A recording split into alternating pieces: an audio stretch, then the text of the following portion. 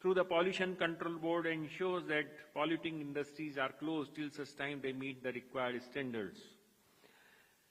We have issued advisory with respect to environmental issues to reduce how to reduce vehicular pollution, develop cost-effective measures and innovative measures, and to punish violators. There is a wholesome provision made in India with respect to the corporate social industry responsibility under Section 135 of the Companies Act. For social upliftment of poor and downtrodden marginalized class, every big houses having more than $2 billion income has to spend 2% of net profits. While switching over to non-fossil fuel and reduce greenhouse gases, we have to think over and ensure, as NHRIs also, that alternative employment is provided to those involved in the existing operations. Democratic space is to be transparent with free flow of information. Policies are to be compliant with human rights and justiciable. Justice cannot be denied due to economic and other disabilities. Lawyer is provided in India to persons who cannot afford at the government cost. That is part of the human right.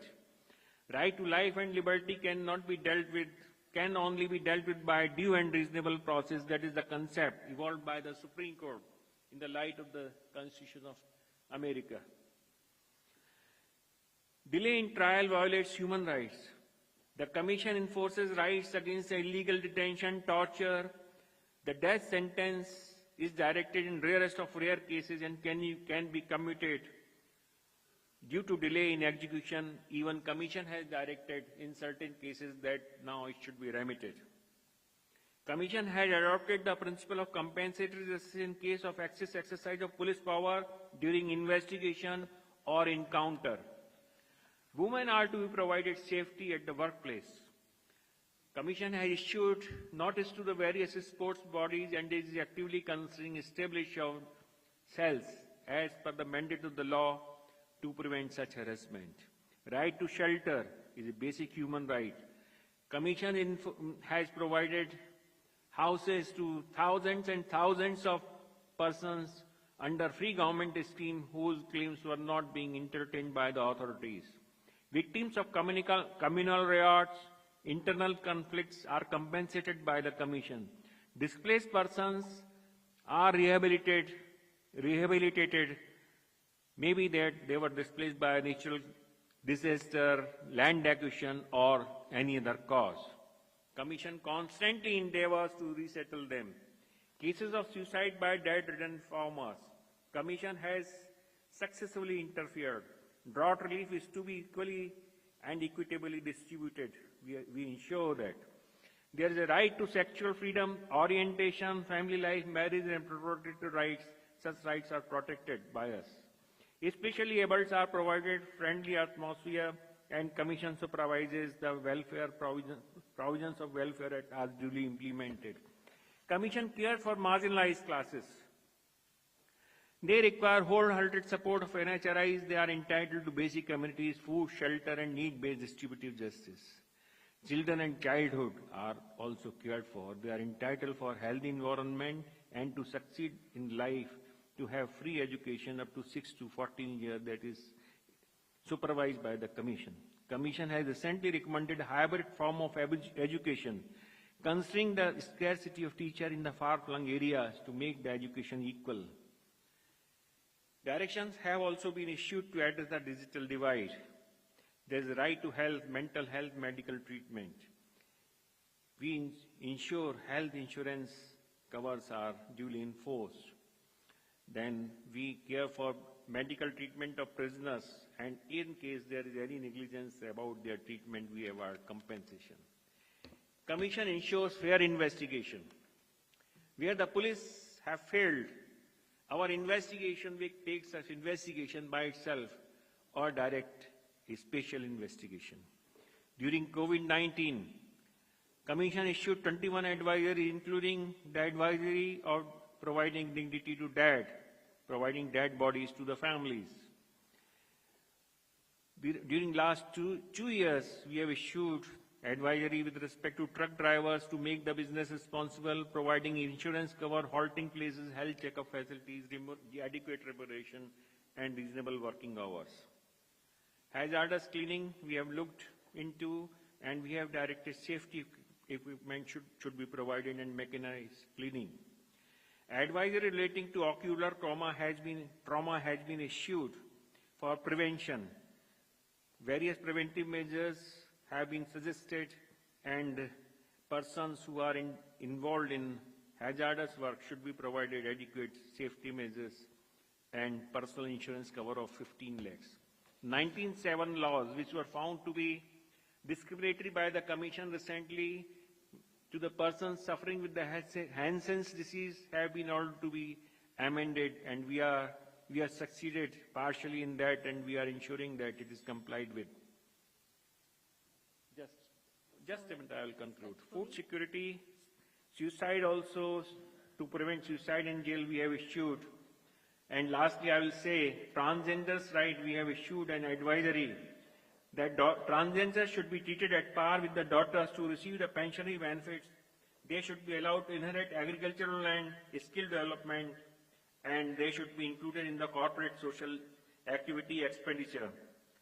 We have inspected 47 mental hospitals throughout the country, and looking after that, CSAM, we have already discussed yesterday, whose tragedies we are looking and awarding compensation, and one of the government has framed the scheme of providing whose compensation to persons who have died for last 7 years at our instance.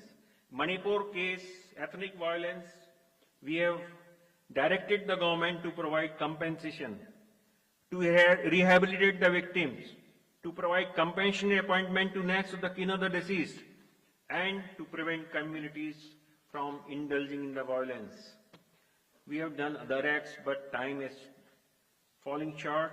I am not repeating. LGBTQI rights, we have appointed transgender as a special rapporteur. And then lastly, I will say, let us deliberation and reinforce our conviction, and that human rights are not merely abstract concepts, but are cornerstones upon which societies respecting human values are built.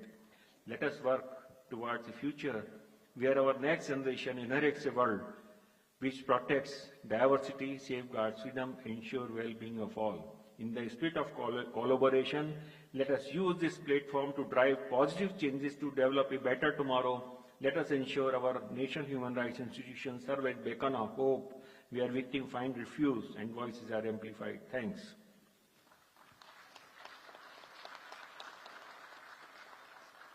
Thank you, Justice Mishra.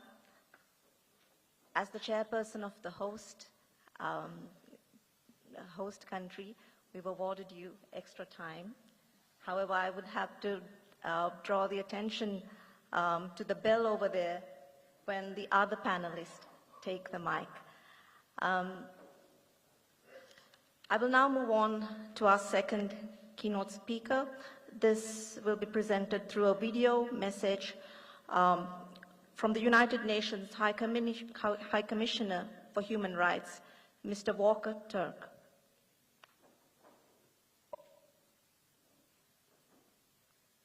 I'm glad to have this opportunity to speak to such an important human rights gathering. The Asia-Pacific Forum of National Human Rights Institutions and its members are vital partners in advancing human rights across the Asia-Pacific region.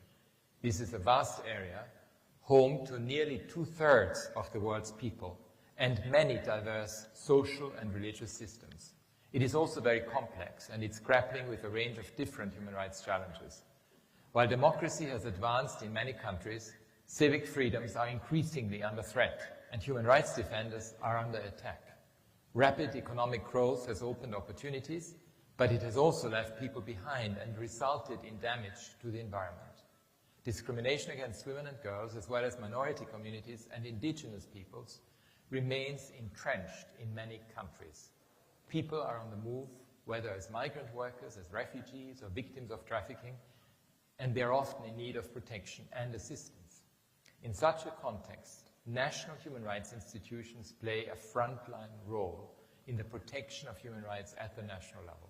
In addition, with the Asia-Pacific Forum, you have created a regional platform, even greater than the sum of its parts, which can provide a unique and authoritative voice on the human rights issues of our time. This is especially important in Asia and the Pacific, where there is no complementary architecture of a regional human rights mechanism or court. National human rights institutions have done essential and principled work in often challenging environments, even on occasion facing violence, smear campaigns, deliberate budget constraints that are designed to shut them down, or structural reforms intended to decrease their independence. I pay particular tribute to the 16 national human rights institutions within the region that are currently accredited as fully compliant with the Paris Principles. I trust that you will continue to operate with the effectiveness and independence that have been recognized as characteristic of your work. I encourage the 11 B-status national human rights institutions to continue to work with the APF network and my office to build greater capacity and independence. And for those who have not been accredited, I urge you to take advantage of the support and assistance that my office can provide in this regard. I also call on governments in the region to support and empower their national institutions and to ensure that they benefit from a legislative basis and environment that respect their independence and act on their recommendations. For the people whom you serve, you may be among the only places they can go to be acknowledged, to be believed and assisted, a lifeline. For my office, you are our eyes and ears, and our arms and legs, our witnesses and our partners. For the entire UN system, you are key contributors. This importance is indicated by the existence of a specific SDG target, 16A1, which calls on states to establish independent national human rights institutions that can comply with the Paris Principles. You make vital inputs to treaty body reviews, to the Universal Periodic Review, and in follow-up to their recommendations. As you know, this year also marks the 30th anniversary of the Paris Principles and the 30th anniversary of the GUNRI, the umbrella network of all national human rights institutions, as well as of my office's role within that network. This is a time of maturity, a time to take stock, to ask ourselves whether our institutions are fit for purpose and whether they are generating maximum positive impact. Are we as effective and as inclusive as we could be? Whose voices are missing? What can we do differently and better? 2023 also brings us another compelling, invigorating anniversary, the 75th anniversary of the Universal Declaration of Human Rights. In commemoration of this anniversary, my office is leading the Human Rights 75 initiative with the goal of rekindling the spirit of the Universal Declaration of Human Rights. I encourage you all to join this initiative by making a pledge, committing to specific actions, and to encourage your governments to commit to new pledges as well that are transformative. I hope your meeting will provide an opportunity to discuss your shared challenges, to discuss ideas to strengthen national institutions, to amplify their voices, but also to look at ways in which my office can be of better support. Our work is more effective and the load is lighter for being carried together. Thank you.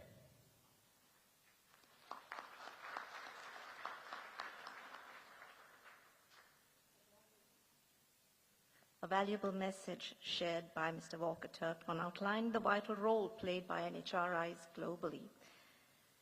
We'll now move on to our esteemed lineup of panelists. Panelists, I would like to remind you that your sessions will be limited to 10 minutes. You will hear a bell at the 9-minute mark, and unfortunately, I will have to be very un-Fijian and step in and stop you at 10 minutes. I hope it doesn't come to that, and I apologize in advance if it does. Starting with the newly appointed member of the APF Governance Committee and chairperson of the Jordan National Center for Human Rights, Mrs. Samar Haj Hassan.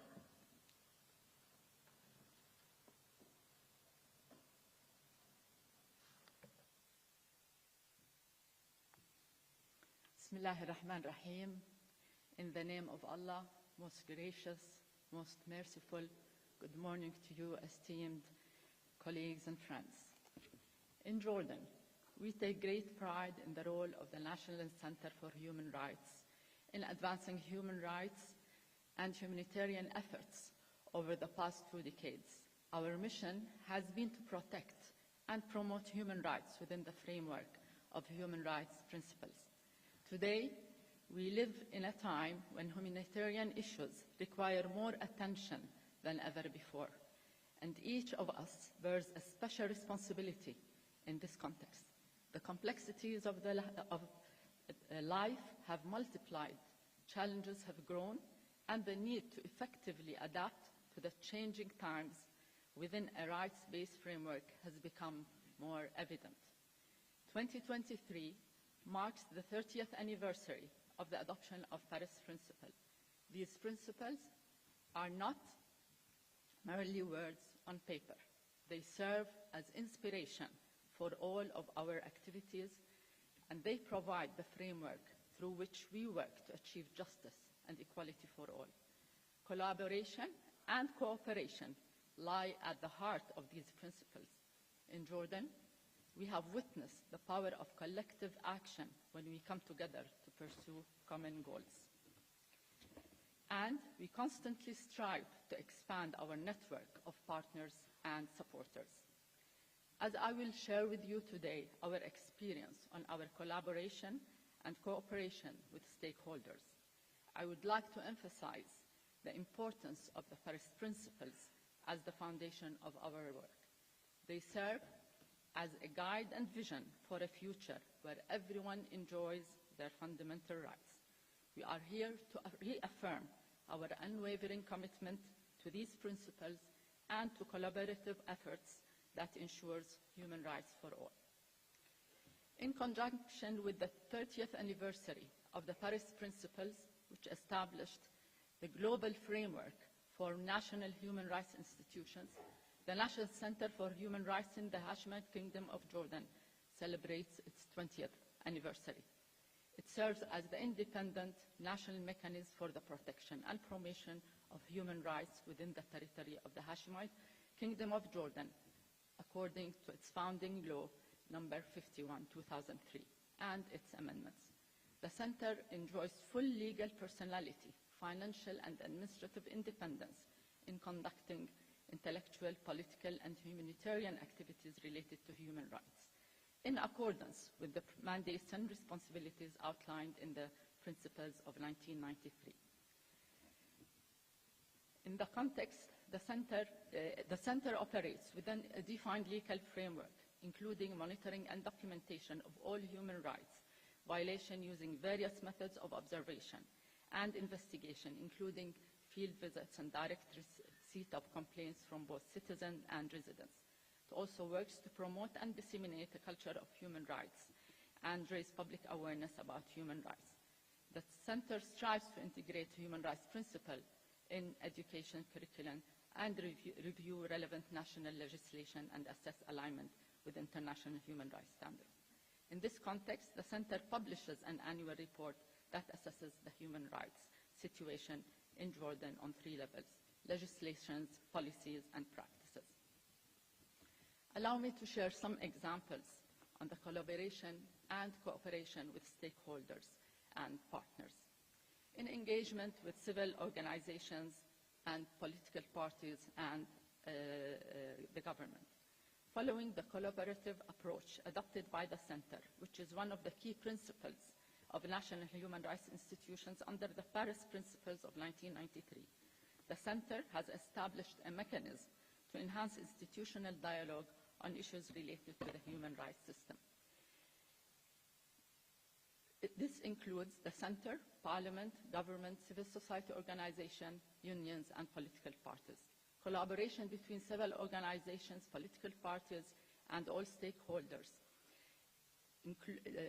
has included organizing workshops, seminars, and conferences, as well as establishing networks and alliances, such as the National Alliance for Election Monitoring and Your Hand With Me Network for Child Rights. Additionally, closed and open discussion sessions are always held with these stakeholders to discuss challenges and issues related to human rights, and the Center conducts consultative meetings with political parties to assess the state of political rights in Jordan. Another example of collaboration, a recent example in monitoring legislative impact. The Center, one recent example of this collaboration involves the controversial cyber law that was approved recently in Jordan. The Center, in partnership with all relevant stakeholders, announced its executive mechanism for studying the legislative impact of the law to ensure that it will not affect the right of freedom of expression. This partnership aims to produce a special report on the implementation of the law regulating cyberspace in light of the increasing violation of the rights of others, cyberbullying, and personal harassment.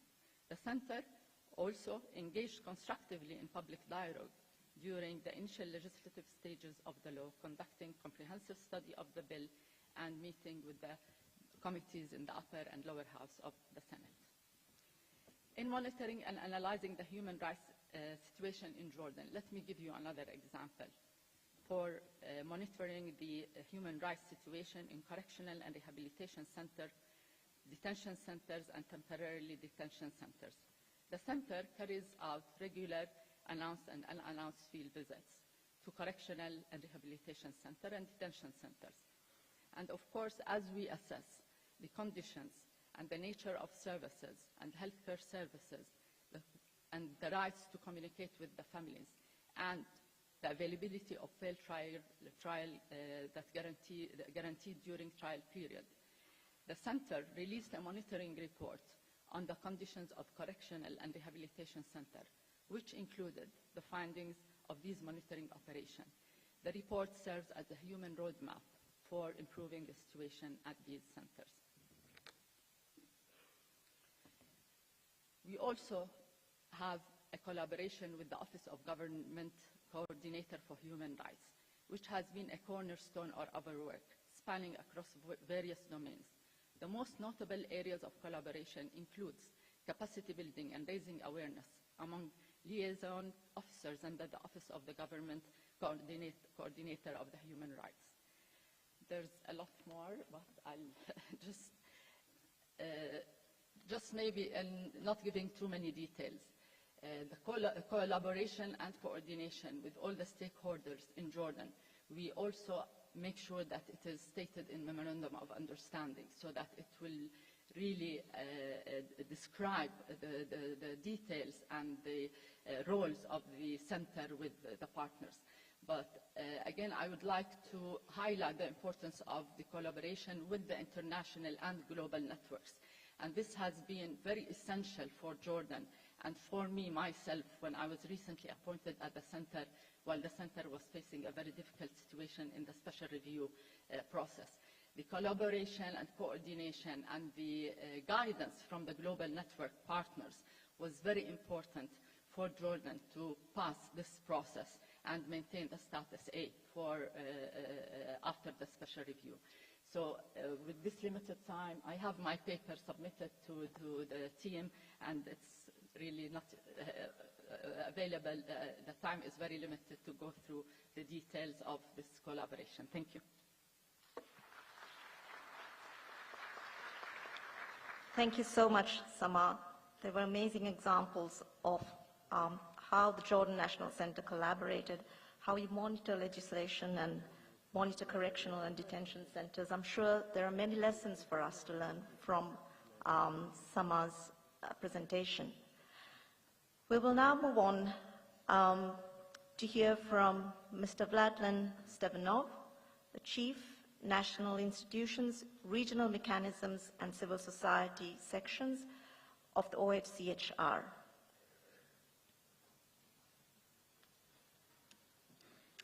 Thank you, Madam moderator, NHRC Chairperson, Justice Shri Arun Mishra, GANRI Chairperson, Amina Boyash, APF Chairperson, Du Huan Song, APF Director Kieran Fitzpatrick, chairs and members of national human rights institutions from the Asia-Pacific region.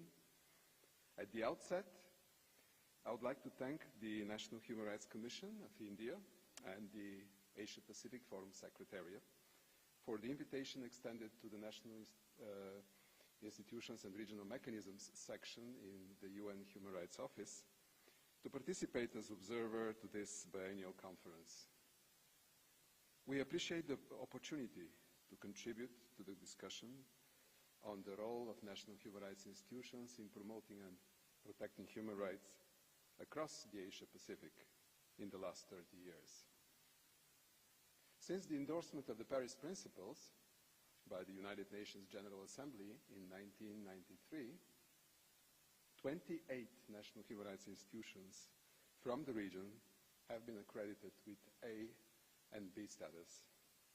We appreciate, as it was already highlighted by the High Commissioner in his video statement, the 16 national institutions with A status in the region. In the same vein, we call on the 11 national institutions accredited with B status, or those who have been deferred by the Subcommittee on Accreditation, to continue to take steps that would ensure their full compliance with the Paris Principles. There have been recent good examples of deferred national institutions that have successfully used the recommendations of the Subcommittee on Accreditation when advocating for the necessary action by their national authorities. The United Nations Human Rights Office has supported you in this endeavor and will support you in your efforts to promote and protect human rights in your countries. The Office provides technical assistance to United Nations, member states, and institutions in the region, supporting the establishment of national human rights institutions where they don't exist, and also strengthening of existing institutions, including capacity building, technical cooperation, advocacy, and legislative advice. Good examples of recent support are the needs assessment of the National Institution of Maldives, the support for the reaccreditation preparation of the National Institution in Bahrain, the technical cooperation program with the National Institution in the Philippines, the legislative advice for the establishment of national institutions in Kuwait and the United Arab Emirates. The United Nations Human Rights Office plays a key role in facilitating national institutions' interaction with the various international human rights mechanisms.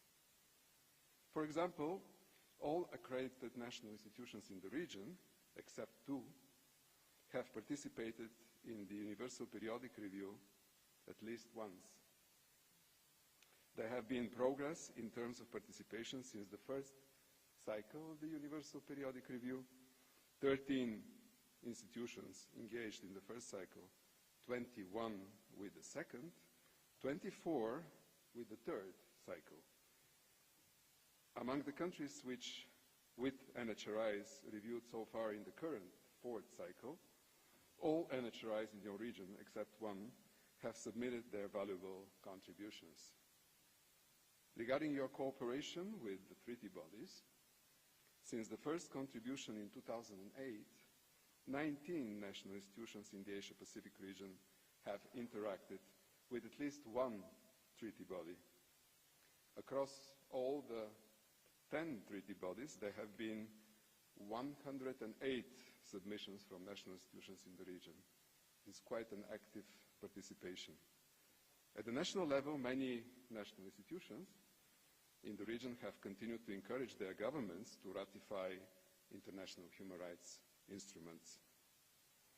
As was mentioned by the High Commissioner in his video statement, we all celebrated this year the 30th anniversary of the Paris Principles, the standards by which national institutions are established and assessed. Sustainable Development Goal 16 on peace, justice, and strong institutions is about accountable institutions and an impartial, independent rule of law. The existence of national institutions in compliance with the Paris Principles is one of the main indicators for the achievement of this goal, and this is indicator 16A1. As we mark the 30th anniversary, we also celebrate the Universal Declaration of Human Rights. For this purpose, as was mentioned by the High Commissioner, our office has launched our Human Rights 75 initiative. One of the key objectives of this initiative is to generate pledges by state institutions, including executive, legislative, and judicial authorities, local and regional authorities, regional organizations, national human rights institutions, civil society organizations, United Nations entities, international financial institutions, business, young people, and others. It's a very broad spectrum. These pledges are aimed at bringing about concrete changes towards greater enjoyment of human rights for all. Pledges by national institutions can have significant impact on the enjoyment of human rights.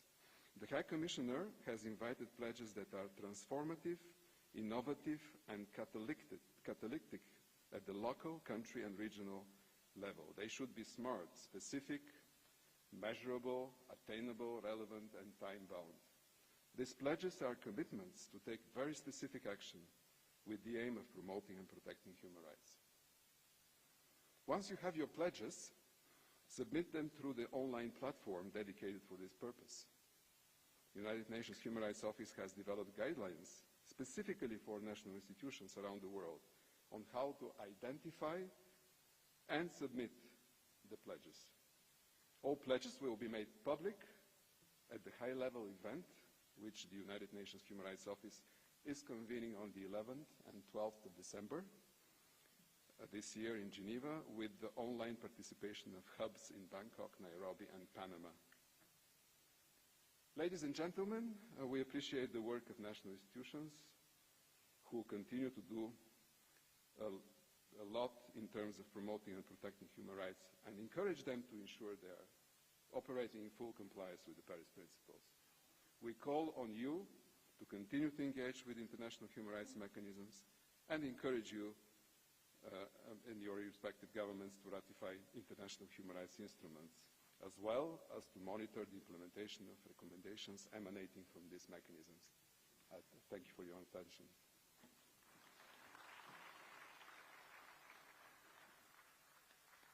Thank you, Mr. Vladlen Stavinov, for your reassurance on support from UDHR towards the NHRIs in areas and activities such as needs assessments and reaccreditation process. Thank you for sharing that. We now move on to our next panelist, the chairperson of the National Human Rights Commission of Mongolia, Mr. Kunan Jagalsaikan.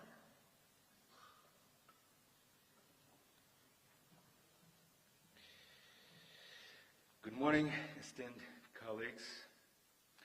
It is my pleasure to share with you human rights institution history of a country which is located between Russia and China, two big powers, and a country with a vast land and a small population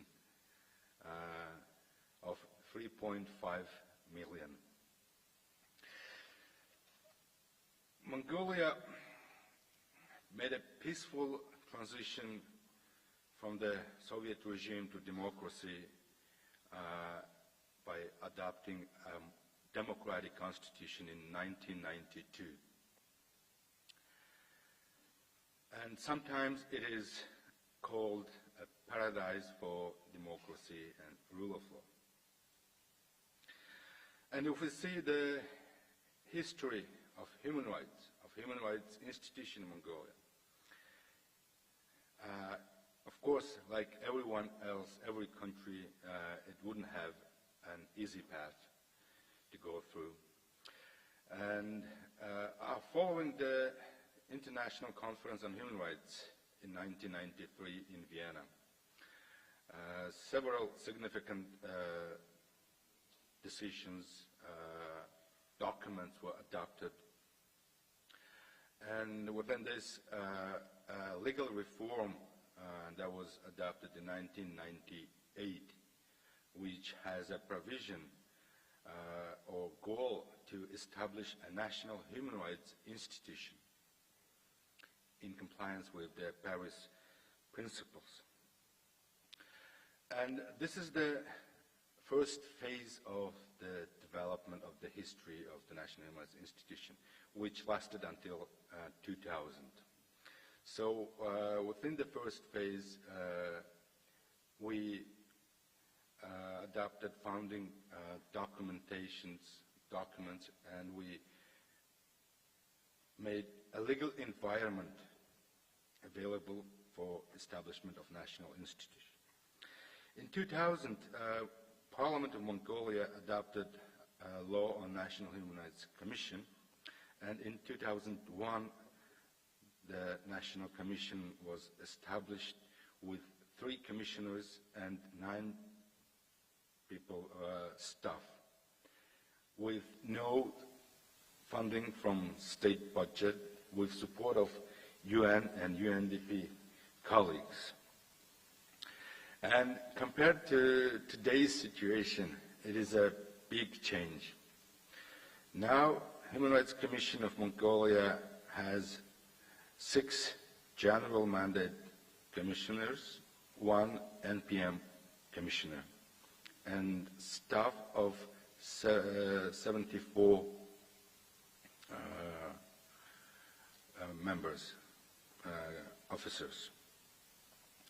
And with the establishment of the National Human Rights Institution, it takes a second phase of its development, which is establishment and capacity building of the National Institution.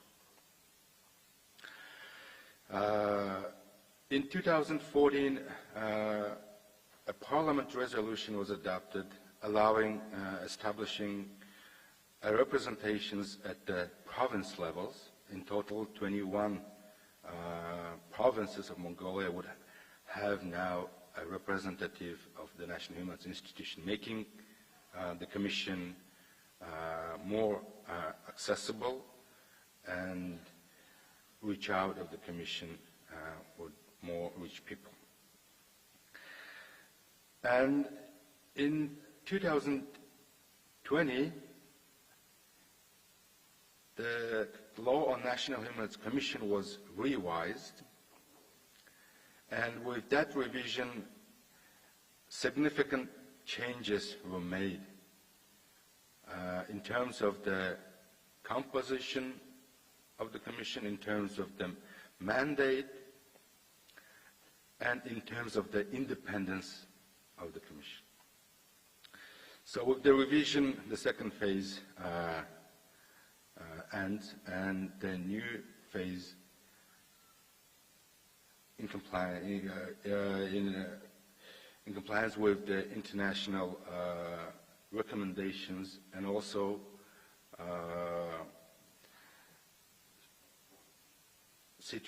international and national situations, in accordance. So what are those significant changes? I would like to elaborate, and I think that this will be more interesting for you. First of all, the number of commissioners was increased to 6 general mandate, and the national preventive mechanism was established, and together with that, the NPM commissioner was introduced. And most importantly, the selection process, appointment process, became more transparent and more clear, with the participation of the civil society organizations. So before, 3 institutions would nominate for the Parliament to appoint a commissioner, and which includes the President's Office, President, Supreme Court, and the Parliament. Now it is open for everyone who meets the criteria set in legislation and submit their documents. A working group is established, as I said, in participation with the civil society organizations, and appointment hearing is done at the Legal Standing Committee of the Parliament and also during the regular session of the Parliament.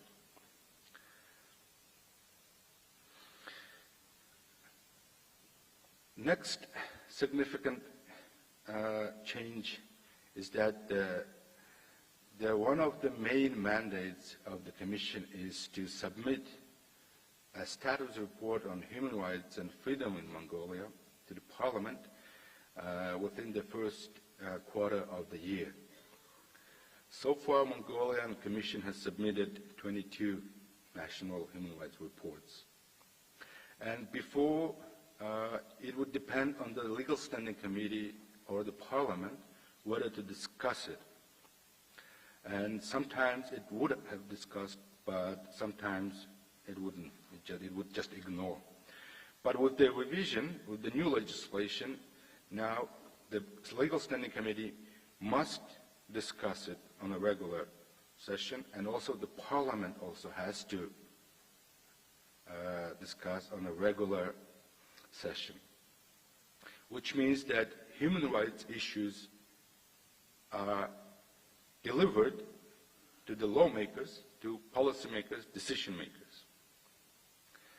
And since 2023, there's another practice, I would say a very good practice, that during the Legal Standing Committee, the national report of the National Human Rights Commission of Mongolia is discussed by the Legal Standing Committee with the participation of the respective authorities or officials, allowing members of the Legal Standing Committee ask questions and have clarifications on the human rights issues. And based on the discussion, based on the recommendation of the National Human Rights Institution, the Parliament issues a resolution to the government. And the report on the implementation of that resolution should be provided to the autumn session of the Parliament, which is enough time to implement or fulfill the recommendations. Hold on. One more important thing. Another important thing is that it is very important that the human rights institutions are independent, institutionally and also financially. Before the revision of the law on National Human Rights Commission of Mongolia, the budget of the Commission of the National Human Rights Institution would be determined by the Ministry of Finance. And often, we all know that the main responsible authority is the government, and therefore we would have a very limited or restricted budget. But now, with the revision, the Legal Standing Committee determines our budget. And we could see the difference that in 2020, Commission would have over 1 billion MNT budget, and now we have over 5 billion budget, which means that financially the Commission has become more independent, and which will have its impact on the field. I do apologize. Very respectfully, 30 seconds more. Okay, thank you. So, in this third phase, beside the establishing national and preventive mechanism, Mongolia has adopted a law on protection of human rights defenders. So, the first country in the region that adopted legislation on protecting human rights defenders. And also in 2021, Mongolian National Human Rights Commission is handling complaints related to the personal data protection. So in this sense, I think that the mandates would increase. And together with that, it is important to have an independence, a financial independence. And another important thing is that based on every time when a commissioner does an investigation or deals with the complaint, based on the evaluation, issues a recommendation or demand for the prospective authority or official, or even a private enterprise. And by law, since 2020, now it is compulsory to implement or fulfill the recommendations of the commissioner. And in case of negligence, it will be a ground for removal of that official person. Thank you, Mr. Jagasahekan. I do apologize. Thank you very much. And this is a Mongolian Human Rights Commission, and thank you very much. We did enjoy the presentation, and I'm sure we can continue the discussion during tea. Thank you.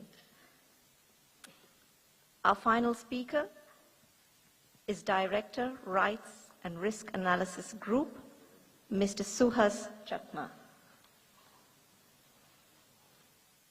Your precious 10 minutes starts now. Yes, thank you, Madam Chair.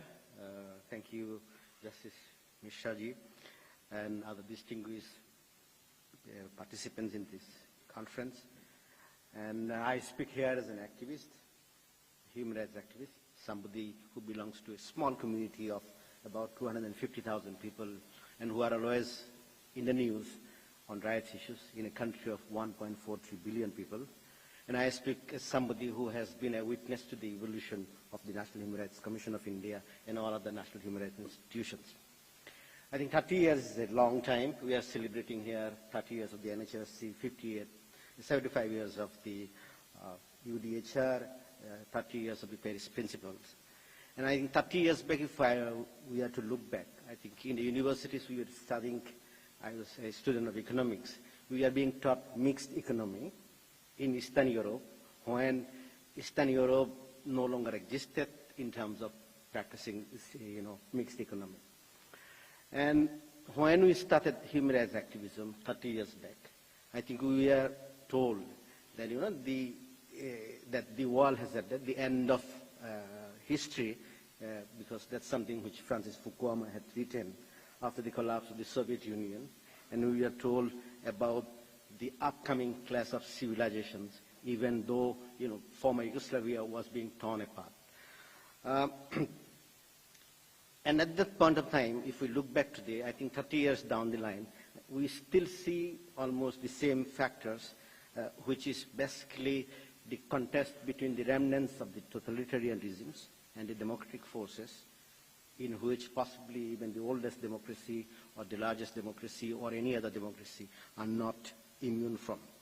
And there is everywhere you could see little Balkans where conflicts are taking place.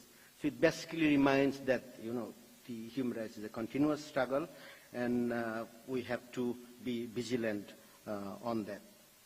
I think one more thing which I wanted to mention is that 30 years ago, I think one of the momentous decision which was taken was the World Conference on Human Rights in Vienna in June 1993, where a number of recommendations were adopted to strengthen, support, and recognize the importance of the national human rights institutions. And I think 30 years down the line, we have come a long way, and there are, within the Asia-Pacific regions, as we know, 26 national human rights institutions, which vary from country to country. Sometimes they're hybrid institutions, some are policy institutions, some are quasi-judicial institutions with the power to adjudicate on complaints, etc. And I think each of us, whether human rights organizations or the national human rights institutions, are struggling to fulfill the mandate of the task or meet the expectation from each one of us. And I just want to mention or share a little experience with the National Human Rights Commission of India, which will be quite useful.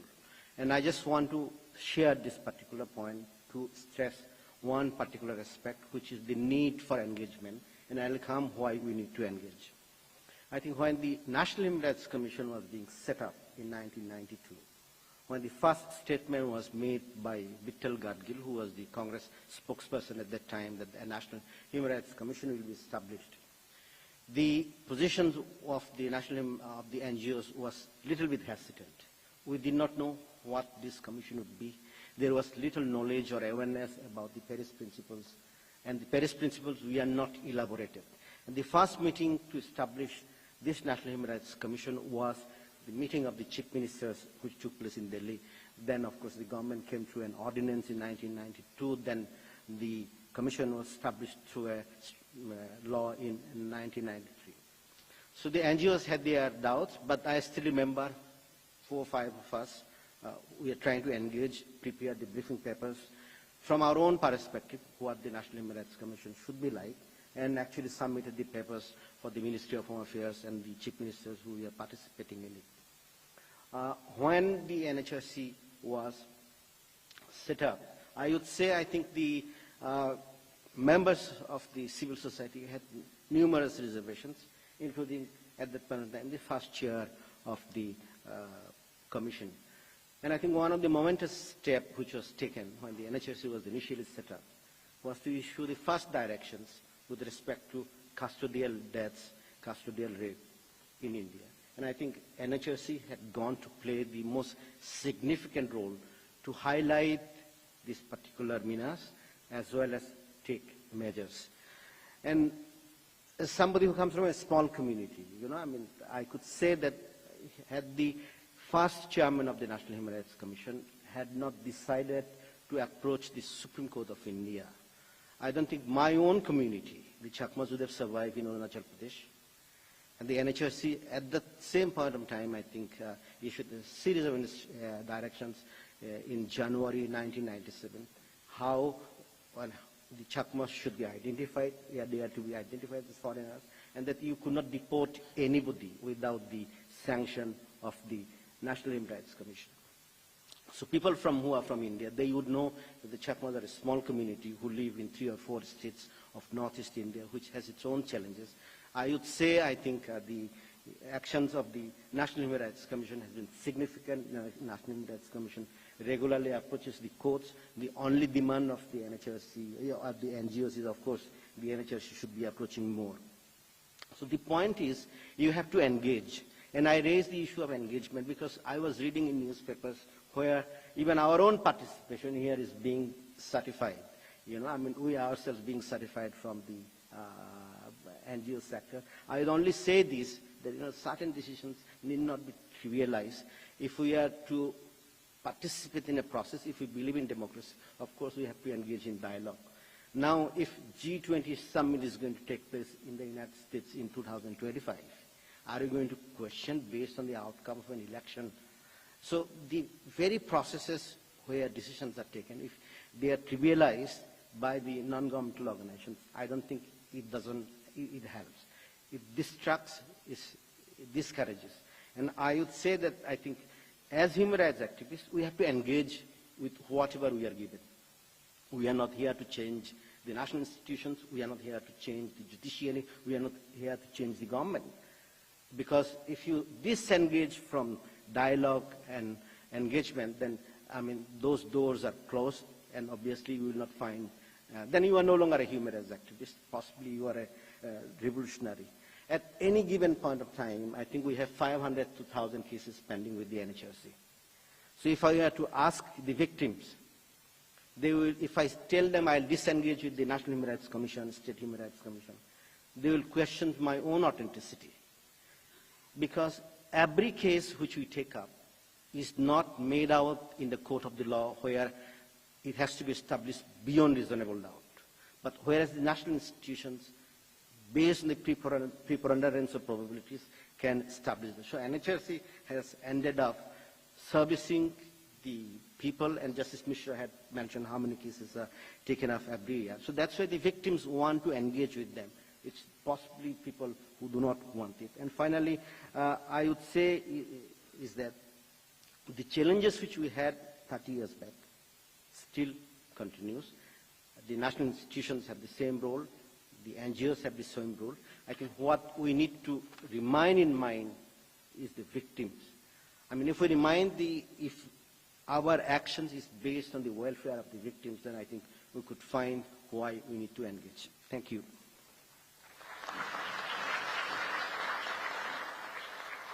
Thank you very much, Mr. Suhas Chatma. And we move into the third part of our discussion, where we will have time for two very quick burning questions from the floor. If you do have a question, you may stand, raise your hand, stand, tell us your name, the agency you represent, and who you are directing your question to.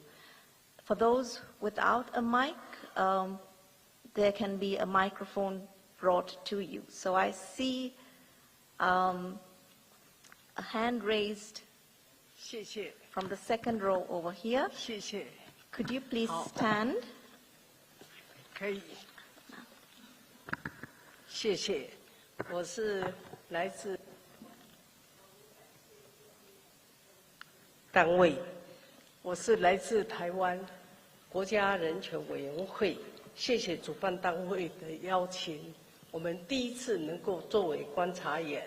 我在这里要跟大家报告，我们的人权委员会在2020年成立，因为巴黎原则是1993年通过，我们台湾很多民间公民社会团体不断的倡议，要求政府成立国家人权委员会。我们经过20年的努力，那国家人权委员会才成立。所以我今天要谢谢 APF 很多的协助，这也是 APF 的成就。它能够协助台湾正式成立国家人权委员会。那我在这里要表达，我们人权会成立以后，我们遵守国际人权公约。我们在2022年，我们完成2公约，还有 CRPD、CRC、CEDAW， 我们有采取在地审查的模式。我们邀请国际人权的专家审查我们的人权的状况，我们提出具体的建议。我们的人权会也提出我们独立的一个评估的意见。那未来我们台湾人权会也会。Madam, sorry, my apologies. Would you like to phrase the question, please? 我们是希望第一个，台湾愿意在一个妇女权益上，我们是亚洲第一个婚姻同性合法化的国家。那我们是提出，我们希望我们婚姻合法化，我们要请问其他的国家，在一个同性婚姻上，是不是能够像台湾一样？那我们愿意把我们的经验跟其他的国家来分享。谢谢。Thank you so much from Taiwan. Were you posing a question to any one of the panelists? No. 是我们 Thank you. 我们是希望说，台湾婚姻合法化是很不容易，同性婚姻合法化很不容易。我们是希望，我们愿意分享我们的经验。那我们不知道哪一个国家或者台上所有的主讲人愿意跟我们分享这些经验。谢谢。Thank you. Thank you. If I'm not to deprive you of your right to rest and food, I think we can take one final question from the floor, a very brief question to any one of the panelists here. Sorry. Can you please state your name and the agency you represent? I'm Dr. Anil Kumar. I'm from Competition Commission of India, New Delhi. Sorry, you're very faint. If you can speak to the mic, please. I'm Dr. Anil Kumar. I'm from Competition Commission of India, New Delhi. My question is from the Honorable Chairperson of NHRC. So, sir, first of all, I want to bring in your notice, and everybody, we heard recently these quota incidents of suicide by, students who are taking coaching there. So, sir, has NHRC taken any suo motu cognizance of these incidents? And my second question is, sir, what is the mechanism to ensure compliance of the Commission's order? And sir, my final question is, what is the average time taken by the Commission to, resolve a case? Sorry, thank you for your question. In the interest of time, may we have your priority question, please? Just one question. I don't have any option. What? So, I'll be replying in just 1 minute. We have taken suo motu cognizance of quota suicide students matter, and we have issued various directions in that, and we will ensure that our directions are complied with.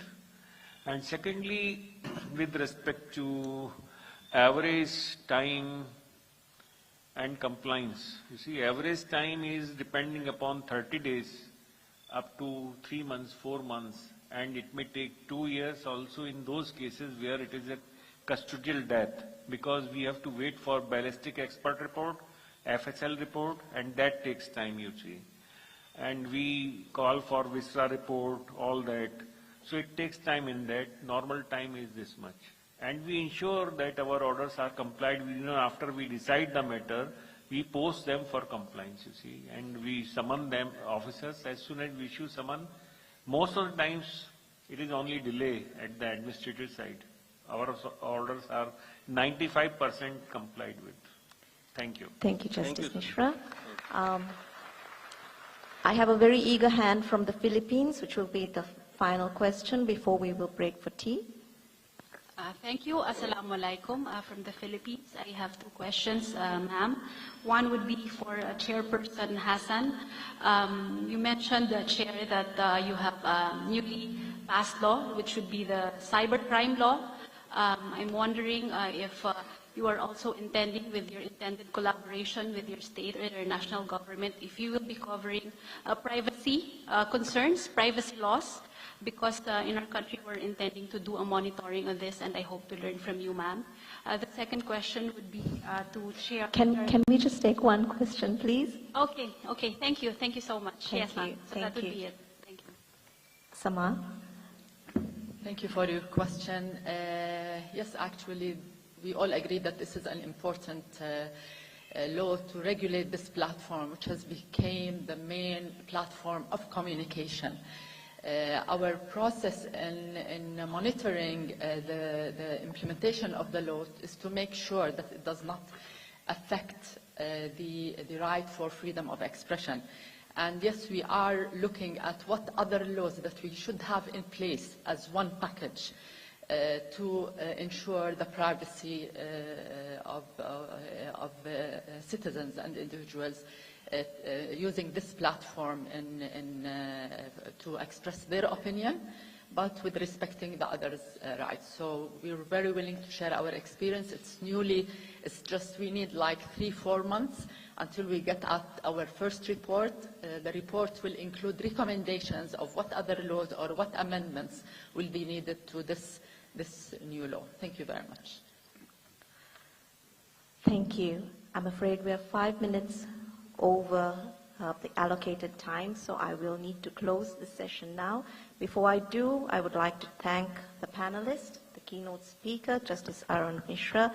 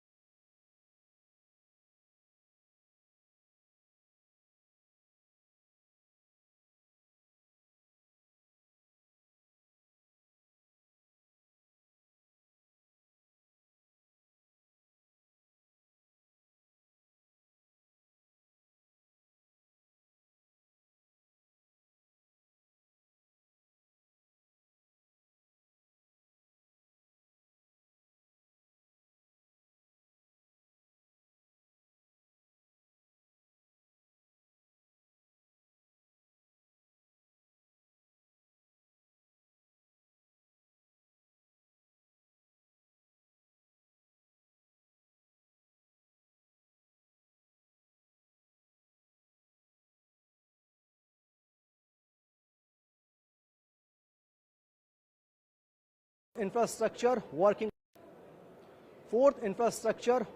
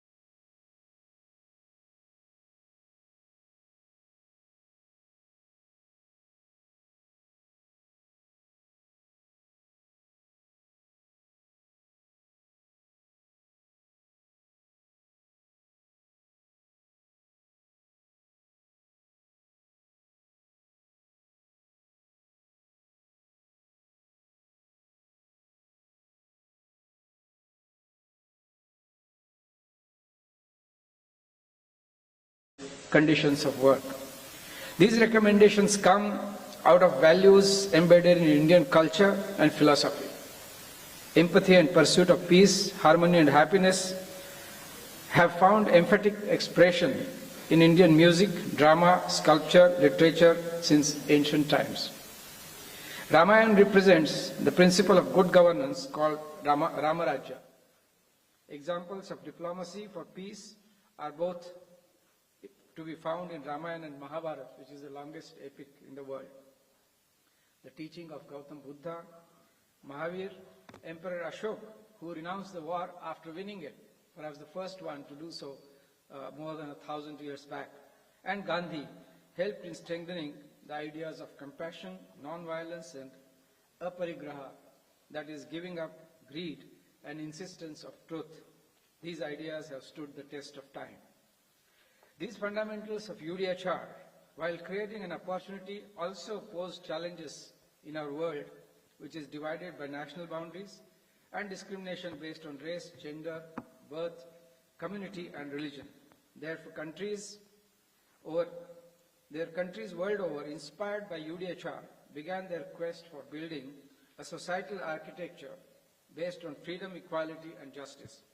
This expedited political independence for several countries in African and Asian and Latin American regions.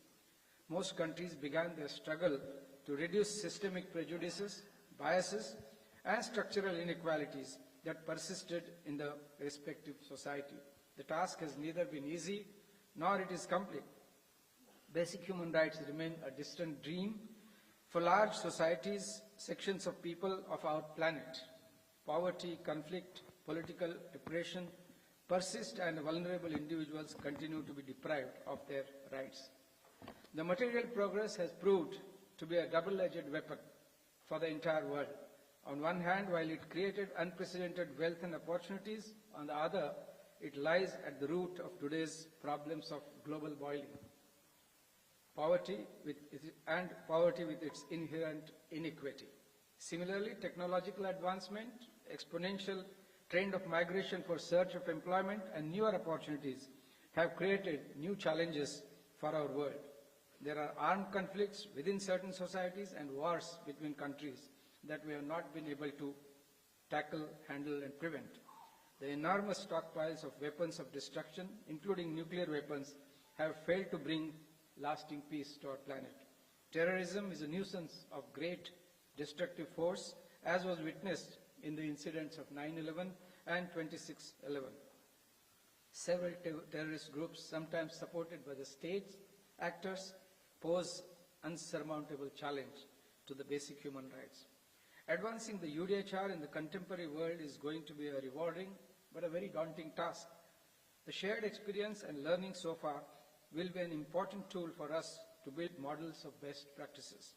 Technology can easily connect communities as well as countries. Today, AI, social media, connectivity, communication, and international travel have come within the reach of a common people. The marginalized sections, rural areas, less privileged segments like tribals, indigenous people, LGBTQI, plus trafficked persons, displaced communities, as well as seasonal migrant workers would be reached by using tools of technology.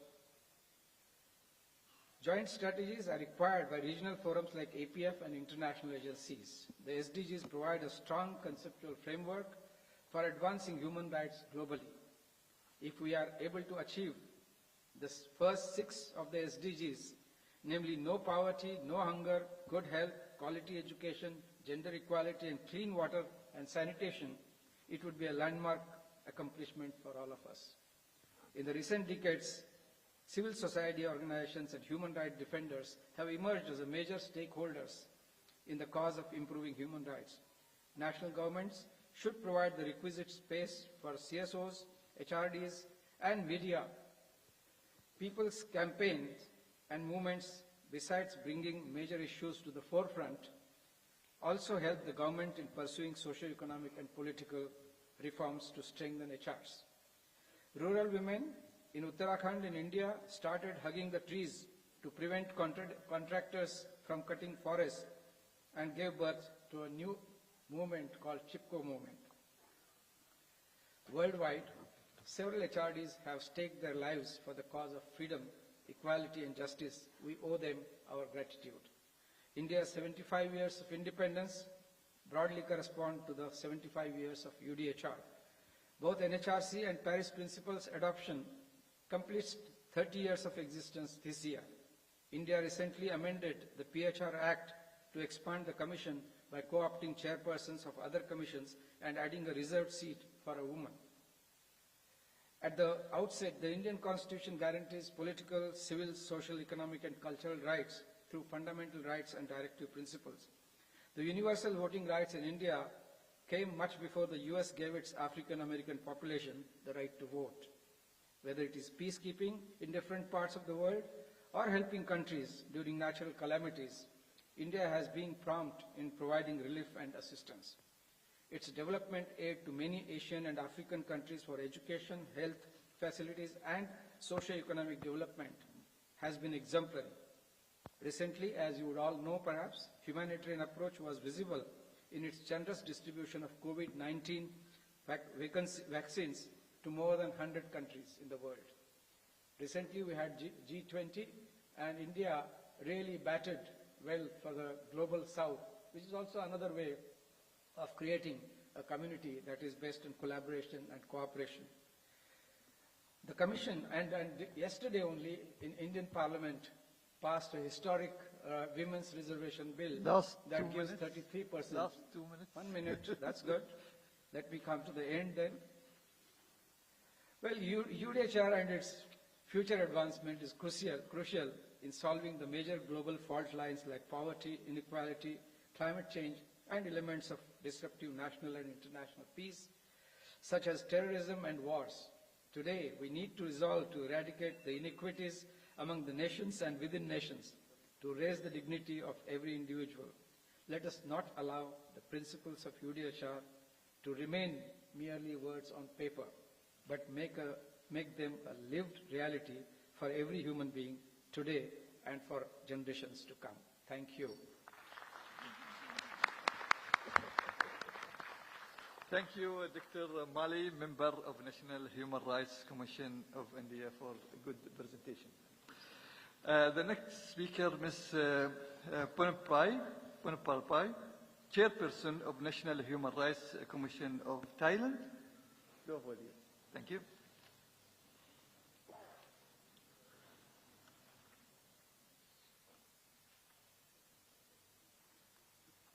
Good morning, dear colleagues. Still good morning, yes. I will today share with you 5 significant points on how we advance the UDHR. Let me start with the importance of the UDHR, which was adopted by the UNGA 75 years ago and has since become the cornerstone of international human rights law. Today, the human rights situation is quite different from what it was 75 years ago, and the challenges to human rights have been even more complex in recent years. While freedom, equality, and justice remain elusive for many, we also see the rise of new emerging issues such as climate change and defending human rights in the digital age. In these challenging times, the UDHR is still relevant and more important than ever. The NHRC of Thailand uses the UDHR as the basic principles in our work, as well as the foundation for building a more just and equitable society. On human rights situation in Thailand, major challenges the current commission, when it took office, faced in 2021 were the exercise of the right to peaceful assembly and, of course, the COVID-19 pandemic.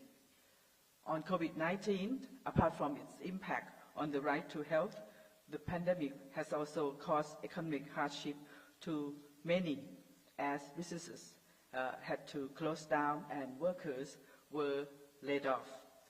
protracted unemployment had negatively affected the standard of living of the people.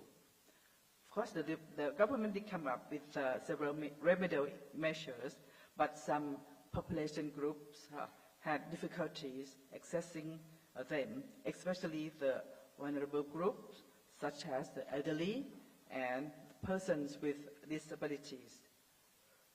We received complaints from workers who were laid off unfairly or without compensation from their employers, many of whom are female workers. In such cases, we connected with the government agencies concerned to ensure that the workers receive appropriate compensation and protection. We also emphasize that women must not face discrimination by being among the first group of workers to be laid off. At the same time, we made recommendations to the government to ensure that the vulnerable groups have equal access to remedial measures during the pandemic. Apart from the right to peaceful assembly and COVID pandemic, there are many other human rights issues that we deal with. We receive a number of complaints relating to the rights to judicial process, the environmental impact on human rights, the issues of statelessness, discrimination, and domestic violence. These are priority issues for us, and we try to work with our stakeholders to address them. I will go into detail later. On advancing UDHR through awareness raising, from my 2-year experiences at the NHRC, I believe that one of the best ways to promote human rights is to foster a human rights culture in our society. People should know and understand the basic rights and freedoms so that they know how to protect their rights while not violating the rights of others. This can be done through awareness-raising activities. With that, human rights awareness-raising activities are carried out in various forms and channels. We develop human rights education curricula for students at different levels to provide them with knowledge appropriate for their age and understanding about human rights. Media such as short videos on various human rights themes, including children's rights and domestic violence, have also been developed to better engage the general public and younger generation. We plan to do more of this kind as we believe that they are effective tools to connect with young people. On promoting UDHR through collaboration, the Human Rights Assembly. Of course, human rights is a matter of everyone, not just the NHRC alone. One of our policies is to promote human rights through collaboration with all sectors of society, be it civil society organizations or CSOs, the government, the media, the academia, or international organizations. We need to create an inclusive platform so that various human rights actors and networks can come together to discuss issues of common concern and identify possible collaboration to promote and protect human rights for all. It is with this goal in mind that the Human Rights Assembly has been created. It was first held in 2022 to mark the 20th year anniversary of the NHRC. It is a major event that we organize annually.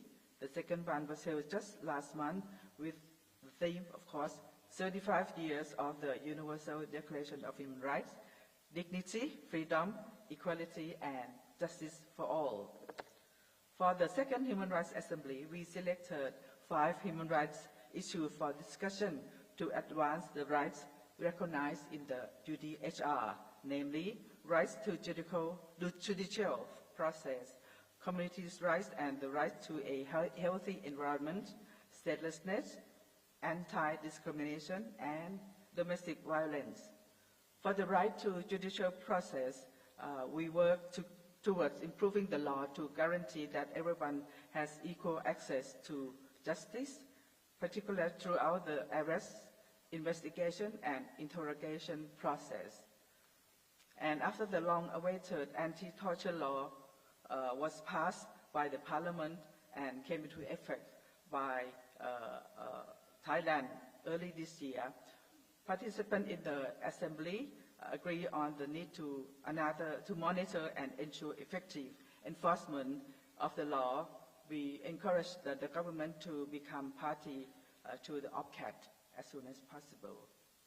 On the issue of statelessness, we will continue to collaborate with both CSOs and the Interior Ministry to eradicate statelessness in line with the government's Zero Statelessness campaign.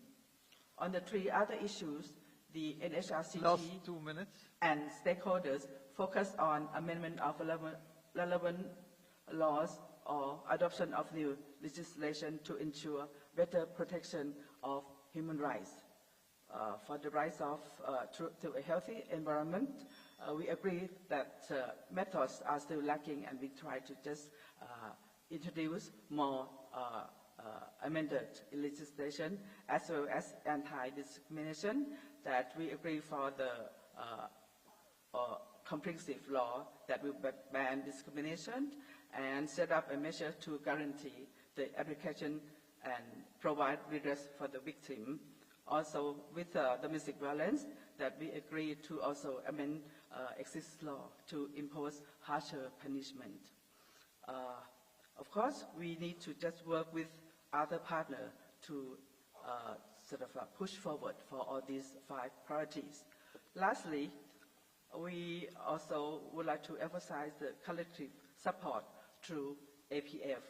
APF is definitely one of our key and valuable partners. We appreciate the APF support to us in various matters, particularly the accreditation process, capacity building, and networking. The APF provides a forum for NHRIs to share experiences, learn from each other, and advocate for the advancement of human rights, including the commitment to advance the UDHR. We trust that the APF will continue to support NHRIs in the Asia-Pacific region in effectively discharging their mandates in accordance with the Paris Principles. Thank you.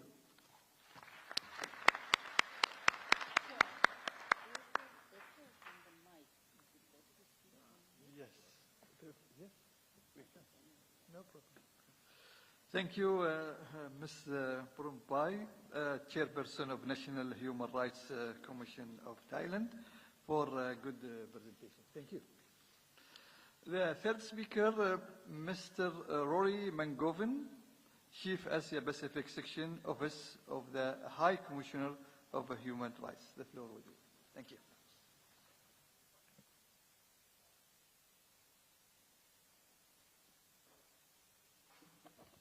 Thank you very much, Chairperson. Thank you to the Asia Pacific Forum. Thank you to the National Human Rights Commission of India for inviting the Office of the High Commissioner for Human Rights to participate through this meeting. And I'll try and use my time in a limited way so that we are able to have some more interaction from the floor. And I'd really just like to highlight a couple of ways that national institutions could make the best use of this important anniversary year. We heard from High Commissioner today, we heard in many of the other keynote speeches today the importance of this triple anniversary: Universal Declaration of Human Rights, Vienna World Conference on Human Rights, that in many ways gave birth to national institutions, and many of the, well, some of the older established national institutions we have in the region, including India, date from that important time. and of course the 30th anniversary of the Paris Principles that have guided us in terms of the evolution of national institutions since then. So how do we make use of this year to really maximize the opportunity and leverage this anniversary for important changes and results? And I would like to suggest three ways that draw partly from my experience, but also I think from some of the experiences that have been shared by others already in our meeting. The first is this role that the national institution can play in fostering national dialogue. I think one of the challenges that many of the institutions face is how to operate in this sometimes polarized environment between the state and the civil society. And we've had a number of examples shared of this yesterday and today. And I think national institutions are uniquely placed actually to bring the state and the civil society actors together around the table. And I've seen some very good examples of this in the region. I mean, Thailand is too modest, have been through tremendous political polarization in the last years, or the Philippines, where there's been a big gap of confidence between the civil society and the state, but it's been the national institution that's been able to bring the different stakeholders together. And what better way, or what better opportunity to do that than the Universal Declaration, which is, it belongs to us all. Everyone has a stake in. It's a universal platform, and I think using this year to foster this sense of national dialogue, I think is a really important opportunity. The second opportunity, I think, which relates a little bit, could come out of national dialogues, is this idea of making national pledges this year. And you heard in the High Commissioner's video address his encouragement for states, for national institutions, for civil society, private sector to mark this 75th anniversary with important commitments or pledges going forward that would help us sort of revitalize and re-energize the human rights agenda. And so, of course, national institutions could make pledges themselves, and we would encourage that very much. But you can also play a really important role in encouraging your governments to make pledges, or civil society, or private sector, but working with your governments to make substantive pledges. And there is a self-interest in this, because some of those pledges could be things that you have wanted and have been advocating for a long time. It may be to ratify a particular convention. It may be to double the budget of the national institution, would be a good pledge. For a country to say, we will double the budget of our national institution for the next decade. Or it could be to implement or rectify some of the recommendations that the GANRI has made that are holding back your A status.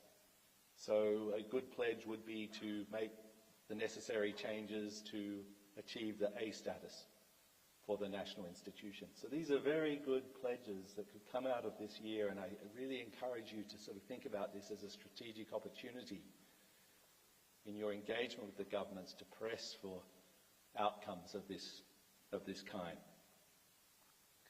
And the third opportunity, I think, is here in the room, really. It's what we can do at the regional level. Because we know that the unfulfilled agenda from Vienna, at least in our region, the Vienna Declaration, the vision was very much of an architecture of regional mechanisms and national institutions, all complementing each other. And of course, we've succeeded with national institutions in the region, exemplified by the number here in the room today. But when it comes to regional mechanisms for Asia and Pacific, this has been more elusive. Of course, we've had some models developed, particularly by the ASEAN, with their Intergovernmental Commission on Human Rights, but it's not been possible to achieve a regional mechanism that could embrace the entire region. But in the absence of that, this forum, I think, is a really important alternative or platform. And you know, we have been so encouraged by the way in which it's developed, by the way in which it's supported you, by the way in which it's grown. And in what ways could it look now to even go further in terms of building on that regional aspect and bringing national institutions together around regional issues? Today we are going to be discussing the climate agenda. It's a good example of how collectively you have a very authentic voice, how you could use your collective voice at the regional level on these important regional issues. So just to conclude, I think we have a tremendous opportunity in this year of triple anniversaries to drive forward the agenda at the national and regional level. Certainly our High Commissioner wants to give leadership to that, and we really encourage all of you to join hands with us and with each other to really maximize the advances that we can make in this important anniversary year. But be assured of our support to each of you individually, to the Asia Pacific Forum, and our readiness to really work together at all the levels to advance human rights in the region. Thank you.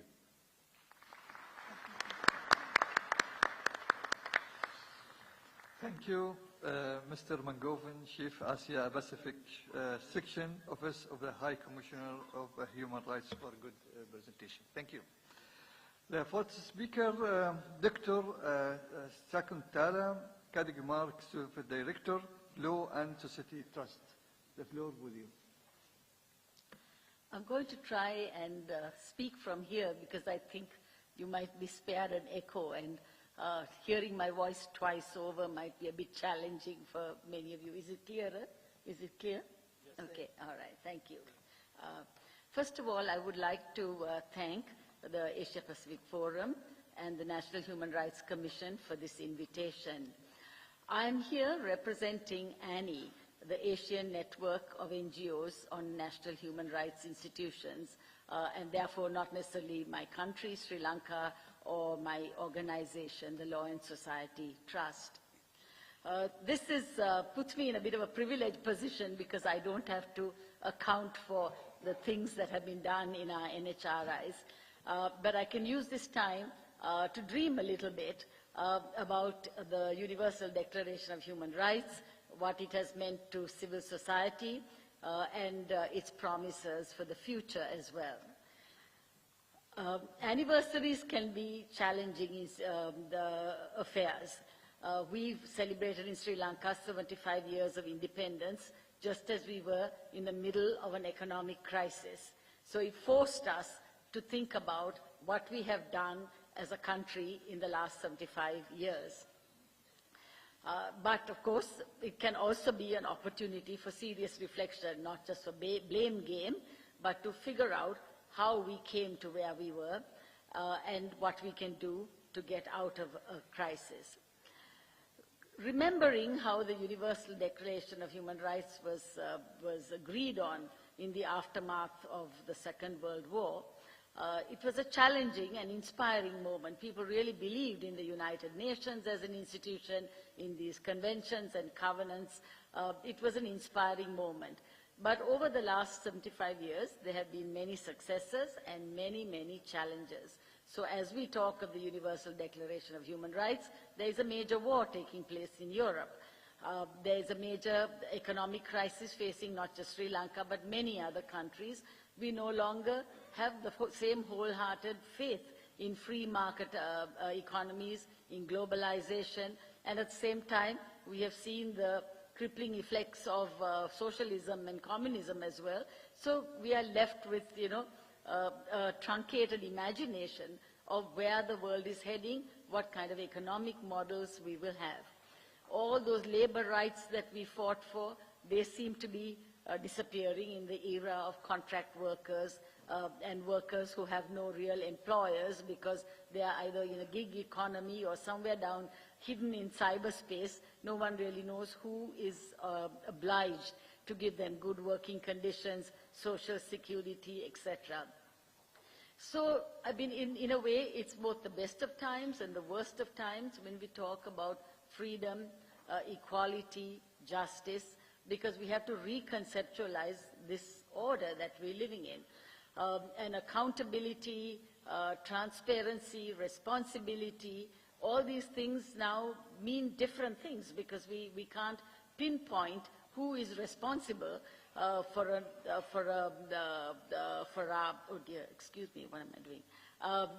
who is responsible for the state that we are in.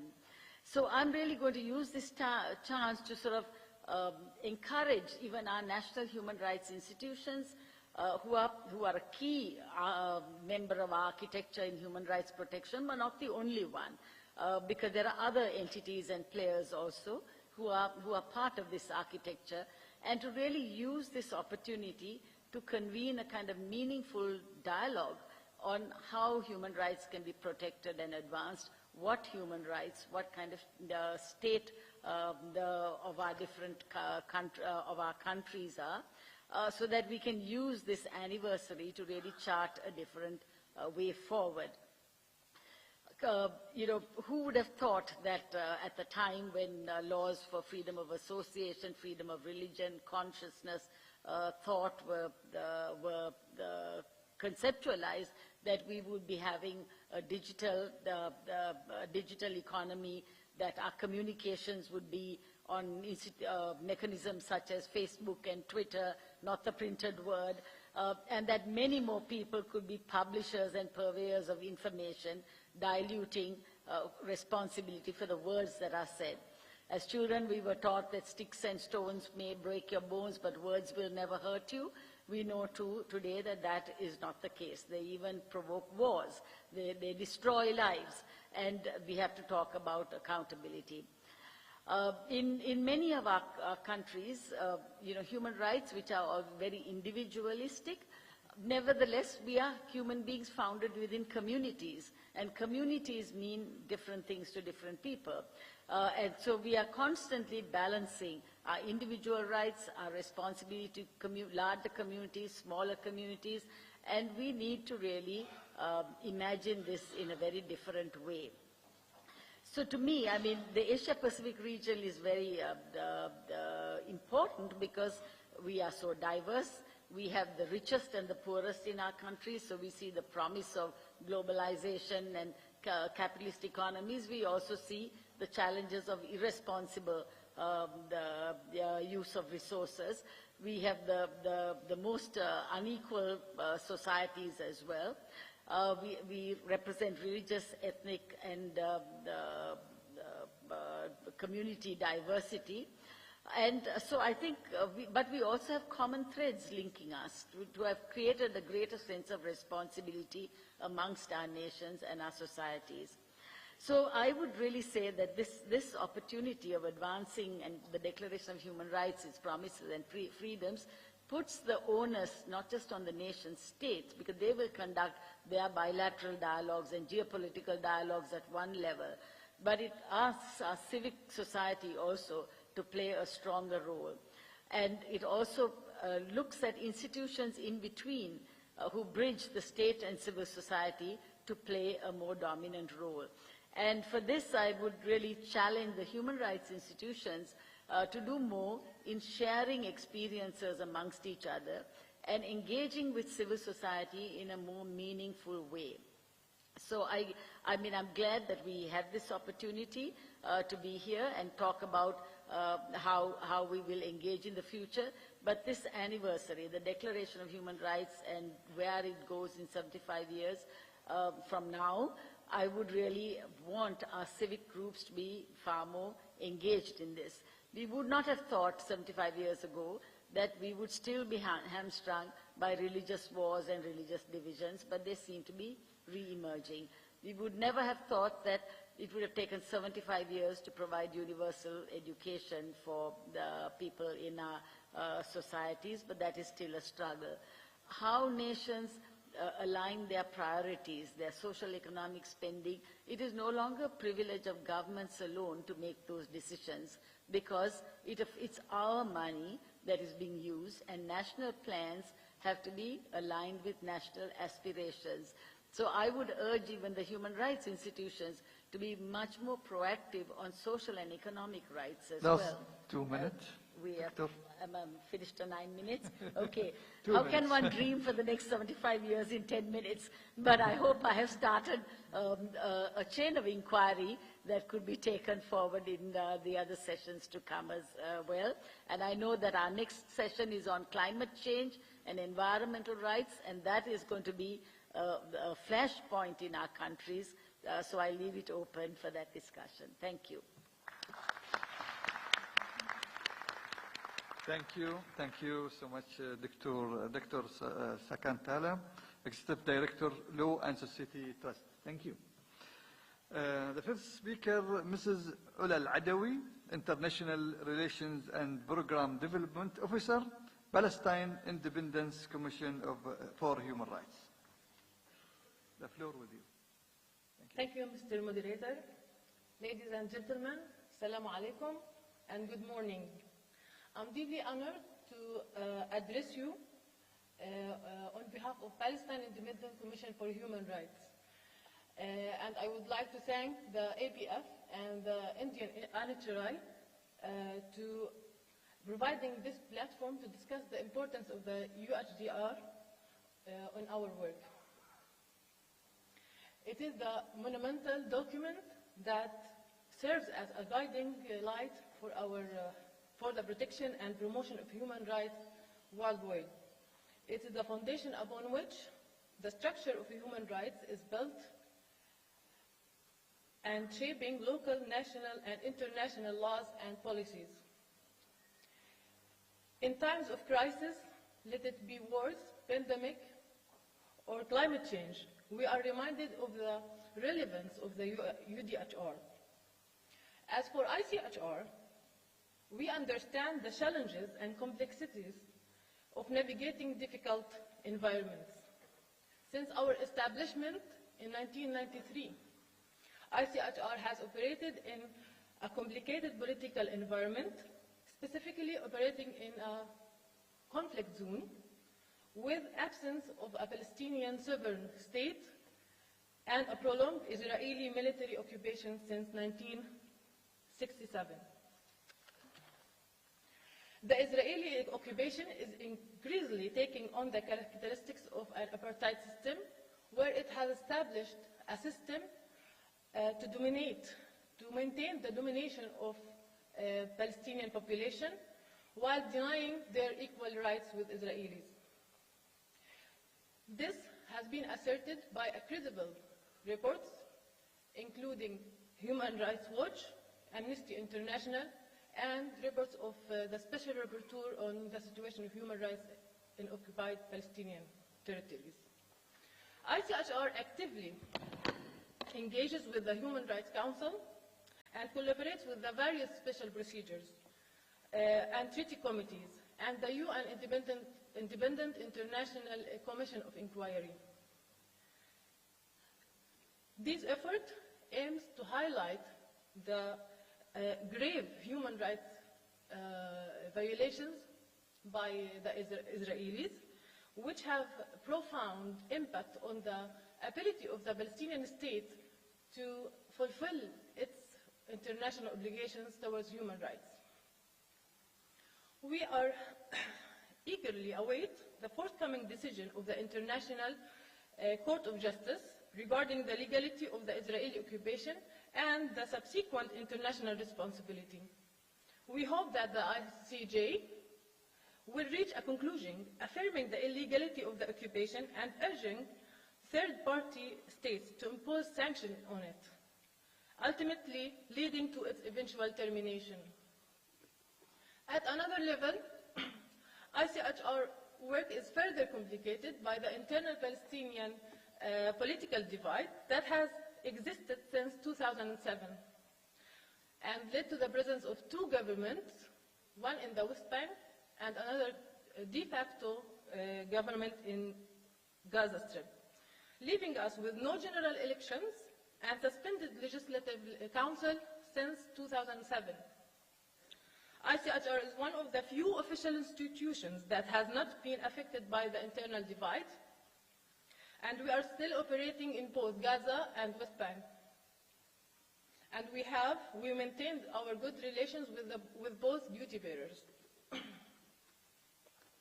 However, the divide has led to a polarized environment with human rights violations by both sides. Both factions weaponized human rights violations against the other for political gain. This made us at ICHR very cautious in our addressing to human rights violations. In such a complex setting, the role of national human rights institutions is not merely important, it is indispensable. We serve as beacons of hope and justice, striving to protect the rights and dignity of our citizens. Among our monitoring of national legislations and policies, in 2022, ICHR handled around 3,000 complaints. We conducted 1,500 monitoring visits to temporary detention centers and 270 visits to rehabilitation centers and 133 monitoring visits to shelter houses. To ensure compliance of rehabilitation centers with international standards, ICHR conducted evaluation in both West Bank and Gaza with an overall compliance rate of 53%. We organized 34 training workshops targeting 810 duty bearers. We conducted 135 awareness-raising meetings with 4,600 participants. We should keep our efforts in promoting and advancing the UDHR in our countries, regardless of all difficulties. It is essential to recognize that we are not alone in this. We need to collaborate with our government. For example, ICHR is planning to develop a national human rights, a national plan for human rights education in collaboration with the Ministry of Education and Ministry of Justice. Our partnership with the civil society organizations is strategic, and we leverage it to achieve the highest possible impact. ICHR actively engages in and forms advocacy coalitions in collaboration with CSOs to exert more significant pressure for substantial improvements in human rights. Peer-to-peer cooperation and collaboration with regional networks, such as the APF, have demonstrated their value. They offer a vital platform for sharing experience and mutual learning. For instance, ICHR actively engaged with the APF in its development of its regional plan for the protection of human rights defenders, and this inspires us and inspires our work with our national human rights defenders. Thank you for your attention. Thank you, Ms. Ola Al-Adawi, International Relations and Program Development Officer, Palestine Independence Commission for Human Rights, for good presentation. The last speaker in this session, Mr. Sayyid Akbar Din, Dean Catilier, School of Public Policy. The floor with you. Yes. Yes. Thank you, Mr. Chairperson. And like my neighbor from Sri Lanka and also my neighbor here, Dr. Kadir Gamar, I will also speak from here because we both represent ordinary people. We don't represent any institution. So first, let me begin by complimenting the National Human Rights Commission of India on hosting this event to enable engagement of national human rights associations of Asia and Pacific with others, common Indians. And as we look at the 75th anniversary of the Universal Declaration of Human Rights, it's a good time to look at this engagement in a broader perspective. So I will make 5 quick points. 1, for India, the UDHR is an important milestone. India was there at its inception and contributed to its formulation. So it is as much our document as it is anybody else's document. Yesterday, the Honorable President of India articulated in her own way how an Indian woman who was the only woman other than Mrs. Eleanor Roosevelt leading a delegation pushed back against Western then prevalent notions of human rights. Because the notions then were the Declaration of the Rights of Man, the American Declaration of Independence, both talked only of men. Here was an Indian lady coming out for the first time just after India's independence, pushing back and saying, no, this won't do, because if you just use men, it may not encapsulate the rights of others. So, as the President said, as Mr. Moulay just mentioned today, the Article 1 of the Human Rights Declaration of Human Rights was fundamentally changed because of an Indian intervention. So it is a matter of pride for all of us that an Indian woman was able to withstand the dominant narrative at that time. That's my point number 1. Of course, since the Hansa Mehta moment 75 years ago, things have changed and the landscape has evolved. So let me make 4 quick points other than the first point that I made. The UDHR is not a treaty. Also, it is not legally binding, but it has become a people's document.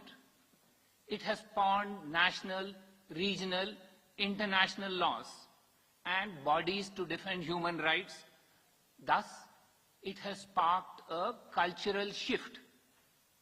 It has embedded in popular discourse and expectations universally the idea that there are certain equal and inalienable rights of all members, and mark my words, I'm using the quotation from the UDHR, all members of the human family.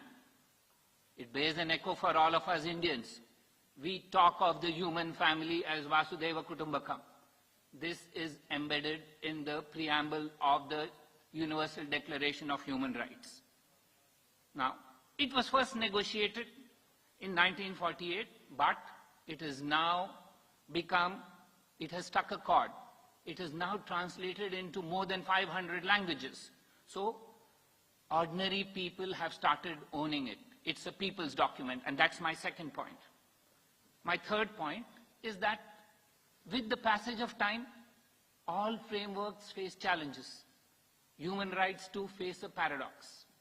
At a time when they seem to have attained the status of a dominant discourse, the potential shortcomings of the existing framework are also becoming apparent. We just heard Dr. Khadir Gamar eloquently articulate some of them.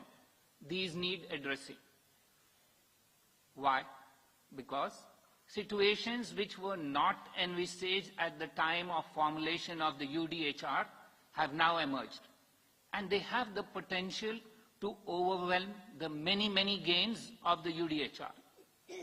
Some of the new threats are on account of increased geopolitical competition, but many more are on account of transboundary dimensions of change.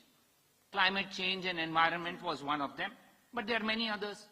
Globalization, financial flows, refugee and migrant movements, human trafficking, new technologies including AI.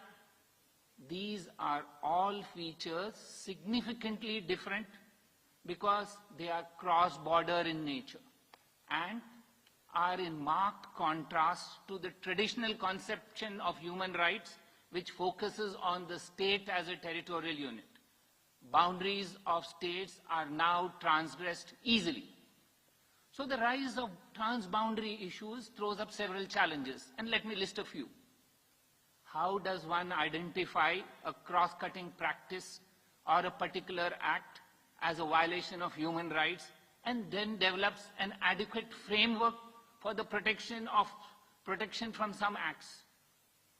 How can we fix responsibility where a multitude of significant international actors are involved? International organizations, multinational corporations, transnational criminal and terrorist networks. And finally, what is an appropriate forum in which victims of such acts are able to obtain effective access to justice and perpetrators are held to account? We need to think on all these challenges. Number 3 or 4, along with challenges beyond borders, there are also concerns about rising inequality as well as large-scale poverty in parts of Asia-Pacific. These have been accelerated by COVID-19 pandemic and the economic crises that have accompanied it. They are signaling needs that demand broader rights frameworks and notions of justice. Let me give you an example from my own country, from the recent example of India. The right to life is amongst the most crucial of human rights. We all agree about it. However, it is not merely about ensuring law and order. During the pandemic, it was also about providing food security. Around 800 million Indians were beneficiaries of a scheme called the Pradhan Mantri Garib Kalyan Anna Yojana, which cushioned them against supply shocks and rising inflation during the period of recovery, with an additional food subsidy outlay of nearly $45 billion US. This is in addition to nearly 22 billion which they were already providing. So this exemplifies that the present times are awash with new currents that require going beyond reliance on overly legalistic approaches. Last 2 minutes. Right. When the Universal Declaration was first formulated, there was no distinction between civil and political rights, social and economic rights. Each set was dependent on the other. There were no privileging of one set over the other. That was a later outcome of the Cold War. An ideological division between the East and the West or the Communist bloc that forced this global consensus to break into two covenants. This contestation has divided our rights. It's time to set it back again. So my last point is narrow the same shoe fit at all times without making any adjustments needs rethinking. It is 75 years. 75 years is a drop in the ocean. The Universal Declaration is our common child. We have nurtured it when it was evolving, and we need to step up and extend support when it is stumbling. This is based on our common belief that the policies of human rights always shape greater justice, equality, and human dignity. Therefore, it is necessary for all of us to consider what needs to be done to rejuvenate the UDHR in an era which is different from when it came into being. This won't be easy, but it is vital. Thank you very much. Thank you. Thank you, Mr. Syed Akbaruddin, Dean, Catalia School for Public Policy. Now we open the floor for a question. Unfortunately, you haven't much time, but we will take 1 or 2 questions. Thank you.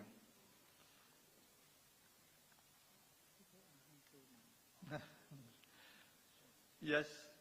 Your name and organization, please. Okay, yeah.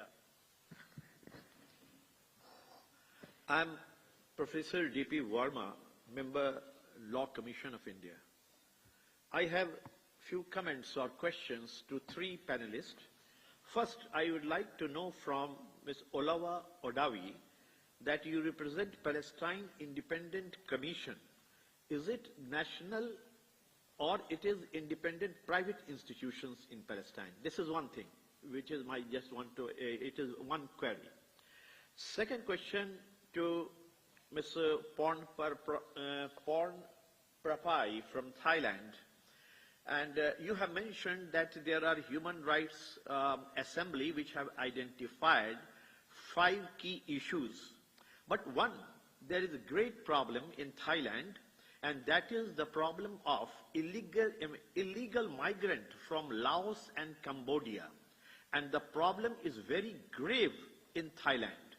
And even the government is not able to deal adequately with that issues.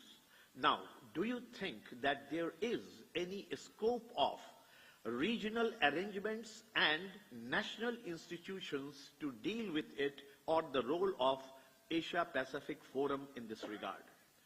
The third thing I may like to mention on the comment of Mr. Syed Akbaruddin about the legal nature of Universal Declaration of Human Rights.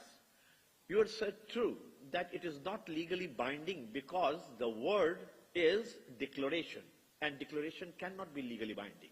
But here I must like to tell you that once the drafting of UDHR was taken up by the United Nations General Assembly, this thing was very much debated, and a compromise was that although at this stage we cannot formulate a legally binding instrument on human rights, the best way is first we will have universal declaration which will have reference and the moral force, and if it succeeds, then we will go with International Covenant on Civil and Political Rights and Economic and Social Cultural Rights.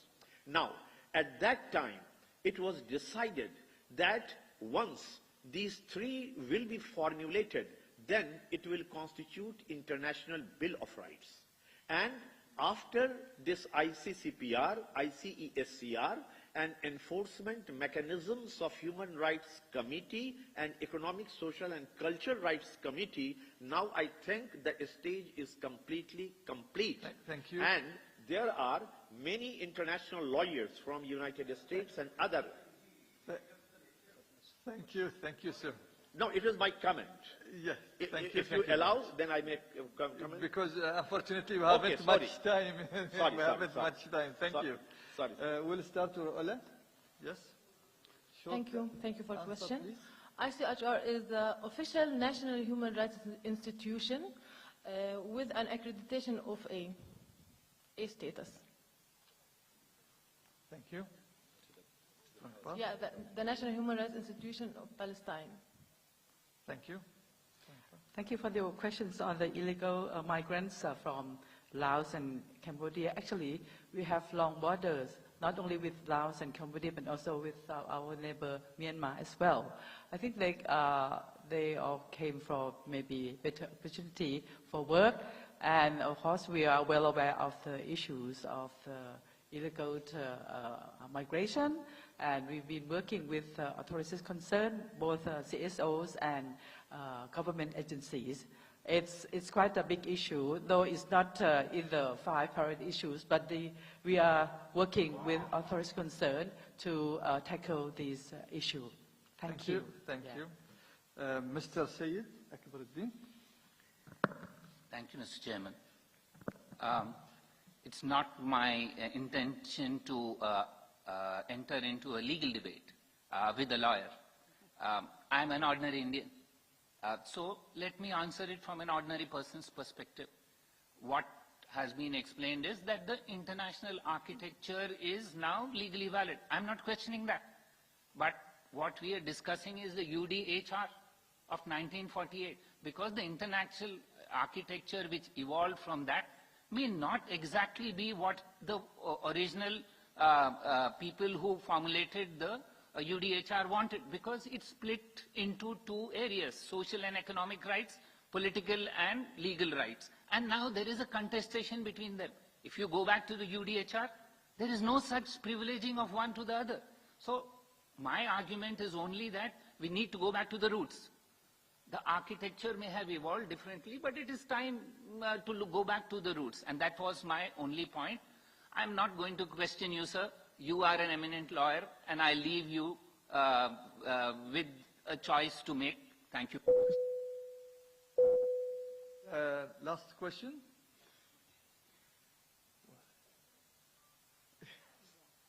Two. Iraq and Bangladesh. Iraq?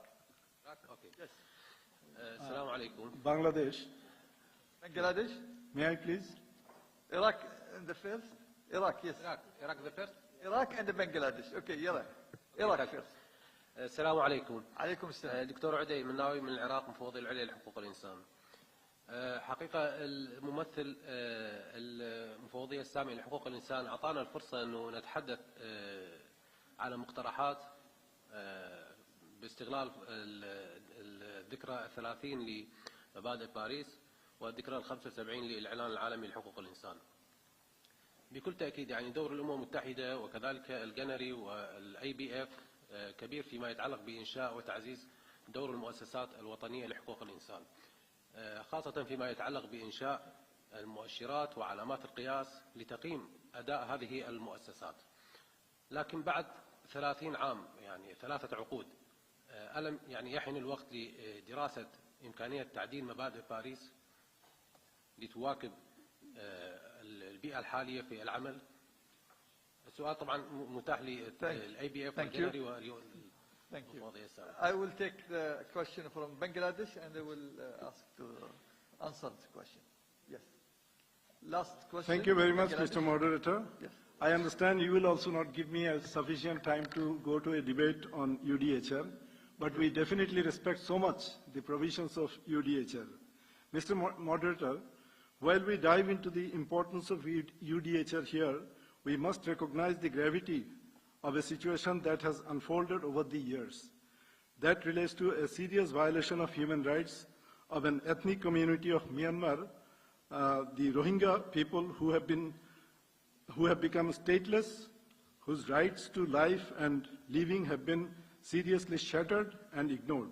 The crisis is a stark reminder of the challenges that world continues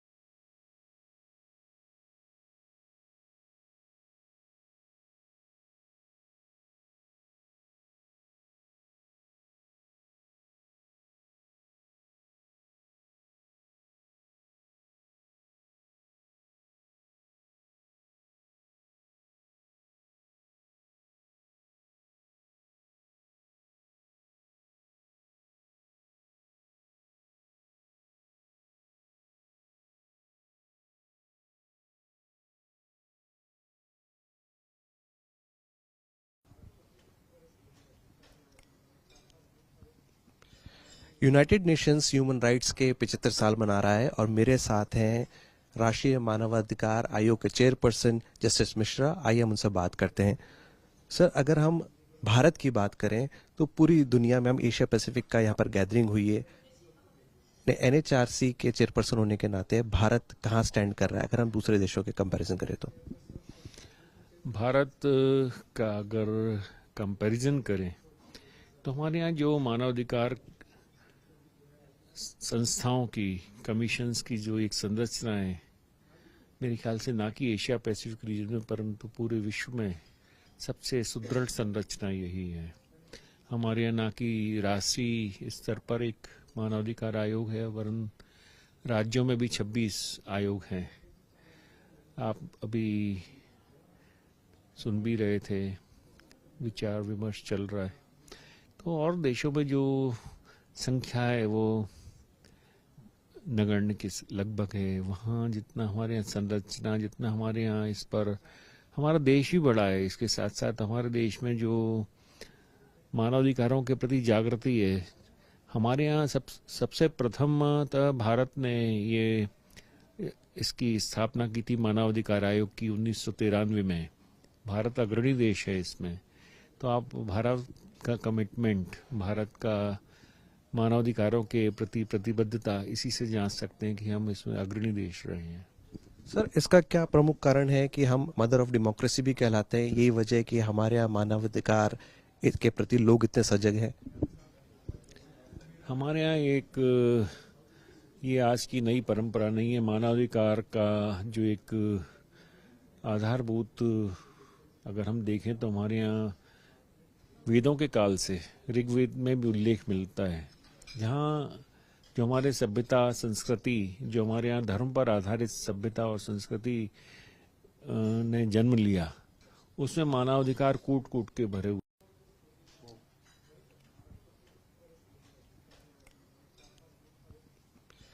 United Nations human rights के 75 साल मना रहा है और मेरे साथ है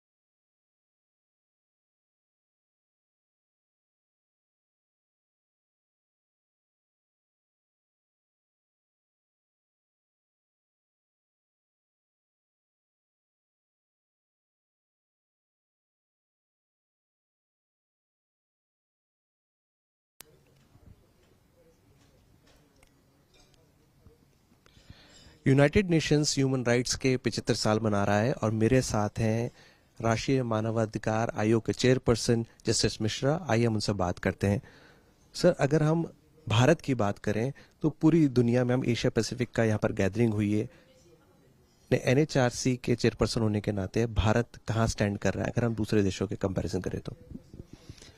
भारत का अगर कंपैरिजन करें तो हमारे यहाँ जो मानवाधिकार संस्थाओं की, कमीशंस की जो एक संरचना है, मेरे ख्याल से ना कि एशिया पैसिफिक रीजन में परंतु पूरे विश्व में सबसे सुदृढ़ संरचना यही है। हमारे यहाँ ना कि राष्ट्रीय स्तर पर एक मानवाधिकार आयोग है, वरन राज्यों में भी 26 आयोग हैं। आप अभी सुन भी रहे थे, विचार विमर्श चल रहा है। तो और देशों में जो संख्या है वो नगण्य के लगभग है। वहाँ जितना हमारे यहाँ संरचना, जितना हमारे यहाँ इस पर हमारा देश भी बड़ा है, इसके साथ साथ हमारे देश में जो मानवाधिकारों के प्रति जागृति है, हमारे यहाँ सबसे प्रथमतः भारत ने ये इसकी स्थापना की थी मानवाधिकार आयोग की 1993 में। भारत अग्रणी देश है इसमें। तो आप भारत का कमिटमेंट, भारत का मानवाधिकारों के प्रति प्रतिबद्धता, इसी से जान सकते हैं कि हम इसमें अग्रणी देश रहे हैं। सर, इसका क्या प्रमुख कारण है कि हम मदर ऑफ डेमोक्रेसी भी कहलाते हैं? यही वजह है कि हमारे यहाँ मानवाधिकार के प्रति लोग इतने सजग हैं? हमारे यहाँ एक ये आज की नई परंपरा नहीं है। मानवाधिकार का जो एक आधारभूत अगर हम देखें तो हमारे यहाँ वेदों के काल से ऋग्वेद में भी उल्लेख मिलता है। यहाँ जो हमारे सभ्यता संस्कृति, जो हमारे यहाँ धर्म पर आधारित सभ्यता और संस्कृति ने जन्म लिया, उसमें मानवाधिकार कूट कूट के भरे हुए हैं। वसुधैव कुटुंबकम जिसकी आज हम बात करते हैं, हमारे यहाँ परिकल्पना 5000 वर्ष पूर्व थी।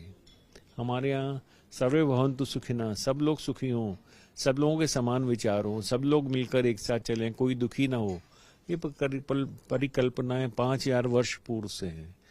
और ये मानवाधिकार जो हैं, अगर हम सोचें 75 वर्ष पूर्व प्रदत्त किए गए नहीं, ये पूर्व से दिए गए हैं और ये पूर्व से उपलब्ध अधिकार हैं जो कि हमारे यहाँ संविधान में 1993 एक्ट में और 1948 के में सार्वभौमिक घोषणा इत्यादि में इनका उल्लेख किया गया है। सर, जब हम मानवाधिकारों की क्या देखना है? आप जानते हैं ये कौन है? सर नहीं बुलाया। हाँ, तो फिर आप डिस्टर्ब कर रहे हो बीच में, खत्म तो होने देते हैं बीच। सर आप ही नहीं बुलाया। नहीं, ही इज सेइंग कि हम आपकी परमिशन से आए हैं, ये कंफर्म कर रहे हैं। नहीं मैंने बोला ना, इंटरव्यू के बीच में बोल रहे हो यार, इतना तो सोचो। कोई बात नहीं, वो अपनी जिम्मेदारी। नहीं, बोल दिया उनको सर। हाँ हाँ, बोलिए सर। जब हम मानवाधिकारों की बात करते हैं तो आजकल कंपटीशन का बहुत ज़माना है और स्टूडेंट्स पे बहुत ज़्यादा प्रेशर है। कोटा से बार बार खबरें आती है स्टूडेंट सुसाइड की, उसको लेकर कितना सजग है हमारा राष्ट्रीय मानवाधिकार आयोग?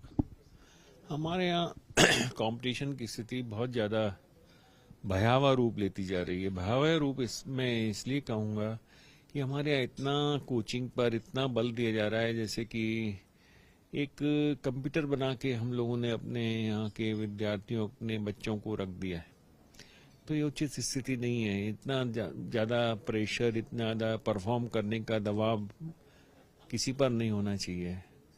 तो एक जो स्थिति है कि लोग इसमें सुसाइड करते हैं डिप्रेशन की वजह से। दूसरा, स्टेटस सिंबल भी हमारे यहाँ बहुत बड़ा एक कारण बन गया है। अभी समाज में किसी प्रत्येक व्यक्ति को एक स्टेटस से जीवन जीने का एक ऐसा चाव लग गया है कि वो स्टेटस सिंबल की वजह नहीं अगर उपलब्ध है, जो स्टेटस सिंबल समाज में, उसमें भी दबाव, मानसिक दबाव उपलब्ध अपने ऊपर महसूस करते हैं। वो भी एक आत्महत्याओं का कारण बनता है। किसी भी प्रकार का मानसिक दबाव नहीं होना चाहिए बच्चों पर, जबकि हमारे यहाँ मानसिक दबाव छोटे बच्चों से शुरू किया जाता है। 5-6 वर्ष के बच्चों से उनको बस्तों से लाद दिया जाता है।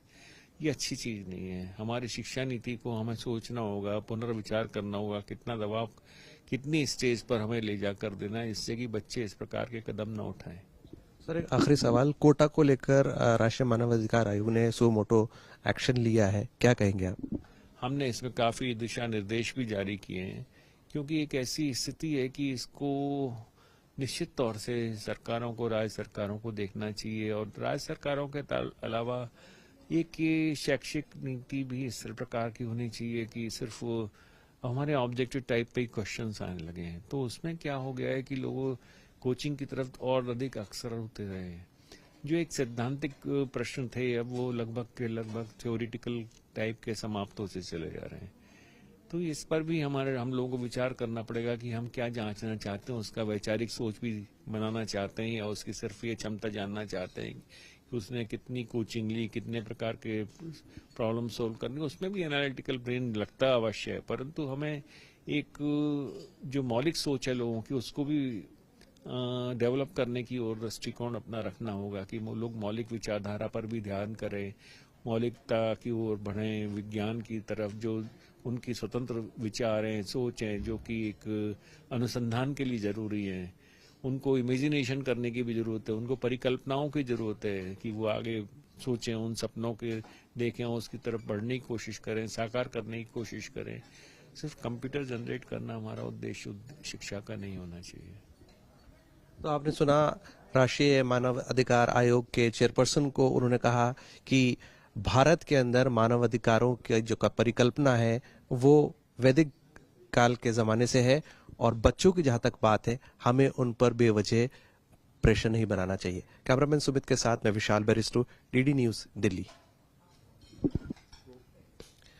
United Nations is celebrating 75 years of human rights, and we are here at a global conference of Asia and Pacific region on human rights. I have with me Chairperson of National Human Rights Commission, Justice Mishra. Let's talk to him and find out. Sir, when we talk about human rights, India is the mother of democracy. Where do we stand as far as a nation is concerned?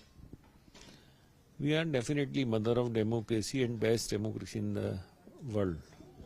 Mark Twain has said so long back when he discovered India. And according to me, our human rights are based in our culture, and they are to be found in our scriptures, Rig Veda. Sarve Bhavantu Sukhina. Vasudhaiva Kutumbakam. Globalization is not a new concept which has developed. That finds place in Rig Veda, which has been ultimately recognized as world heritage also. So our ethos goes, everybody is equal, ahimsa, and then if we go to Ashoka emperor, who after winning Kalinga War adopted ahimsa, and then he, during his regime, there was total ban on cutting of forest, destroying forest, cutting trees. This was the awareness to 300 years BC. So this protection of preservation of culture, intergenerational equity, scarce resources to be preserved, all this finds place in Prithvi Sukta also. So our ethos, culture, and then one thing is more, we live in various diverse culture, and we have assimilated several cultures. And you see, Parsi, Muslim, Christians, so much assimilation is there in Indian culture. That is our strength. Sir, and we have adopted good practices from everywhere. Sir, when we talk about India, it's a large country, and challenges are obviously there. Now, there were incidents in Manipur, which you also mentioned in your inaugural address. So, what is the National Human Rights Commission doing there? We have drawn so moto cognizance in that, and there are large number of complaints which have come to us. We have asked for the action taken report in that, and only this week, last week, we have received one of the response of the government in a matter. Then we have already directed our at least more than 16 orders that compensation should be paid to the persons who have died in the ethnic violence between two communities which is taking place. Secondly, we have directed the rehabilitation of the persons who have been deprived of their shelter places. And thirdly, we have directed that compassionate appointment should be offered to the next of the kin of the deceased who have suffered death in this ethnic violence. And we have also expected the state government to act very firmly to stop this violence and to restore the peace in Manipur. We are taking due steps. Whatever steps are necessary, we have issued the directions. This should stop, according to us. Sir, one last question, and that is quite alarming. The suicide case of Kota continues. So, the Commission has taken suo motu action. So, what is the progress on that issue? We have issued various directions in the matter. Now we will ensure that our directions are complied with. We can call action taken report on our directions which we have issued. But at the same time, I feel that our education system must be revamped. we are putting too much pressure on our children right from beginning till higher studies, till they opt for certain jobs or for competitive examination purposes. We burden them from 4 to 5 years with the backs, which is nowhere done in the world. That is not a good situation. Similarly, we put too much pressure on performing on in higher studies also. When one is preparing for competitive examination, so much pressure should not be there to perform. See, we should produce scientists, inventors. We should permit them to develop their own faculties in their own invention for their own imagination. We don't want computers, you see, only simply crammers. Our system requires little overhauling, and so much pressure should not be there at any stage on anybody, you see.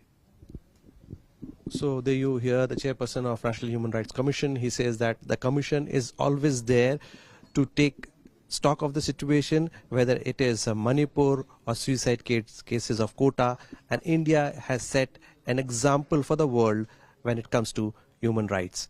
With cameraman Sumit in Delhi, this is Vishal Beristo for DD India. Ramayana represents the principle of good governance called Ramarajya. Examples of diplomacy for peace are both to be found in Ramayana and Mahabharata, which is the longest epic in the world. The teaching of Gautam Buddha, Mahavir, Emperor Ashok, who renounced the war after winning it, perhaps the first one to do so more than 1,000 years back, and Gandhi helped in strengthening the ideas of compassion, non-violence, and aparigraha, that is, giving up greed and insistence of truth. These ideas have stood the test of time. These fundamentals of UDHR, while creating an opportunity, also pose challenges in our world, which is divided by national boundaries and discrimination based on race, gender, birth, community, and religion. Therefore, countries world over, inspired by UDHR, began their quest for building a societal architecture based on freedom, equality, and justice. This expedited political independence for several countries in African and Asian and Latin American regions. Most countries began their struggle to reduce systemic prejudices, biases, and structural inequalities that persisted in the respective society. The task has neither been easy nor it is complete. Basic human rights remain a distant dream for large societies, sections of people of our planet. Poverty, conflict, political repression persist, and vulnerable individuals continue to be deprived of their rights. The material progress has proved to be a double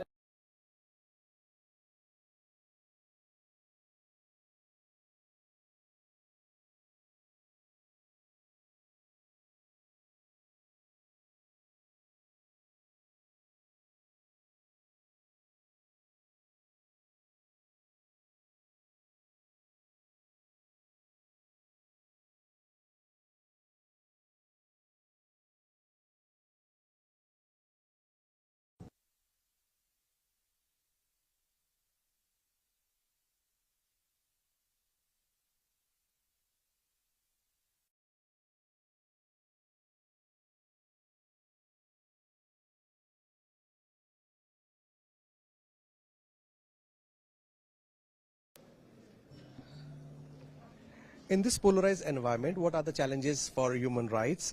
I have with me Chief of the Asia Pacific in the Commissioner's Office for Human Rights. Let's talk to him and find out. When you say polarized environment, how big is that challenge? Unfortunately, we see a great polarization at the geopolitical level, but also at the national level, as new pressures in society, tear us apart, as new forms of communication, social media and other forms divide people, as people increasingly take up their identity, against one group against another. So we see division in societies across the world. Human rights, the human rights concept and the Universal Declaration of Human Rights should be a platform where we can all come together. It represented a global consensus in 1948, and we need to reinvigorate that spirit today. National institutions like the National Human Rights Commission of India can play an important role in that, because they can bring people together. They can bring the civil society together, bring the private sector together, bring the government together around the one table to sort of really unpack human rights issues and find solutions together.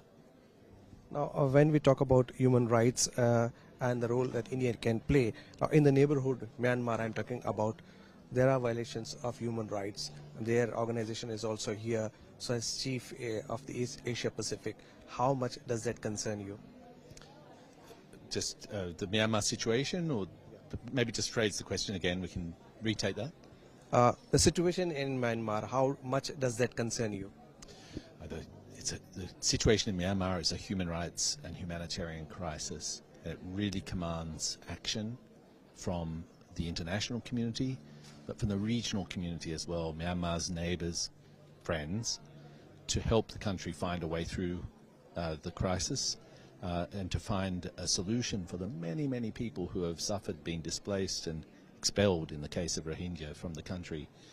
The Myanmar situation is impacting on its neighbours, and so it's very, very important for these countries to work together, firstly to protect people who have crossed their borders, but also to really work in concert to support restoration of the democratic transition and process in Myanmar, and an end to violence. There's another situation in Palestine. It has been there for a very long time. So what is, how can human rights be protected there? I think the human rights situation in the Palestinian territories has received a lot of consistent attention from the human rights bodies at the international level. Of course, it's a major preoccupation for the regional organizations in that part of the world, but also, as we saw today, we have a very precious resource of a national human rights institution for Palestine that is providing very practical protection day to day for Palestinian people in both the West Bank and the Gaza Strip. One last question, since India is hosting it, how do you rate India as far as it is the mother of democracy and also human rights? Every country has its human rights challenges. India has the institutions, the traditions, and the legacy that should really create an environment in which. So can I just retake that? So it took around. Let me just think another way for it. Just rephrase the question then. India, the mother of democracy. It's said that it is there in our culture when it comes to human rights. What do you have to say on that? India comes, with so much in terms of its history and its tradition to the human rights cause. It's a significant regional and global player to advance human rights. It has institutions, parliament, the judiciary, the civil society, the media that should protect human rights. The question is sort of the expectation on India, of course, is very high, and so how can India continue to sort of fulfill that vision of human rights into this 21st century? One last question. India just hosted G20 and the motto was One Earth, One Family, One Future. Do you believe in that? I think this motto resonates very well with the 2030 agenda for sustainable development and the sustainable development goals, which of course have been set for the whole international community. And underlying that concept very much is human rights, because it's in human rights, in terms of human rights and development, human rights and law, rights and inclusion of all communities. This is really the spirit of human rights that should infuse our agenda. So there you hear the Chief of Asia Pacific for Human Rights, and he says that the motto of G20, One Earth, One Family, One Future, summarizes it all. With cameraman Sumit in Delhi, this is Vishal Baristo for TT India.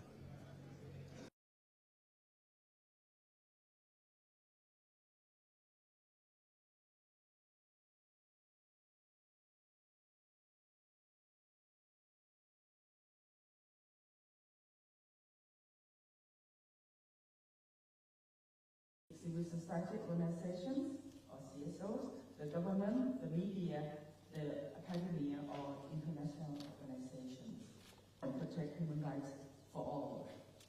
It is with this goal in mind that the Human Rights Assembly has been created. It was first held in 2022 as of the Universal Declaration of Human Rights, dignity, freedom, equality, and justice for all. For the second Human Rights Assembly, we selected 5 human rights issues for healthy environment, statelessness, anti-discrimination, and domestic violence. For the right to judicial process, we work towards improving the need to monitor and ensure effective enforcement of the law with the NHRC and stakeholders focus on amendment of relevant laws or adoption of new legislation to ensure better protection that we bring for the comprehensive law that bans discrimination and set up a measure to guarantee the application. We appreciate the APF support to us in various matters, particularly the accreditation process, capacity building, and network for the advancement of human rights, including the commitment to advance the UDHR. We trust that the APF will continue with the Paris Principle. Thank you.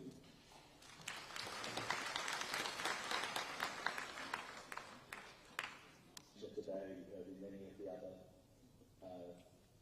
keynote speeches today the importance of this triple anniversary, Universal Declaration of Human Rights. Vienna will really maximise the opportunity and leverage this anniversary for important changes and results.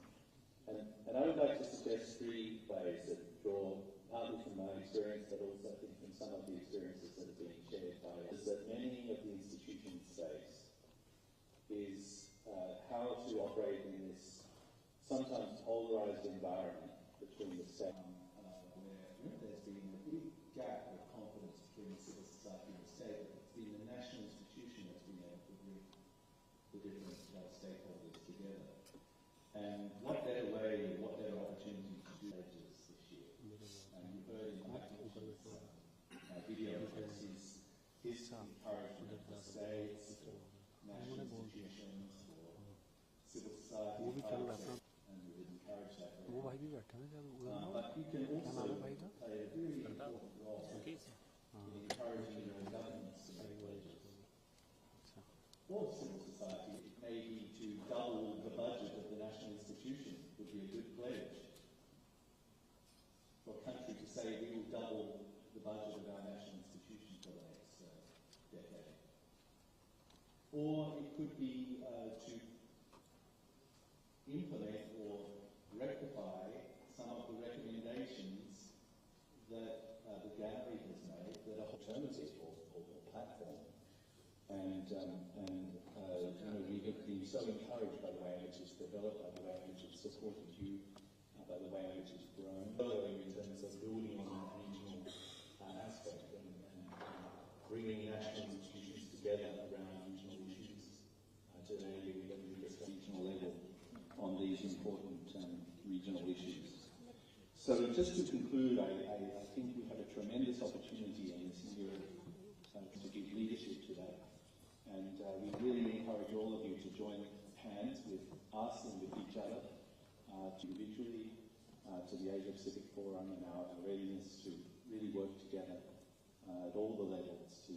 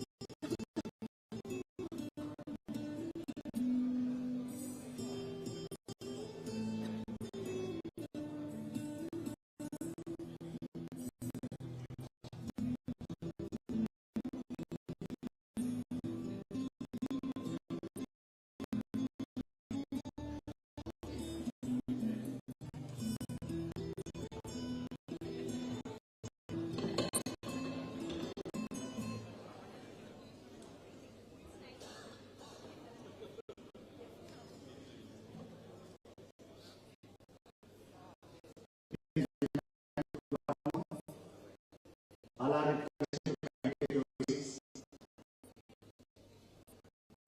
We are about to start.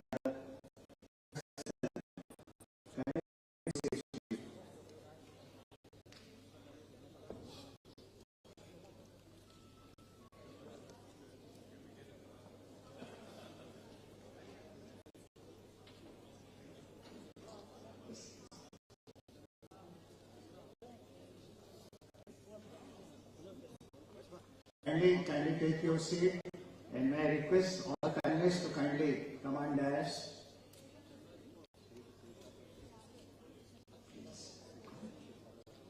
Kindly, please, this photography can be done after the session, please.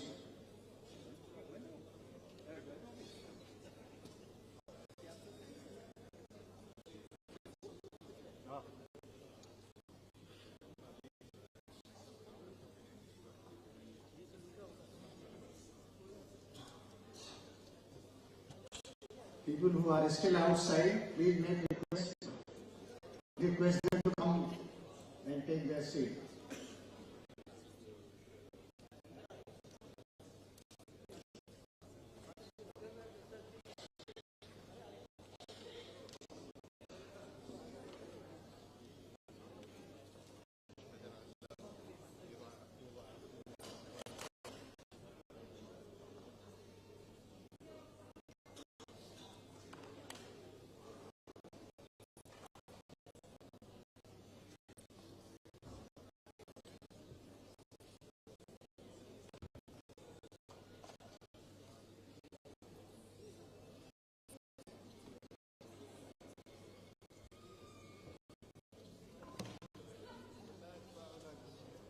So friends, the third session is going to start and all panelists are here. So I hand over to chair. Thank you, madam. Thank you very much. I will speak from here, and I have invited my esteemed panelists also to speak from the table. It is against my natural habit, as I love a podium, but I will restrain myself because there is a bit of an echo if we speak from the podium. So we will occupy you fully from our panel positions. My name is Rosalind Croucher, Emeritus Professor Rosalind Croucher, and I'm the President of the Australian Human Rights Commission and the immediate past President of the Asia Pacific Forum, which office is now held by my esteemed colleague Bhawan Song of the Korean National Human Rights Institution. So I acknowledge Mr. Song, I acknowledge our Ganri colleagues, and I acknowledge our host institution, the Honourable Justice Mishra. Thank you again for hosting our Asia Pacific Forum conference, biennial conference in India. I will make some preliminary remarks, and then I will call upon my esteemed colleagues.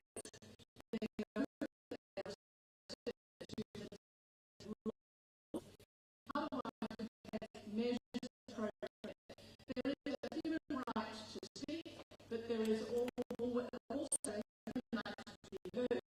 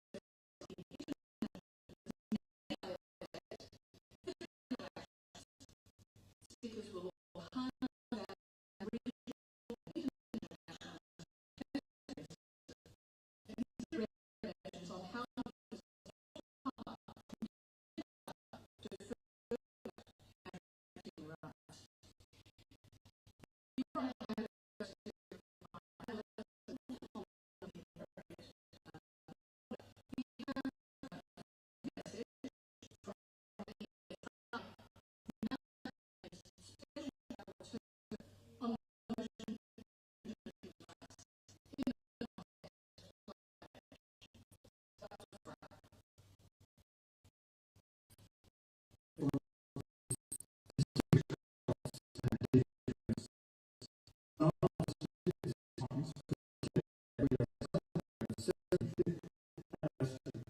Universal Declaration of Human Rights and the 30th year of national human rights institutions. I want to give a brief overview of how national human rights institutions are assisting the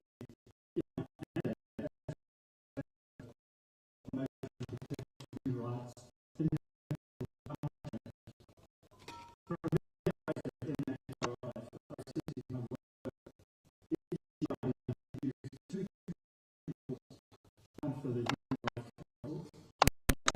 General Assembly.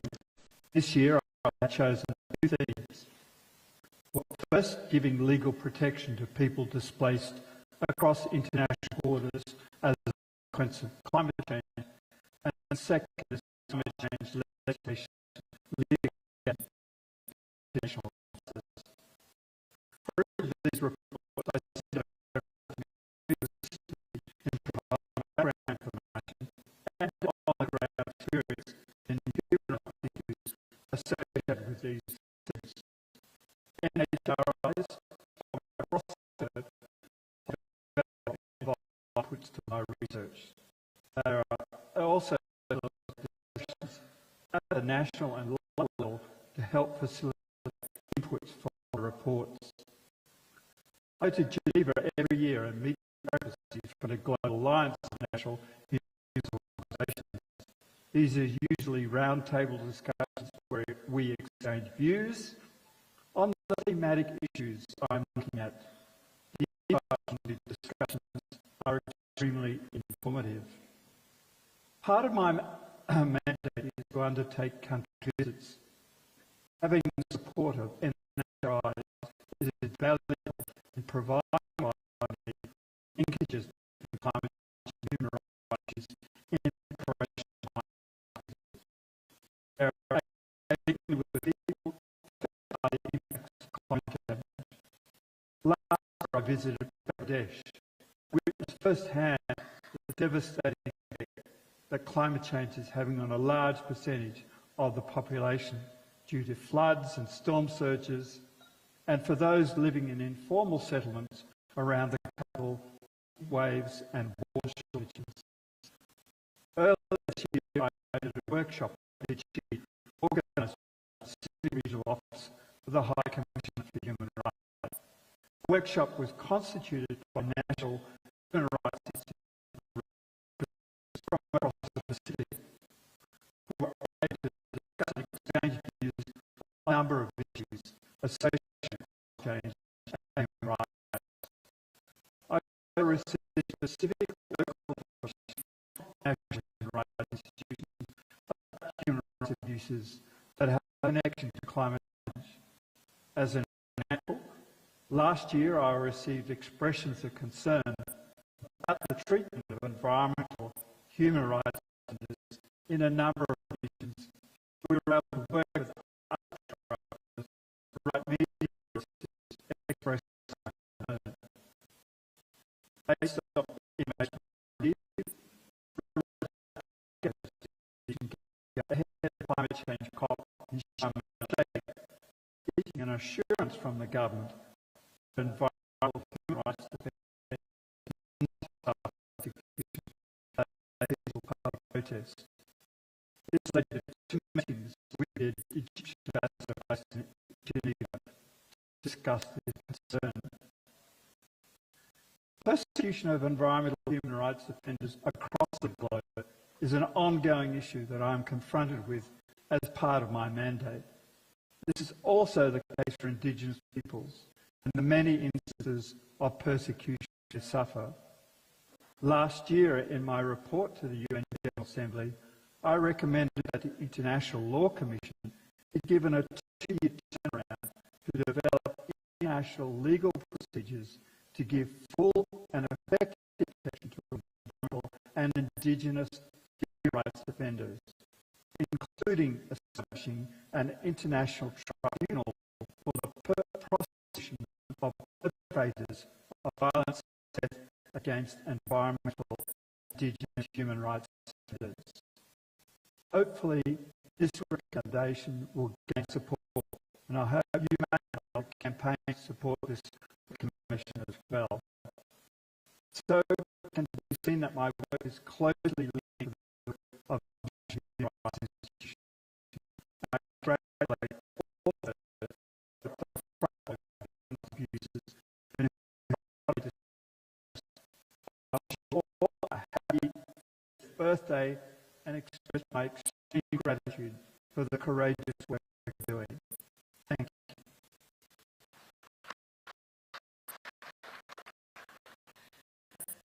you. Right.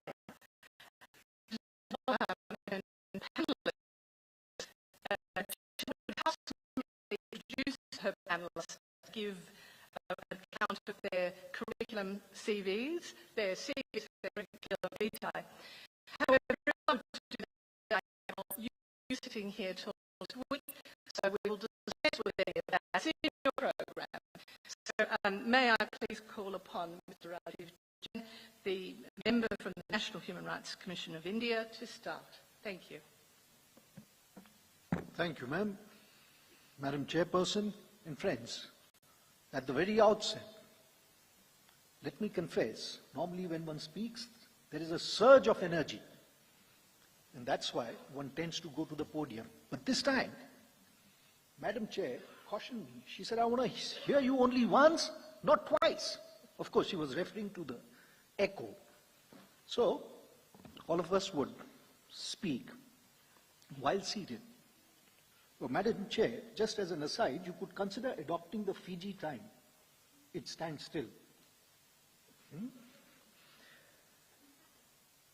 Honorable President yesterday mentioned in a speech, referring to environmental pollution, she said, human beings are as good creators as destroyers. According to scientific studies, this planet has entered the phase of sixth extinction, where man-made destruction, if not stopped, will be the undoing of not only the human race, but also other lives on Earth. The world today is grappling with the problem of climate change brought about by global warming and a host of other factors. We face severe wildfires, prolonged dry spells, dwindling biodiversity, melting polar ice, heat-related illnesses, cyclones, hurricanes, typhoons, extreme rainfall, flooding, water scarcity, and rise in sea level, and so on and so forth. Warming endangers survival of species, both on land and on sea. It disrupts the supply chain, food supply chain. It causes health issues, including mental health issues, and increases in nutrition. It significantly influences poverty, displacement, and forced migration, and causes economic stress. It has an adverse impact on full enjoyment of human rights. Indian courts have held that right to life is the fundamental right. But it's a bouquet of rights. Life does not mean biological existence. It means meaningful existence. And that bouquet then, in order to make life possible, that bouquet then comprises right to health, right to livelihood, right to shelter, right to food, right to water, right to clean air. In different judgments, the Supreme Court of India has held that all these factors are germane to the fundamental right to life. Madam, to that extent, right to life has primacy over the other rights because it's irreplaceable. You cannot change it, and humankind cannot resuscitate a dead man. So once the right is gone, it's difficult to bring it back. To that extent, then, other rights would need to take a secondary position.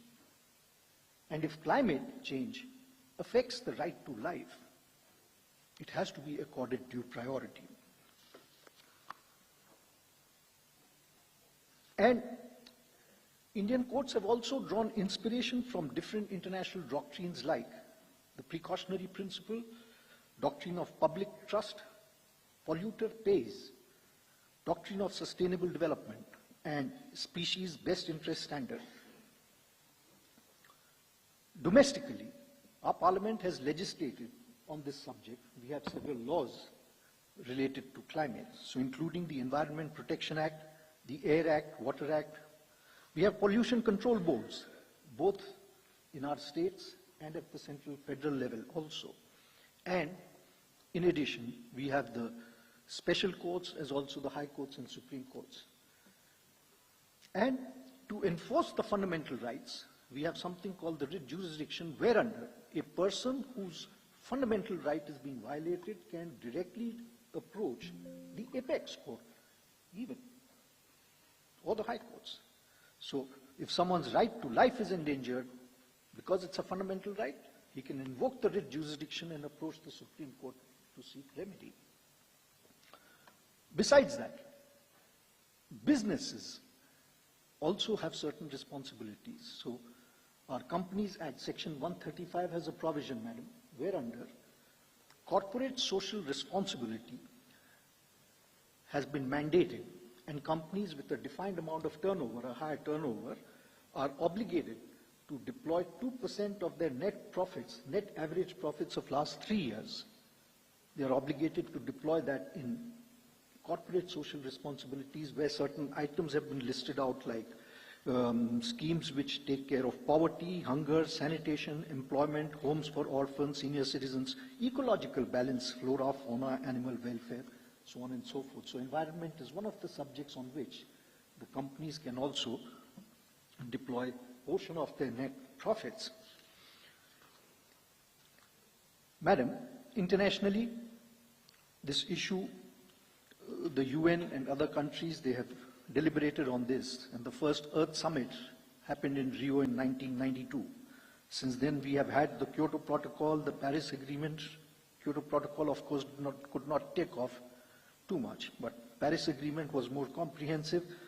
And the UN uses the phrase Action for Climate Empowerment, ACE, in the UNFCCC in 2015 to have a better name. There's also the Convention on Biodiversity, the Montreal Protocol, and the recent meeting of the COP COP27.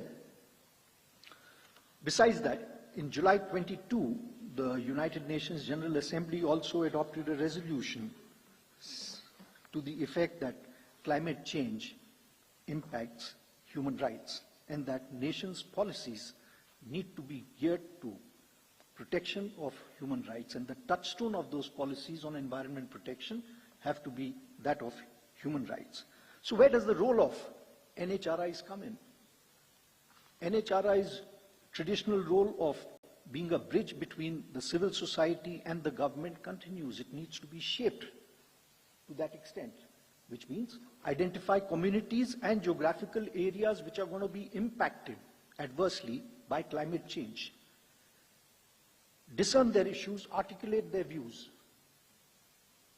throw them to the policy makers, engage with the policy makers, impress upon them on what needs to be done. Similarly, educate the public on their style of life. So, for instance, the phrase of reduce, reuse, and recycle. Educate the public about it, thereby having a more sustainable lifestyle. Consult stakeholders, research on those subjects, identify areas and people, advise the government about gaps in policies and gaps in implementation of those policies. Address complaints. There could be individual specific complaints given by HRDs or individuals. And also maintain a relationship with the HRDs because they are your eyes and ears in the field. Also, associate with international processes and join hands and learn of good practices elsewhere which could be implemented in one's own country. There are some other specific issues that NHRIs could urge on the policy makers or lean upon them to implement or even educate the society. So mineral extractions in fragile ecosystems would also entail, say, loss in livelihood or migration of population. One would need to cater to that. Or alternate fuel resources may also result in similar kind of dislocation, and alternative employment for those people would be required, because right to livelihood, as I said, is a part of right to life. There's also the issue of trans-border transportation of waste. So there are countries, developed countries are shifting their waste products in the third world countries, and some of those products cannot be recycled. So international consciousness needs to be developed on those issues, views need to be articulated, and those countries would need to be urged upon to develop alternatives. Similarly, one would need to engage with diverse stakeholders, and most important, climate change would have a higher impact on marginalized communities. Marginalized communities include not only those who live in remote areas or difficult places, but also people who are poor or who are otherwise socially marginalized, and particularly gender. So women would be significantly impacted by climate change. In the recent G20 conference, the Delhi Declaration included a specific provision on impact of climate change on women and how the G20 countries resolved to take some action on that. Madam, I can assure you that the NHRC India has addressed over 8,000 complaints on climate and pollution related issues, and we take suo motu cognizance. My chairperson alluded to some of them, and we are committed on this subject. Thank you very much, ma'am. Thank you. Thank you very much. And it's my great pleasure to pass the microphone to Ms. Feda Dumapa, who is a commissioner from the Commission on Human Rights of the Philippines. Thank you. Thank you, Commissioner. Assalamu alaikum, participants and fellow panelists, ladies and gentlemen, a pleasant afternoon and mabuhay. I am deeply honored to be here today in the splendid city of New Delhi to discuss on behalf of the Commission on Human Rights of the Philippines the pivotal role that national human rights institutions play in responding to and mitigating the human rights impacts of climate change. I would like to express my utmost gratitude to the NHRI of India and to the Asia-Pacific Forum for hosting this critical and all-important conference and providing a platform for discussing the intersection of climate change and human rights. The CHRP, in our National Inquiry Climate Change Report, or the NICC report, issued recommendations to state and the non-state actors. Specific to NHRIs, it is recommended, among others, that fellow NHRIs would, 1, collaborate with other NHRIs to engage in regional or international mechanisms to monitor government and business compliance with their duties and responsibilities when dealing with climate-related transboundary harms and cross-border human rights violations. 2, ensure that climate change actions are participatory, transparent, and accountable. 3, pursue a collaboration with government actors for the integration of human rights obligations in national climate action policies. 4, to strengthen engagements with civil society to mainstream climate awareness in the public consciousness and drive responses. And 5, commit to achieving climate justice, particularly for those impacted but have least contributed to the climate crisis. In 2015, the CHRP took cognizance of the petition, urging the Commission to look into the responsibility of the world's largest investor-owned fossil fuel and cement producers, or carbon majors, for human rights violations resulting from the impacts of climate change. The petition was the second attempt to frame climate change as a human rights issue and the first to be accepted by an NHRI for investigation. The NICC endeavored an open, transparent, and dialogical proceeding. The process was non-adversarial, operating on the principle of persuasion. The inquiry formally began in 2017 and was conducted in 2 parts, a multidisciplinary consultative process and public hearings. The inquiry panel of the CHRP likewise accepted amici briefs, research studies, and position papers from science and legal experts, professional organizations, the academe, advocates, and duty bearers from around the globe on the various dimensions of the case. The lived experiences of the most affected sectors were heard and, of course, documented as well. Public hearings were streamed live over the internet, allowing parties and other stakeholders from around the world to participate. In 2018, the public hearings were conducted in the Philippines. There was one hearing in New York and other in London. The two other hearings in New York and London is primarily to bring the panel and the discussion to the country of domicile of the respondents to encourage their participation. In the course of the inquiry, the NICC inquiry panel also engaged with international human rights bodies and organizations such as the APF, CNF, GANRI, the UNOHCR, the UN Special Rapporteur on the Environment, and other institutional agencies, some of which submitted their amicus curiae briefs to the NICC inquiry panel. In 2022, the report was issued. There was a press briefing conducted by the former Commissioner Cadiz, and a roundtable discussion on climate change, the environment, and human rights, and the launch of the printed edition of the National Inquiry on Climate Change Report, was held in December 2022. It was a part of the 74th celebration of the UDHR anniversary. In September 2022, we started with our own internally. We conducted learning sessions with our personnel. It was organized by our ESCR Center to popularize the key findings and recommendations of the report and capacitate the Commission's ESCR focal persons on the nexus of human rights and climate change. From June to 2023 of this year, or rather April to June of 2023 this year, we also produced and distributed IEC materials to concerned sectors.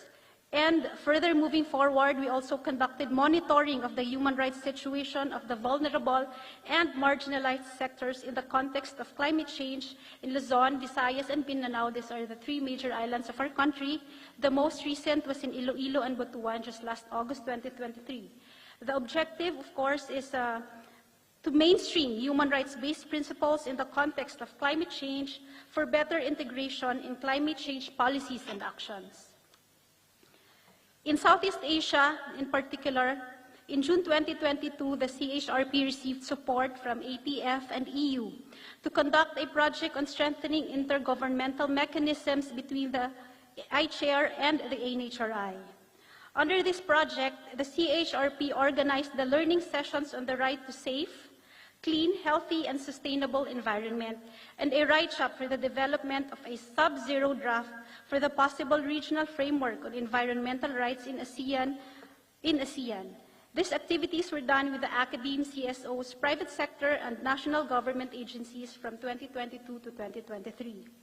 Through these activities, the CHRP produced the sub-zero draft on regional human rights framework on climate change and environmental rights in Southeast Asia and submitted it to the Office of the Philippine Representative to the ICHR.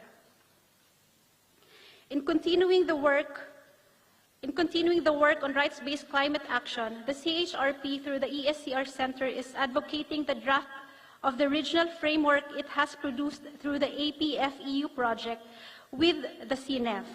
Objectives of the framework are among others, is to foster collaboration in the protection of the environment and the climate change, and the adoption of a human rights-based approach for the creation of policies and implementation of programs for the benefit of current and future generations.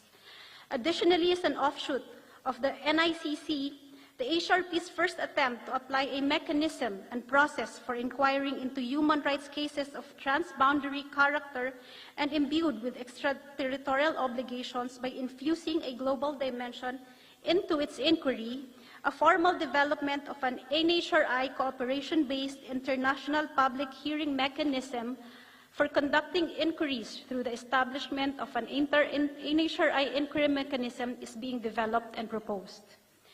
At the international level, the CHRP is a very active NHRI member of the GANRI Working Group on Business and Human Rights from the Asia Pacific.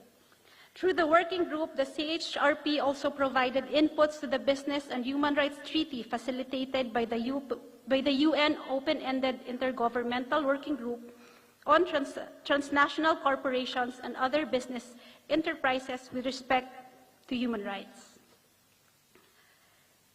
In closing, I want to leave you with a compelling message, one that goes beyond the boundaries of this conference hall and resonates deeply with the essence of our collective mission as NHRIs. As national human rights institutions, we have a unique and pivotal role to play in shaping the future of our planet. As we grapple with profound challenges posed by climate change, we are the guardians of human dignity, the defender of justice, and the protectors of our shared home. But remember, our power lies not only in our mandate, but in our unwavering commitment to the principles of justice, equity, and human rights. We are the voices of those who cannot speak for themselves, the advocates for the marginalized, and the hope for the brighter, more sustainable future. In this critical moment in history, let us rise to the occasion. Let us be the ones who bridge the gap between the rhetoric and action, between policy and implementation. Let us ensure that no one is left behind in the face of climate adversity. So we urge national human rights institutions to embrace our responsibility with courage and conviction, be the beacon of hope for those whose rights are threatened by the changing climate, stand as champions of justice for generations yet unborn. Let us be the generation that rises to the challenge, that transcends borders, and that leaves a legacy of a world where human rights and sustainable environment coexist harmoniously. Thank you for your time and attention. Mashallah. Thank you. Thank you for your powerful contribution. Our next speaker is the Honourable Secretary of the Global Alliance of National Human Rights Institutions, Ms. Amina Bouyache, who is also the President of the Moroccan NHRI. Thank you very much, Madam Secretary.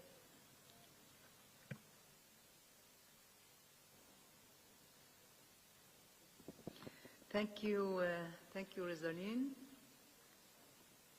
Where is my text? Here, I think. Okay. Thank you, Rosaline. Mr. Chairperson of the APF Network, Mr. Chairperson of National Human Rights Institution of India, dear friends and colleagues. First of all, let me renew my warm thanks to our hostess, National Human Rights Institution of India, for their wonderful cultural program yesterday. I am sure that every one of us enjoyed yesterday the performance and the variety of Indian music. Thank you very much for your program. It's great also that the EPF provides us with an opportunity in its 28th annual meeting to exchange on the impact of the climate change of the human rights. Yesterday, I had reminded that this topic is one of the thematic priorities of the GANRI, as it set up a caucus on human rights and climate change. Involving this caucus, involving more than 30 members, it's the largest group in terms of participation as group in GANRI. This session, ladies and gentlemen, will provide an opportunity to exchange and learn more from our experiences and approaches in addressing the various and complex challenges stemming from climate change. I am sure that our colleagues highlight experiences as we heard just a few minutes for our collective engagement also as National Institution of Human Rights through GANRI in climate change. So, dear colleagues, why GANRI has set up this priority?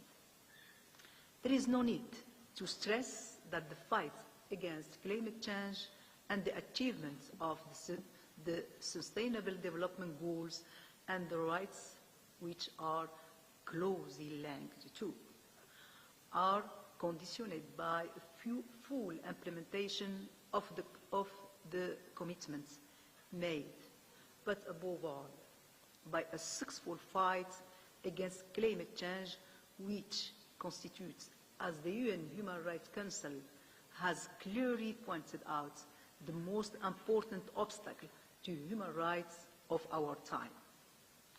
As national human rights, our focus is to promote a human rights-based approach to climate change. As we know, a human rights-based approach will lead to more sustainable and effective climate action and climate policies. In this context, GANRI works closely with our regional network and our partners at the UN and civil society in order to support our members across all regions to apply their mandate to help ensure that human rights are central to our climate actions at national level, international level also. As we already heard and will continue to address during this session, national institutions have been a critical actor to address climate change in their regular work. This includes some ideas: advising states on climate actions that place human rights at the center. Secondly, engaging with groups and those most at risk of seeing their rights impacted by climate change. Third, monitoring and reporting on the impact of climate change on human rights, including at the national and international level. The last one, engaging on climate justice and holding dirty barriers to account. I think that every national human rights welcomed the adoption of the UN Human Rights Council resolution, which recognized for the first time the right to clean, healthy and sustainable environments as human rights. This adoption constitutes for all of us the consecration of the efforts made by several actors, including national human rights institutions.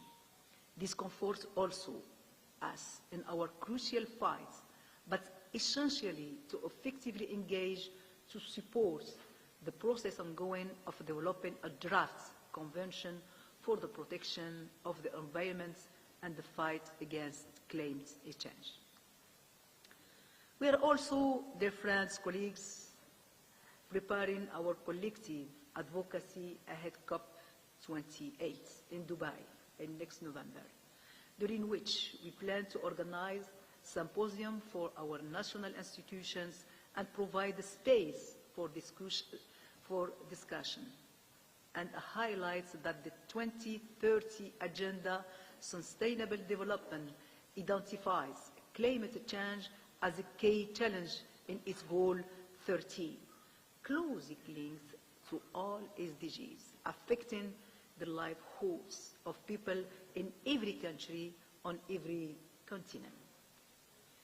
2 days ago, ladies and gentlemen, there was a Climate Ambition Summit at UN in New York. Our message as GANRI, I hope, and I suggest to you, we hope that it will result in actions and not only words in order to combat climate extremes. A true climate ambition needs to be conceived urgently and more than ever. His words require credibility, responsibility of all stakeholders, as well as climate-friendly partnerships that address challenges and opportunities to accelerate the decarbonization of high-emitting sector and deliver climate justice. It was some bullet points for the GANRI answer for set up the climate change is human rights issue requiring actions now. We as national institution have a key role to play. Thank you for your attention.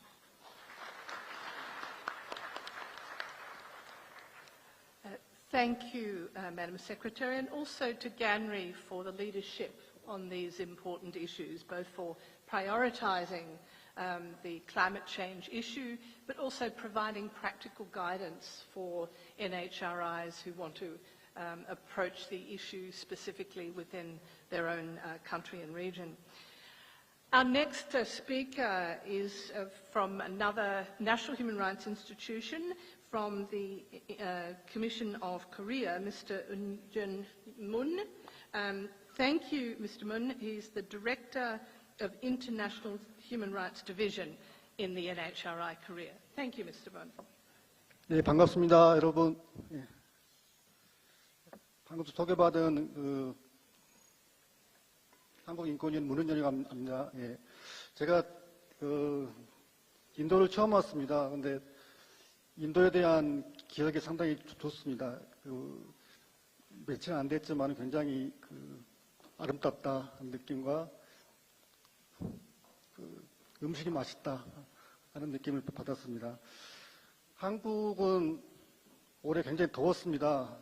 그리고 또 폭우도 많이 발생해가지고 저희들이 한 20년 만에 처음으로 많은 폭우가 왔습니다. 그래서 사망자도 많이 있었고, 그래서 상당히 좀 힘들었는데, 이 자리에 있는 모든 분들이 기후위기에 대해서 좀 심각성을 피부로 느끼고 있을 것 같습니다. 기후위기의 문제는 누구나 피할 수 없는 이런 문제인 것 같습니다. 그리고 사회적으로 취약한 계층에 놓인 분들에 대한 인권은 더욱더 사각지대로 놓이게 되는데요. 넥스트 페이지. 오케이. 오늘 저는 세 가지 포인트로 말씀하도록 하겠습니다. 첫 번째는 기후변화에 대해서 직접적으로 그 영향을 받고 있는 취약계층이 어떤 힘든 점이 있는지, 또 두 번째는 그들의 인권을 보장하고 보호하기 위해서 한국인권위가 어떤 활동을 했는지, 또 세 번째로는 앞으로 우리 국가인권기구들이 어떻게 역할을 할지 함께 고민하는 시간을 갖도록 하겠습니다. 넥스트 페이지. 한국인권위원회는 작년 12월 달에 기후위기는 인권의 문제이다 라고 정부의 의견을 표명했습니다. 기후위기 문제는 우리가 살고 있는 시스템의 근본이 되는 문제인데, 이를 인권으로 다룰 그 문제라고 공식화한 한국인권위의 이런 결정들은 국내에서 상당한 높은 평가를 받았습니다. 또한 우리 국민들에게도 기후위기가 인권의 문제구나 하는 인식을 심는 중요한 계기가 된 것으로 상당한 큰 의미가 있었습니다. 보편적으로 모두에게 영향을 미칠 것 같은 기후위기가 가장 많은 이제 피해를 받는 집단들이 사회적 소수자입니다. 이렇기 때문에 기후위기의 차별성의 문제는 기후정책을 만들 때 반드시 고려해야 될 그 요소라고 생각합니다. 넥스트.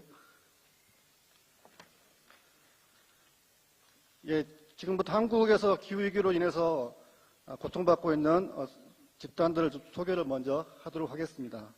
첫 번째, 저희들은 취약계층으로 노인, 영유아, 어린이, 임산부, 장애인 등을 들 수 있습니다.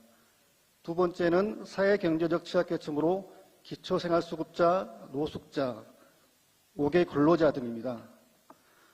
또 위에서 언급한 취약 집단들은 상대적으로 상당히 힘든 주거 시설에 살게 될 가능성이 매우 높습니다. 한국에서는 상습 수혜 지역, 또 노후주택, 또 반지하 주택 등이 있어서 힘든 상황 속에 지금 살고 있는데요. 가장 큰 문제는 노인이자 노숙인, 장애인이자 기초생활수급자 등 취약계급이 중복적으로 나타나는데 문제가 있습니다.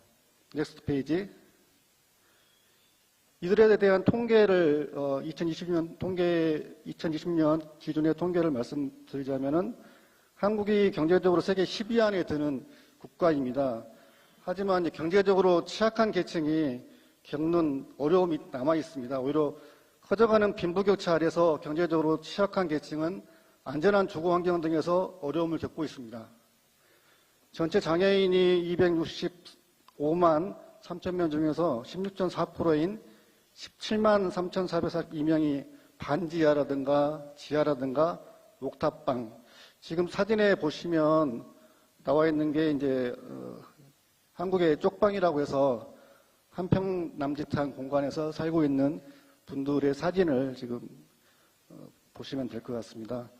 또 차별로 인해서 고용의 어려움을 겪는 성소수자, 이주민, 장애인, 노인 등은 쉽게 저소득층이 되고 따라서 힘든 주거 환경 속에 거주할 가능성이 높습니다.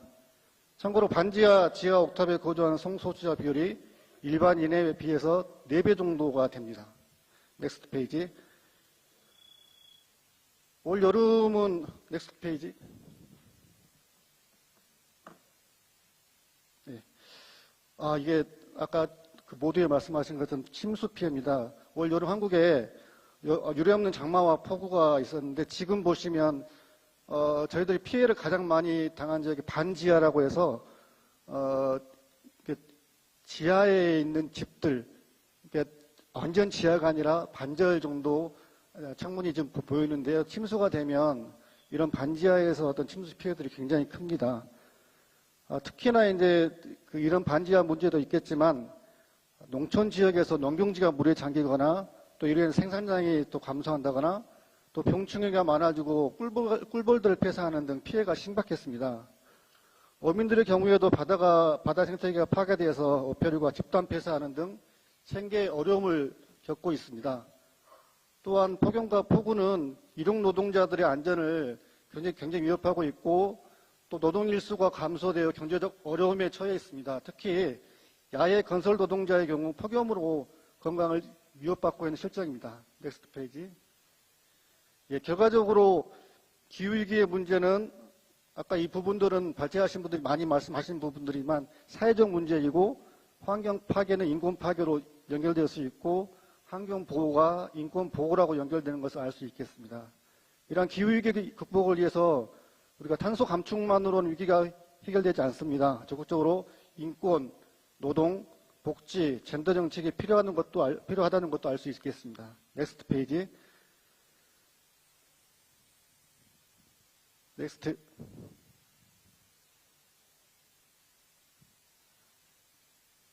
넥스트 페이지.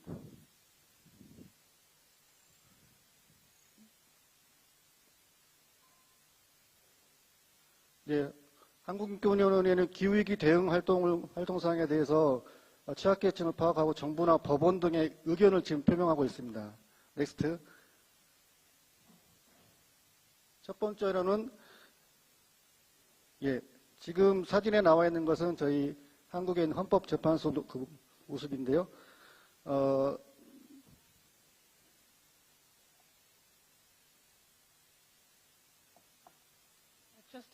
넥스트 페이지, 오케이. 예. 첫 번째 노인, 여성, 아동. Yeah. Excuse me 1 minute. For the interpretation, the volume has dropped a great deal. It's come back with force. With vengeance, yes, indeed. Can we just try the level of the interpretation again, please? Perhaps you can speak. 첫 번째로 노인, 여성, 아동, 저소득층, 장애 등 취약계층의 인권보호와 증진을 위해서 우리 인권위원회는 2021년부터 25년까지 5년 동안 인권위 전략 목표를 설정했습니다. 또 취약계층 현황 파악을 위해서 여기에 보듯이 인식조사, 농어민 인권 문제, 국가의 책임 문제, 또 주거권이라든가 기업 책임 문제, 또 실태조사 토론회 등을 개최한 바 있습니다. 넥스트 페이지.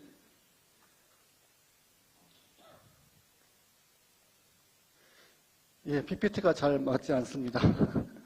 죄송합니다. 제가 발표하겠습니다. 기후위기 관련해서 우리 인권위원 헌법재판소 아까 사진 보셨듯이 기후위기 대응을 위한 탄소 중립법에 대해서 의견 제출했고 관련 내용들은 국제사회들이 기존 국가의 NDC 합의로는 지구 온도 상승 1.5도 이하 달성할 수 없다. 그래서 NDC를 재조정하는 그런 요구하는 그 내용들이었습니다. 향후에도 우리 한국인권위원회는 파리협정 이행사항 및 국민의 기본권 보호 관련 사항을 지속해서 살피고 점검할 계획으로 있습니다. 넥스트 페이지.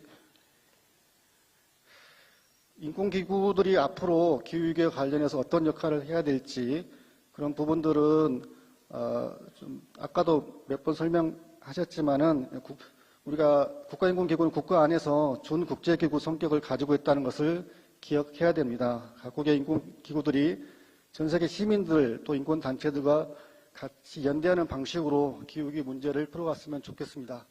이미 간니 안에서도 기후위기 관련해서 인권기구 실무그룹이 있다는 것을 알고 있습니다. APF에서도 기후위기 관련해서 저희들이 중요한 의제로 몇 년 동안 논의하고 있습니다. 그래서 기후위기 관련한 사업들을 좀 고민했으면 좋겠습니다. 구체적인 방법으로 첫 번째, 기후위기가 국민에게 어떤 영향을 미치는지 모니터링하고 이에 대한 정부의 대응사항을 모니터링하는 역할, 또 UPR 등 유엔인권 메커니즘을 인권위 관점에서 보고하는 역할을 하도록 하겠습니다. 제일 마지막으로 마무리하겠습니다. 시간이 많이 가서 제가 발표를 못하겠는데요. 마지막으로 기후 문제는 탄소 농도가 한참 높아진 후에 본격적으로 위기가 나타나는 시간 지체의 어떤 특징이 있습니다. 마찬가지로 탄소 농도를 낮춰도 기온이 안정화되는데 시간이 걸린다는 것이죠. 다시 말해 기후위기는 길게 보면 꾸준히 노력해야 되는 문제로 생각합니다. 이런 긴 과정에서 커질 약자들의 고통에 대해서 여기에 모이신 모든 참석자분들께서 함께 고민해야 될 문제라고 생각합니다. 이상 발표를 마치겠습니다. 땡큐.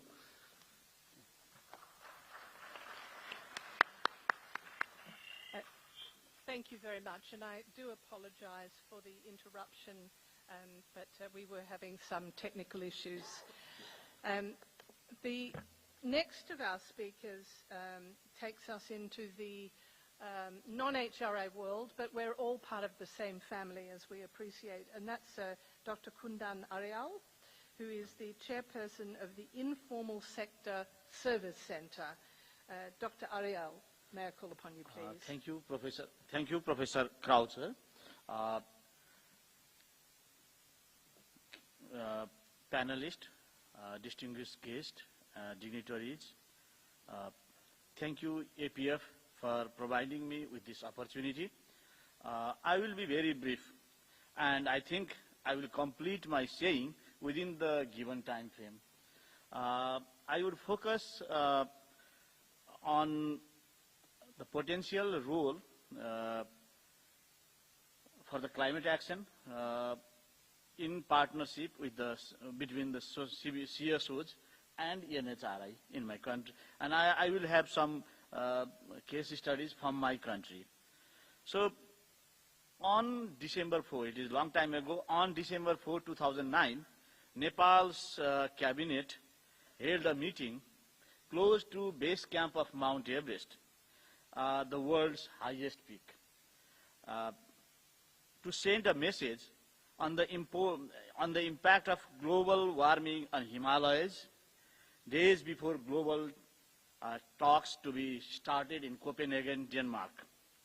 So prior to and in the aftermath of that symbolic action, Nepal has been struggling to convey its vulnerability to climate change and concerned over the equitable sharing of benefits and burden of climate action in the international arena. And they were there with thick jackets, emergency aids, including oxygen cylinder to convey that message. And in the context of Nepal's mountainous, challenging topography and socio-economic condition, global warming is being manifested in changing patterns of rain as well and melting of glaciers and having a serious impact on our economy.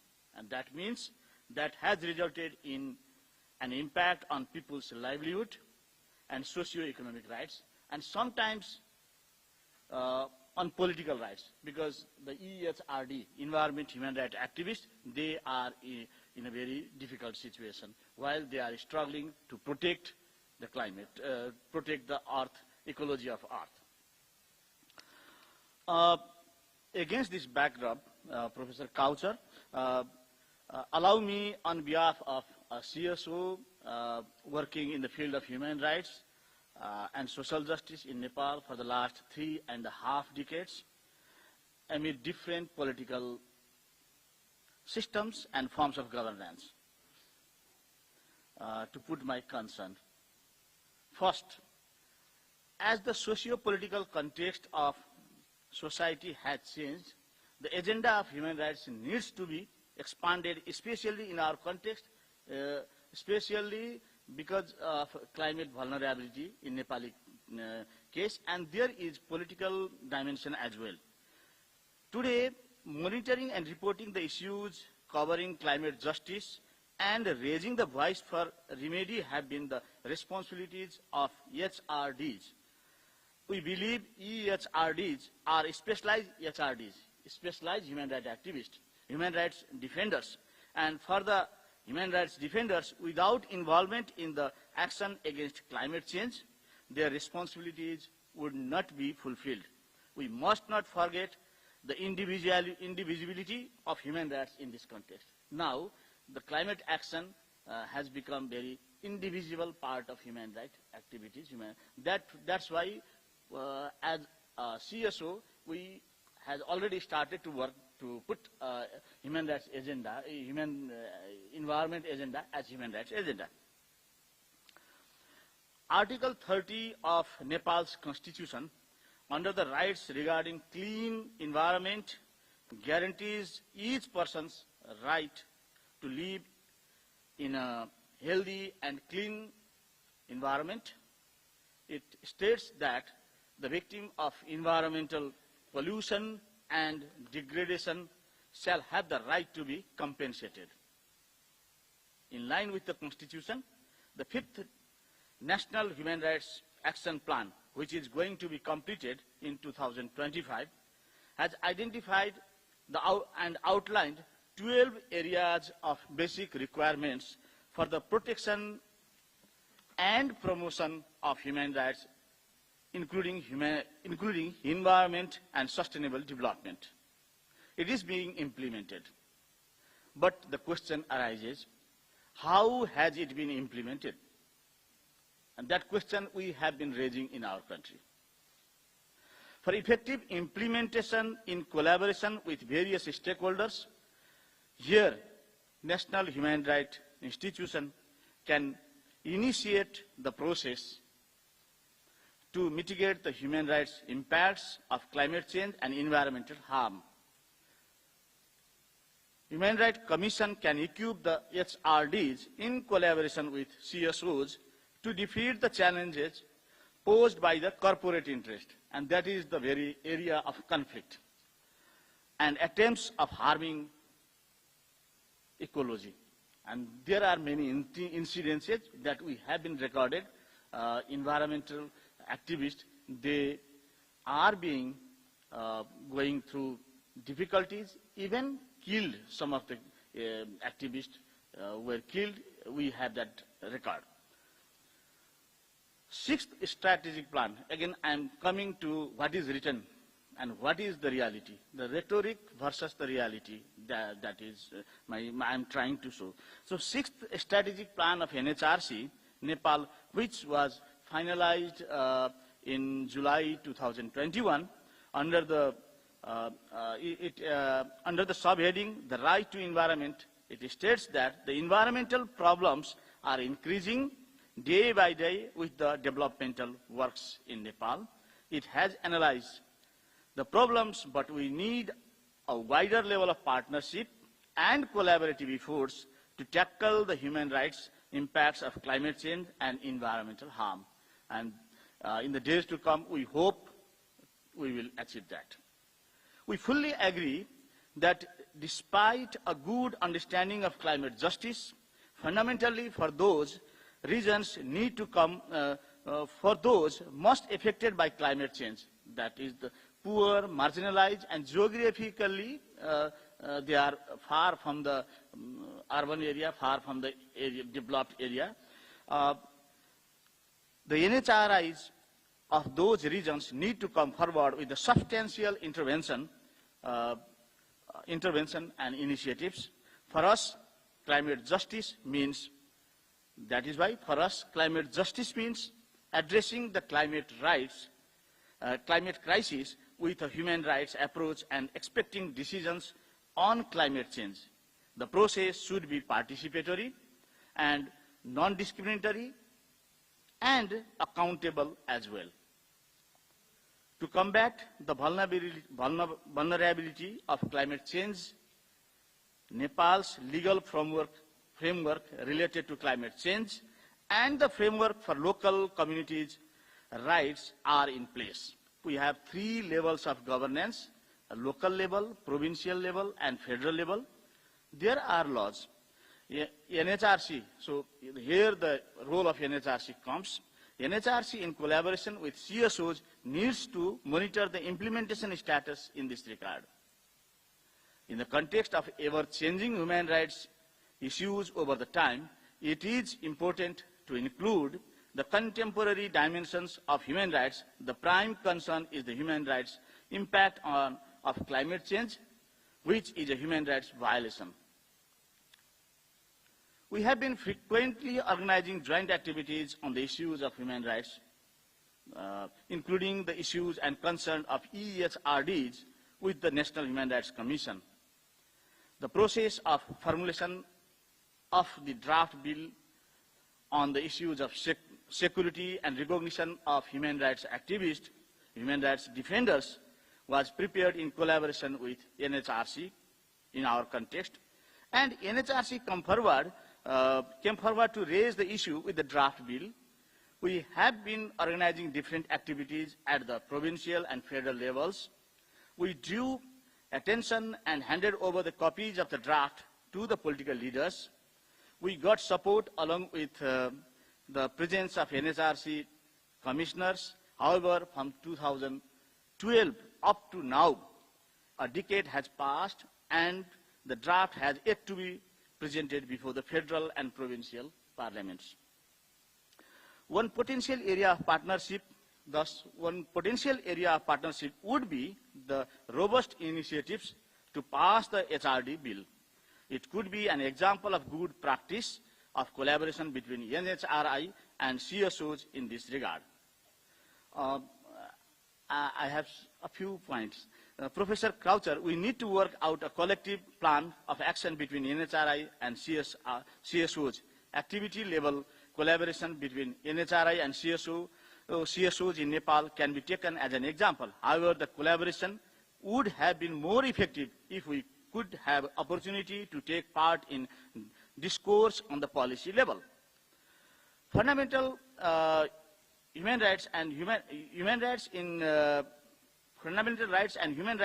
today's context needs to be examined to see the level of adherence and fulfillment of constitutional rights. This is the main task for the moment for the human rights organization in our context. We believe that the CSOs in Nepal needs a strong and vibrant NHRC in this endeavor, in line with APF's dream to make effective NHRIs, and Ganri is there as well. Lastly, I should appreciate NHRC India for beautifully expressing the spirit of universality of human rights, all human rights for all, through our common aspiration that is common for us, Nepal and India, that is Sarve Bhavantu Sukhina.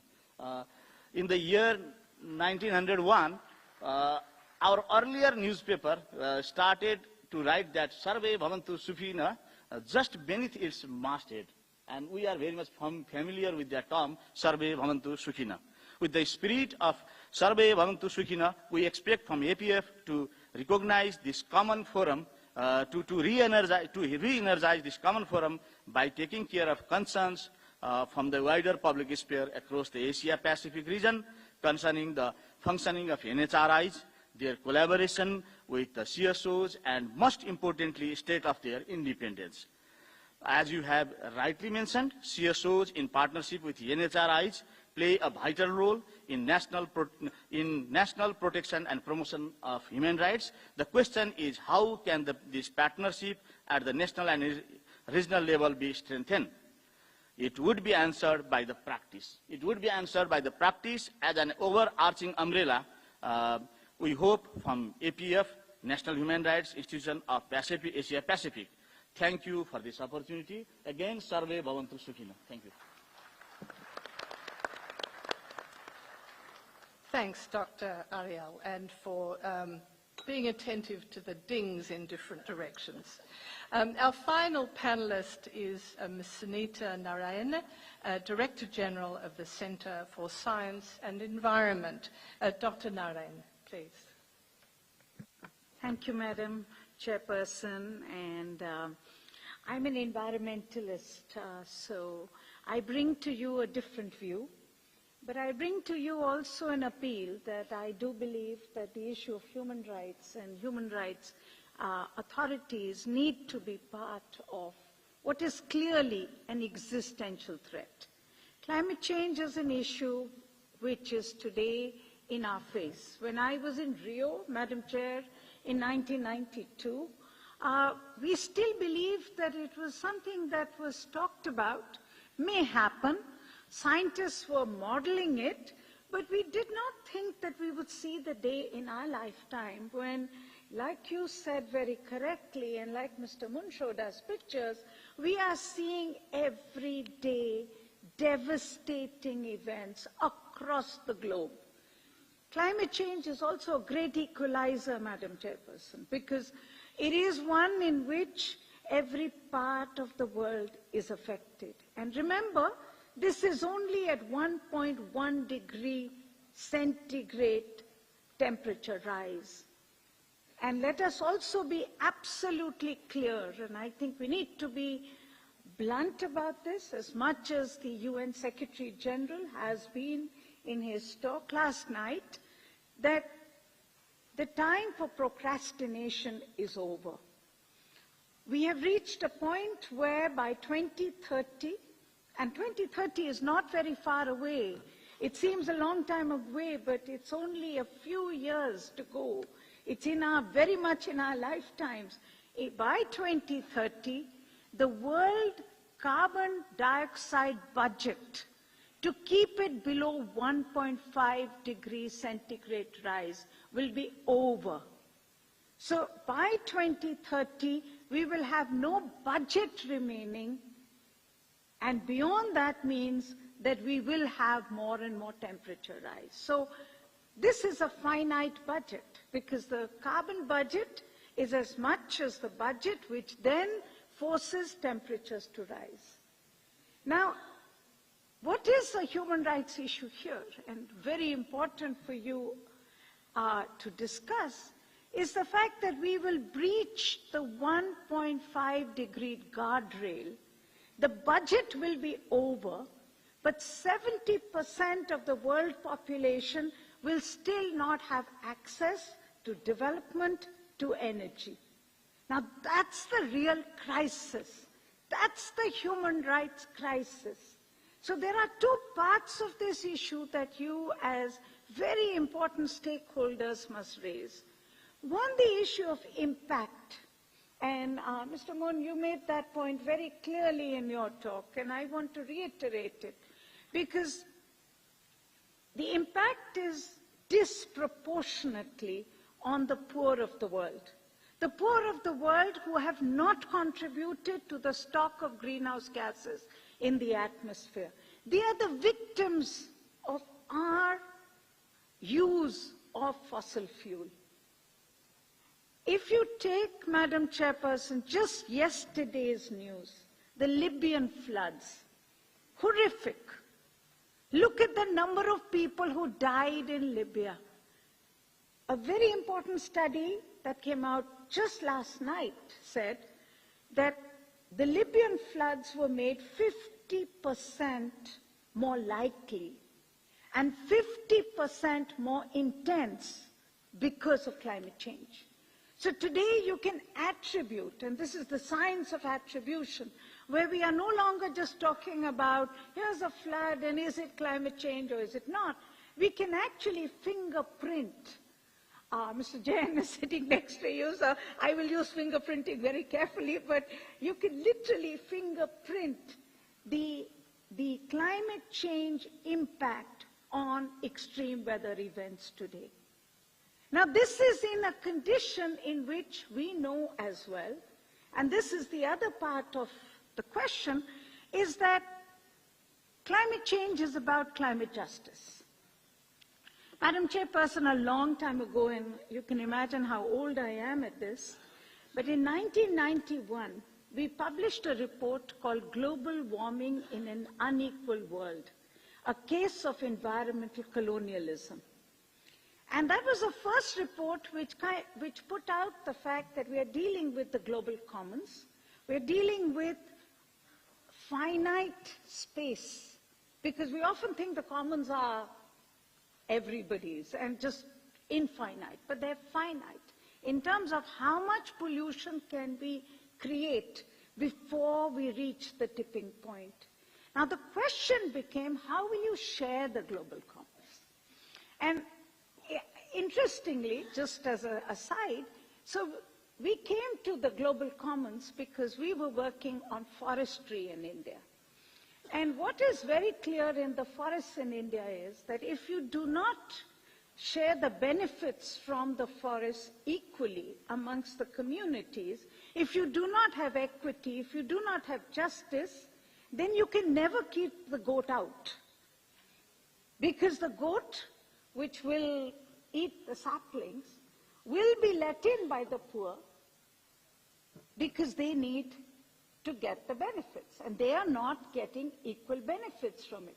So in 1991, we suggested that we needed to look at climate change from the point of view of global justice, from the point of view of sharing global resources.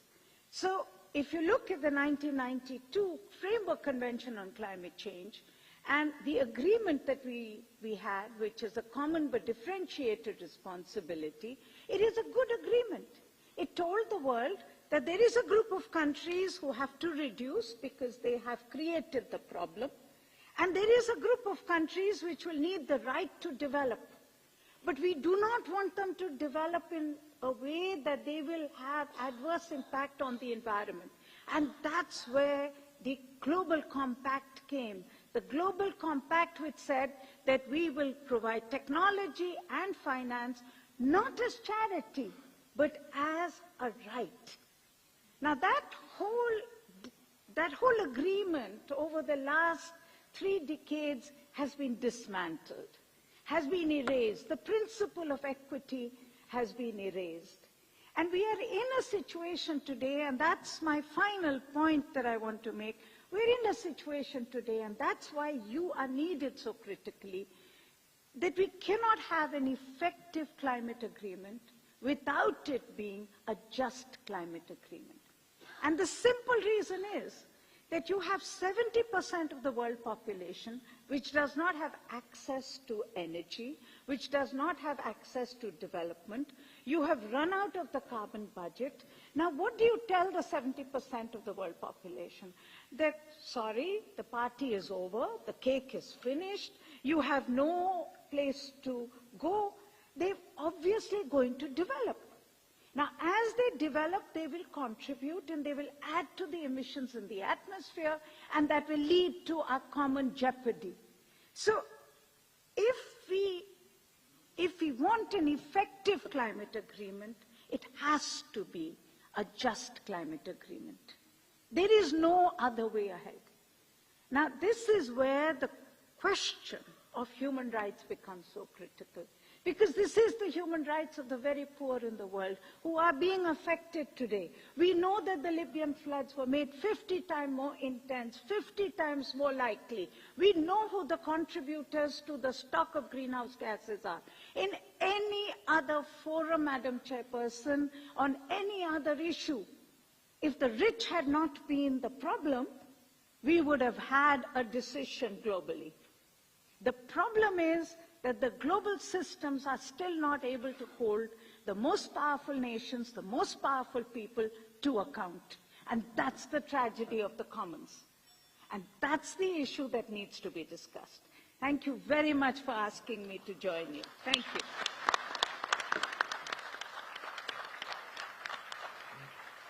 Thank you very much, Ms. Darain. So we've got passion, we've got perspectives, and we've got opportunity now for some questions and answers, discussion from the panel, before I do a couple of minutes final wrap-up before we conclude and have more food and a cup of tea. I will now open it up. The National Human Rights Institution of the United Arab Emirates. I think we have you have your microphone, so kindly use your microphone to ask your question. Thank you. السلام عليكم ورحمة الله وبركاته. أعرفكم نفسي فاطمة الكعبي، نائب رئيس الهيئة الوطنية لحقوق الإنسان في دولة الإمارات العربية المتحدة. أود أولا أن أشكر اللجنة الهندية لحقوق الإنسان ومنتدى آسيا باسيفيك على دعوتنا لحضور هذا المؤتمر رفيع المستوى. طبعا نحن هيئة جديدة حديثة النشأة، نعتبر في السنة الثانية من التأسيس، وكان مهم جدا نحن نحضر هذا المؤتمر للاطلاع على أفضل ممارسات المؤسسات الوطنية لحقوق الإنسان، كذلك التحديات، بالإضافة إلى القضايا الحقوقية الإقليمية. سؤالي للسيدة أمينة أبو عياش، كنت سؤالي محدد: هل هناك سيكون استراتيجية عملية موحدة للمؤسسات الوطنية لحقوق الإنسان معنية بحماية وتعزيز حقوق الإنسان في إطار تغير المناخ؟ وشكرا.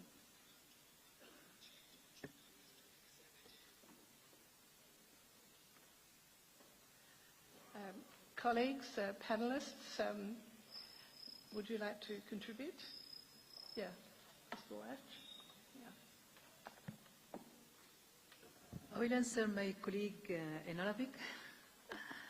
Then put your...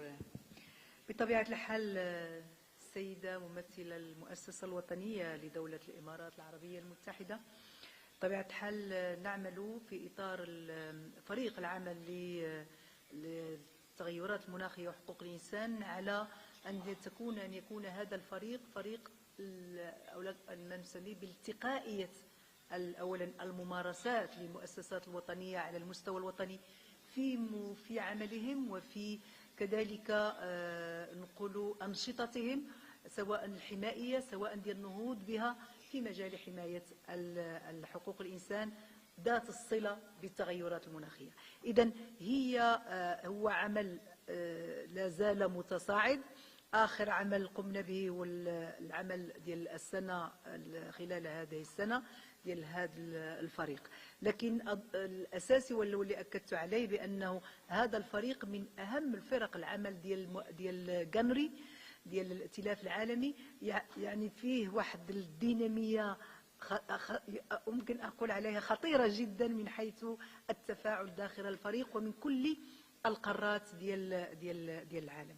ثالث حاجة هو أنه نحن في هذا الاستراتيجية هي كذلك بناء ديال موقف واضح ديال المؤسسات الوطنية من صياغة ووضع، وأن تكون عند ما نسميه بالإضافات في سواء من حيث الترافع، من حيث الأركان ديال الاتفاقية التي نعمل على أن تكون اتفاقية دولية لحماية البيئة والأعمال ديال الحماية من التغيرات المناخية.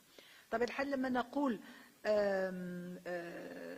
هذا المقاربة مبنية على حقوق الإنسان في التغيرات المناخية، نعني بالأساس بأنه اعتمادا على القرار والتوصية ديال المجلس الدولي لحقوق الإنسان الأخير، ولكن كذلك أنه هو الإطار لصياغة الاتفاقية الدولية.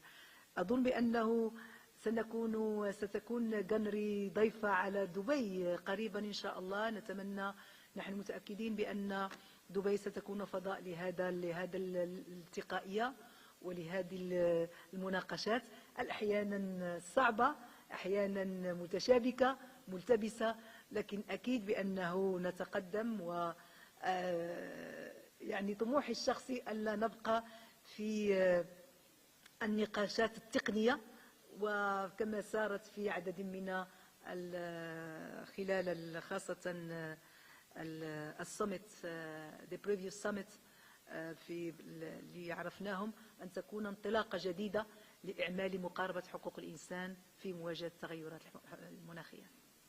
شكرا صديقتي.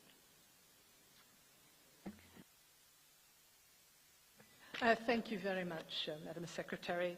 And I really commend the practical guidance that GANRI has developed, a practical guidance for NHRIs on addressing human rights and climate change. It's a really excellent guide, and it's an example of many different resources. So I think it is really excellent. And a continuing conversation, as has been alerted to by Madam Secretary. Do we have any other questions? Yes, we have from an observer down here. Thank you. And would you kindly identify which institution? 好的，谢谢主持人。大家好，我是台湾国家人权委员会的委员王荣章。谢谢大会安排讨论气候变迁对人权冲击这样一个重要的题目。台湾是一个位于东亚，然后土地大约在36200平方公里的岛屿国家，当然也是跟其他的岛屿国家一样，我们受极端气候非常大的冲击影响。那我相信各位都会同意，这其中影响最大的对象就是老年人、原住民、贫穷者，尤其这中间的身心障碍者。我想请教在台上的各位专家，我们如何无论在国家、在区域里面，乃至于在全世界，相关政策制定和对应方案订定的时候，能够让不同处境之下的各国障碍者都能够充分的参与。我想，因为 CRPD 接触的一个非常重要的精神是没有我们的参与，就不要为我们做决定。我想请教各位，谢谢。Thank you. And the principle you remind us of is a fundamental one in our world, which is nothing about us without us. Whether it's people with disability, whether it's our First Nations people in countries with an important indigenous population, whether it's children, whether it's older people, whether it's people of culturally and diverse backgrounds, the principle is fundamental to our approach as national human rights institutions or a human rights-based approach. Nothing about us without us. And I think all of us, whether we're human rights institutions or whether we're representatives of civil society, would hope that all of our work is approached on the basis of the important principle that you remind us of. Colleagues on the panel? All right, please. Feda. I was going to say on the bench, but I realise we're not in a courtroom, but forgive me for that, Justice Mishra. So, Feda. Yes, thank you, Chair. One of I mentioned during my delivery, one proposal from the CHRP is the development of an inter-NHRI anchoring mechanism in Asia. This mechanism at present, we are consulting with human rights organizations. We are also appealing and gathering support. As we speak, we've had growing interest in Southeast Asia and small islands. Allow me to mention Maldives. Also interested NHRIs are from Thailand, Malaysia, and Indonesia because of the transboundary haze pollution, or the THP. The Singapore as well, despite not having its NHRI as a state, manifested their interest on this proposal. So that is one thing maybe to address the question, sir, that you proposed. Thank you very much, ma'am. Thank you. I think that acquits our time for questions. I wanted to conclude our panel discussion and contribution with just a reflection towards the future.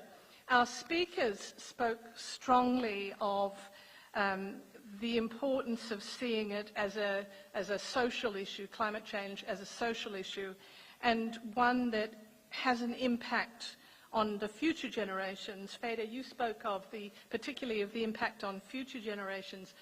And I thought in that context it was really important for us to note that on the 22nd of August, so not so long ago, the Committee on the Convention on the Rights of the Child issued General Comment 20 on children's rights and the environment, with a special focus on climate change. So our work is essential for the future, for our children.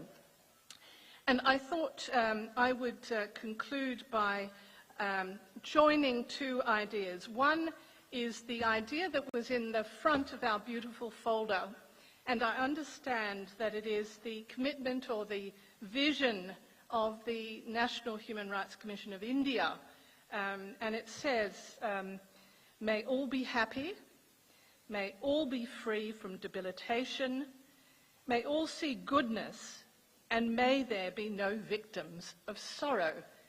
It is beautiful, and I wanted to finish with an element from a poem that is written by an Indigenous poet in my country, an Aboriginal poet, and it is one that really aspires to our future generations. And the poet had a very plain name of Kath Walker, but as she owned her own indigeneity, she changed her name to Udjuru Nunakal. And the poem is called The Glad Tomorrow. And the last verse of that poem goes like this.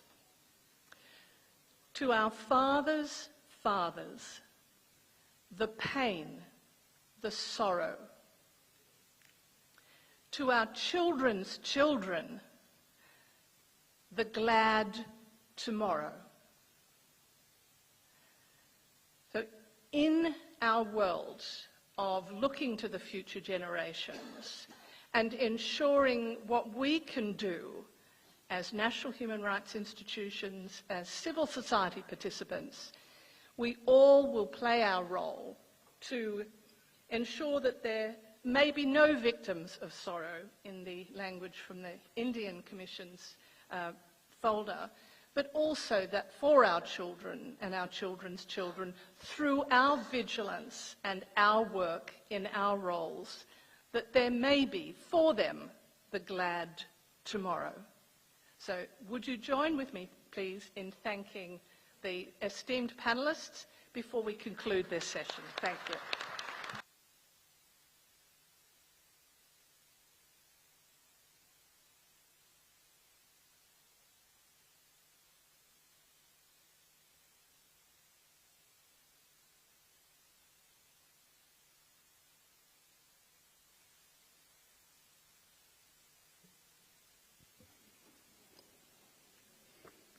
Thank you, Chair and panelists. We'll take a quick break, a tea break for half an hour. Kindly be back to this hall at 4 p.m. because then final session will start.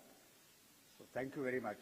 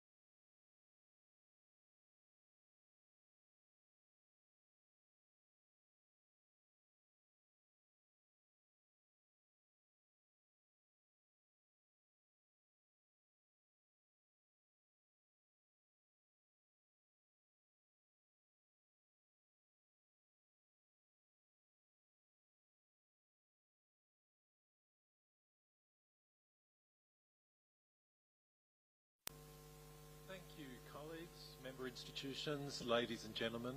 We're getting very close to the end. As it's my first and probably last time up at the podium today, I want to very much thank all of our member institutions for your participation, all of the senior stakeholders that are with us, who have extraordinary associations with the National Human Rights Commission of India, all the state National Human Rights institutions, our representatives from the judiciary, our representatives from the government ministries of India, the civil society related organisations, and our special guests that have been with us. Thank you so much for all the time you've taken to participate with us in such a productive session.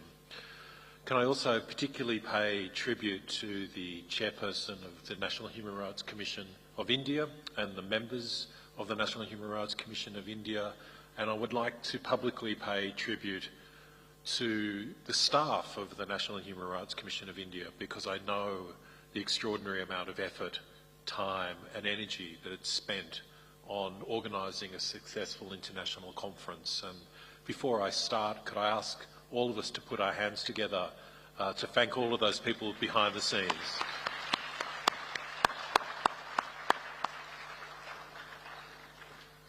So we have a double act today, and the double act is I'm just going to give you an overview of the process of how we've arrived at a finalised Delhi Declaration.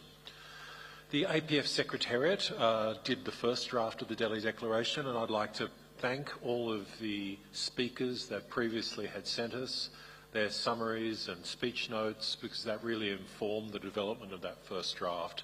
That include many of our keynote speakers, representatives from international agencies, and of course our member institutions.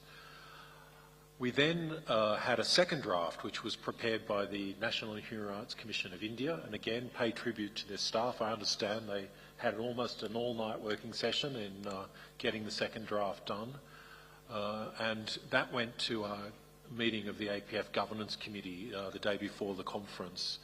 From the second draft we proceeded to a third draft which incorporated comments from our members of the Governance Committee, and of course I also invited any member institution of the APF to come to the Secretariat with any viewpoints, any comments, any concerns that they wish to be seen reflected in the final Delhi Declaration, and they were duly noted. And then finally the Governance Committee reconvened today to work through the final draft. And so with that, I'd like to pass over to my colleague, the Joint Secretary, and ask her to provide you all with an overview of what we've arrived at the conclusion of our conference. Thank you. Thank you very much, Kieran. You have very well described the process behind this, arriving at this, the declaration. So for the benefit of all our forum members and all here, I will just go through the declaration as has been finally drafted for adoption by the forum. 28th Annual General Meeting of the Asia Pacific Forum of National Human Rights Institutions, 2021 September 2023, New Delhi, India. Delhi Declaration. Introduction. We, the members of Asia Pacific Forum of National Human Rights Institutions of India, Australia, Bahrain, Bangladesh, Fiji, Indonesia, Iraq, Jordan, Kazakhstan, Kyrgyzstan, Malaysia, Maldives, Mongolia, Myanmar, Nepal, New Zealand, Oman, Palestine, Philippines, Qatar, Republic of Korea, Samoa, Sri Lanka, Thailand, and Timor-Leste, convened during the 28th Annual General Meeting and Conference in New Delhi, India, held on 21st September 2023. Recognize and celebrate 30th anniversary of Principles relating to the status of national human rights institutions, the Paris Principles, adopted by General Assembly Resolution 48/134 on 20th December 1993, as set of international standards and norms related to NHRIs. Recognize and celebrate the 25th anniversary of UN Declaration on Human Rights Defenders, adopted by General Assembly Resolution A-RES 53-144, and the important role of the NHRIs play as both protectors of human rights defenders and human rights defenders themselves.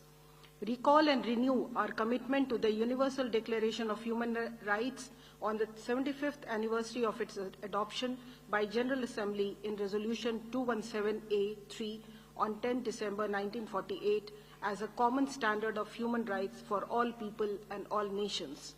Note the emerging human rights issues and challenges, especially in the area of information and communication technologies, artificial intelligence, business, healthcare, climate change, natural and human-made disasters, and offenses taking place across borders. Reaffirm our commitment to the core values of UDHR for upholding individual dignity, freedom, equality, and justice across diverse cultures, languages, traditions, and histories based on the principles of justice and rule of law in both online as well as offline environments. Recognize the need for collective efforts in strengthening the human rights ecosystem, confronting the violation of human rights, and achieving a more inclusive and equitable society. Recognize the impact of NHRIs across the globe, including the Asia-Pacific, in promoting justice and human rights for all. Welcome the participation of United Nations High Commissioner for Human Rights, United Nations agencies, Global Alliance of National Human Rights Institutions, sub-national human rights institutions, representatives of institutions as observers, international, regional, and national civil society organizations, and human rights defenders. Thank the President of India, Srimati Draupadi Murmu, for inaugurating the conference and highlighting India's commitment to protect and promote human rights in the spirit of Vasudhaiva Kutumbakam, whole world is one family.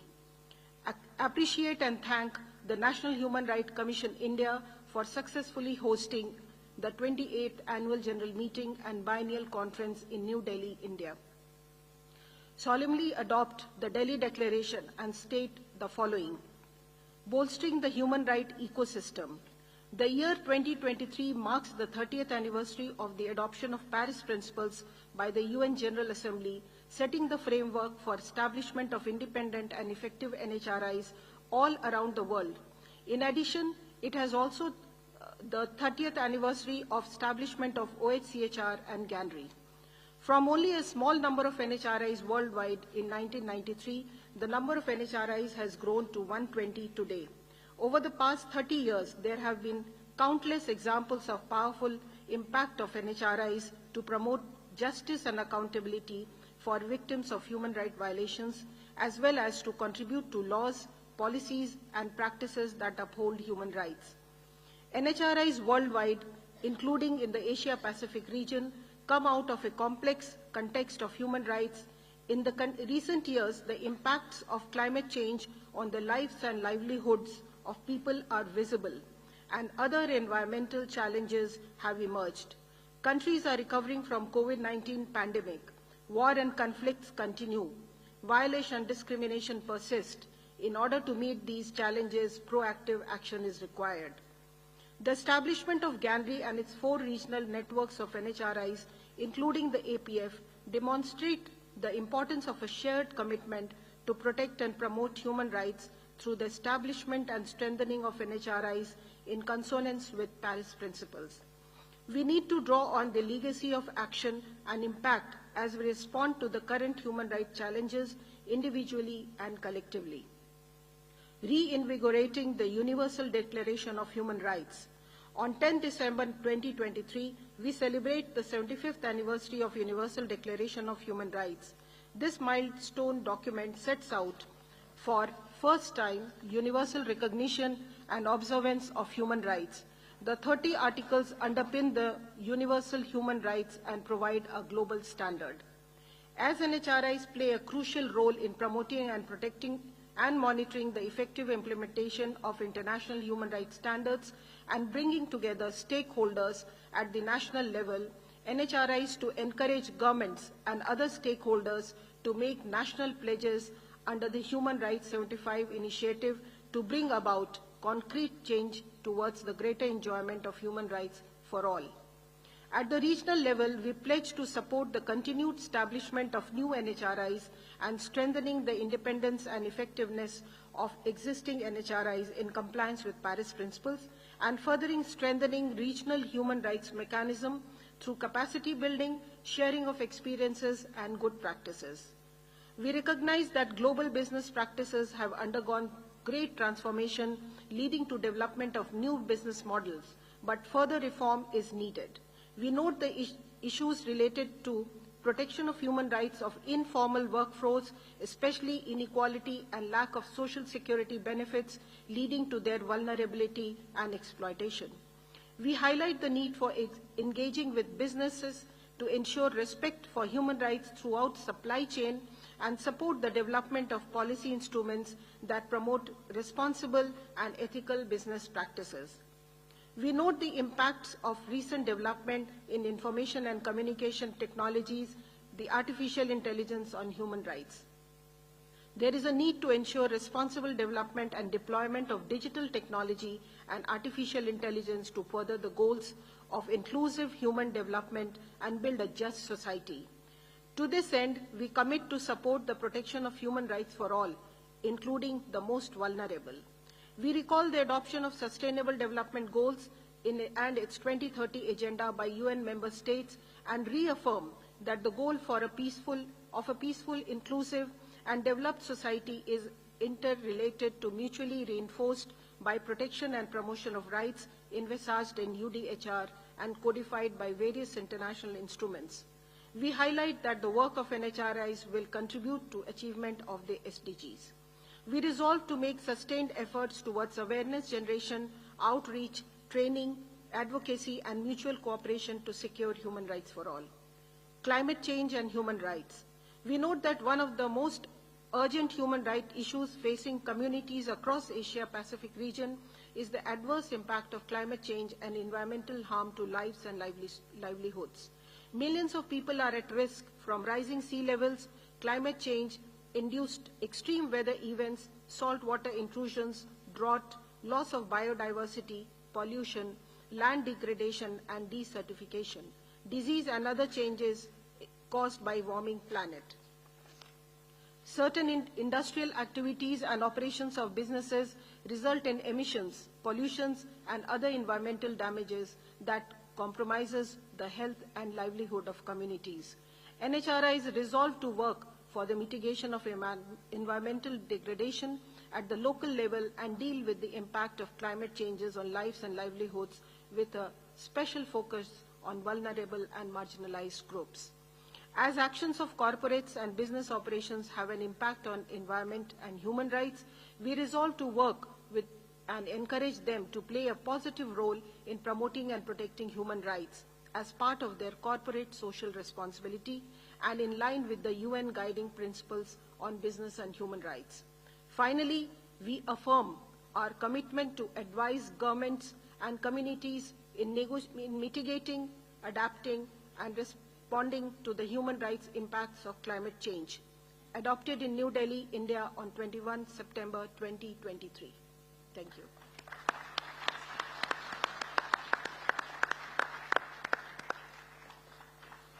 Thank you, colleagues. We'll ensure that the final Delhi Declaration is now placed on our respective websites, and that includes the National Human Rights Commission of India and the APF, and we'll make sure it's available to member institutions and other stakeholders electronically. Thank you very much for all of your participation, and we hand over the session for the closing session to Justice Misra. Thank you.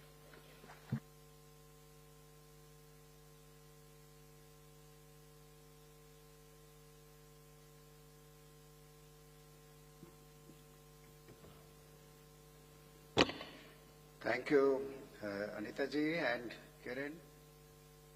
And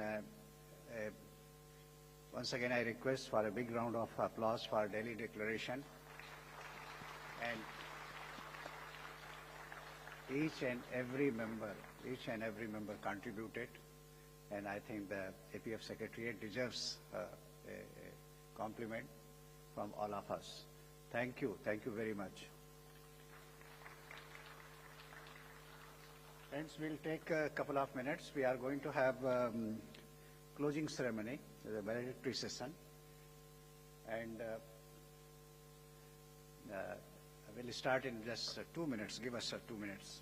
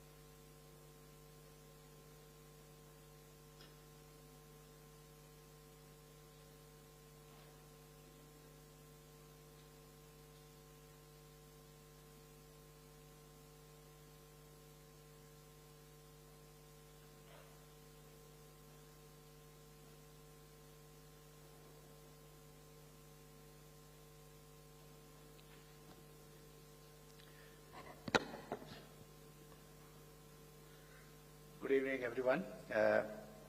May I request Honorable Chairperson, National Human Rights Commission, India, Chairperson, Asia Pacific Forum, Vice Chairperson, Asia Pacific Forum, Secretary Gandry, Honorable Member, Dr. Mule, Honorable Member, Shri Rajiv Jain ji, Member NHRC, and Anita Sinha ji, please come on the dais. We are about to start the closing session.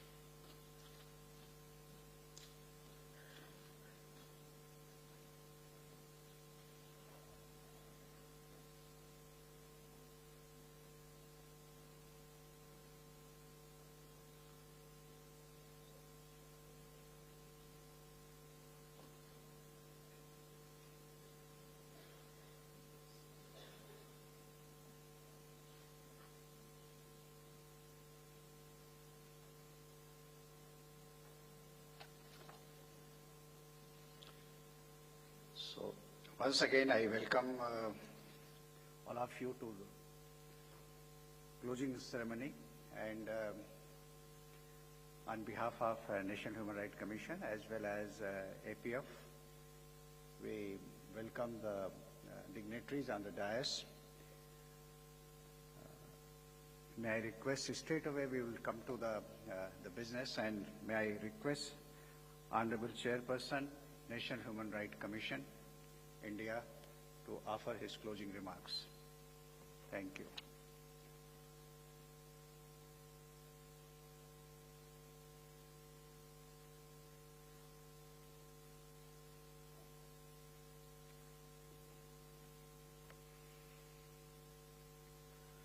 Honorable Chairperson, Asia Pacific Forum, Mr. Du Wan Song, Honorable Secretary, Global Alliance of National Human Rights Institutions, Amina Boish, Deputy Chairperson, Mr. Kunan, Jalal Saikan, my esteemed colleagues, Dr. Dhyaneshwar Manohar Mule, Dr. Rajiv Jain, Secretary General, Shri Bharat Lal,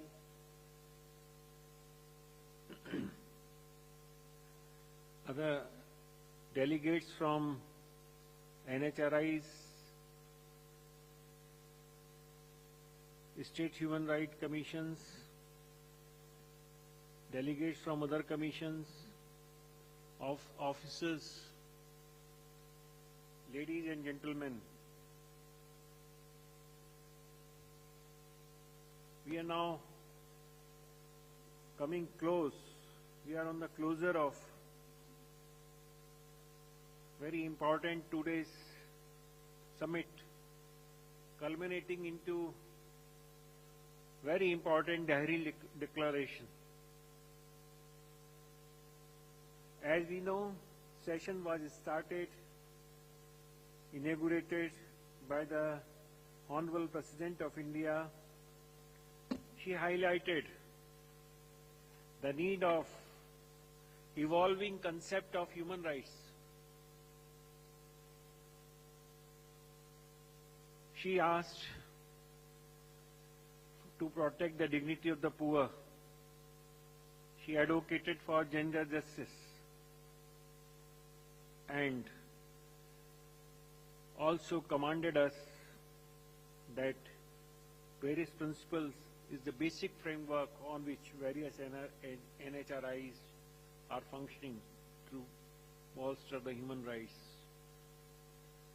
Amina Boish stated about the polarization and the pressure put upon the multilateral system due to growing challenges. Our chairperson of Asia Pacific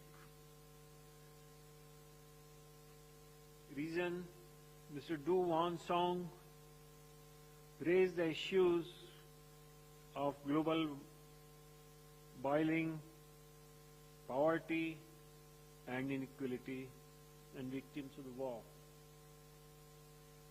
They are to be addressed. Mr. Volker Turk, Commissioner of Human Rights, Commissioner of Human Rights, raised the issues similar to raised by the other speakers and pointed out towards the importance of NHRIs in Guyana and our concerted efforts. Various other speakers, Vice Chairperson from Qatar, Rosalind from Australia, and other speakers have contributed a lot for enriching our discussions for a glad tomorrow. We have to care for children of our children's children for a happy tomorrow is the message which we are taking from this important conference.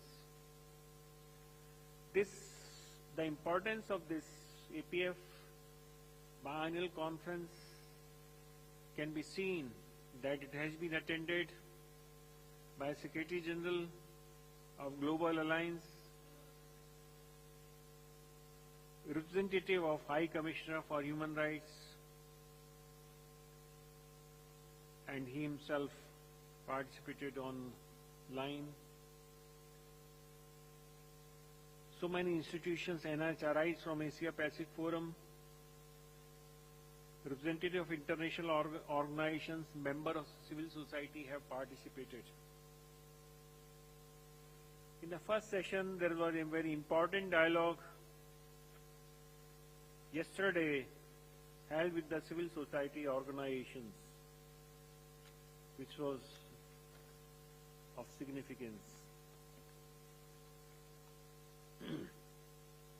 We feel enlightened with the inspiring words, and the spirit of human rights has been definitely expanded by all the speakers. That is the work precisely for which we are responsible in the wake of ever-growing challenges and newer forms of technology, era problems, and problems due to globalization, environment, cyberspace. These problems cannot be solved by one country alone or by single NHRIs. Global cooperation is necessary. Environmental issues, the basic concept is think globally, act locally. Similar is the concept of cyberspace and globalization market. We all have to respond. In case we fail to respond together, there will be exploitation of the marginalized class, and worst sufferer would be the poorest of poor. Marginalized class, vulnerable class will be added if we do not dispute the fruits of globalization. That is the imminent danger which lies ahead all of us. Transformation of our deliberations into action and the best practices which we have discussed and the ideas pointed out by civil society organizations and also human rights activists are to be attended to fulfill the very purpose of holding this conference. The conference definitely unfolds the promise for a better tomorrow. The participation, dedication and contribution made by each of the speakers, those who raised the questions, enlightened the debate, and their very presence has made it a success. Now, in my opinion, we are better equipped today to defend human rights through our joint efforts, novel ideas exchanged in the conference. The contribution and cooperation of civil society organizations, HRDs, are necessary for NHRIs to perform their duty more effectively.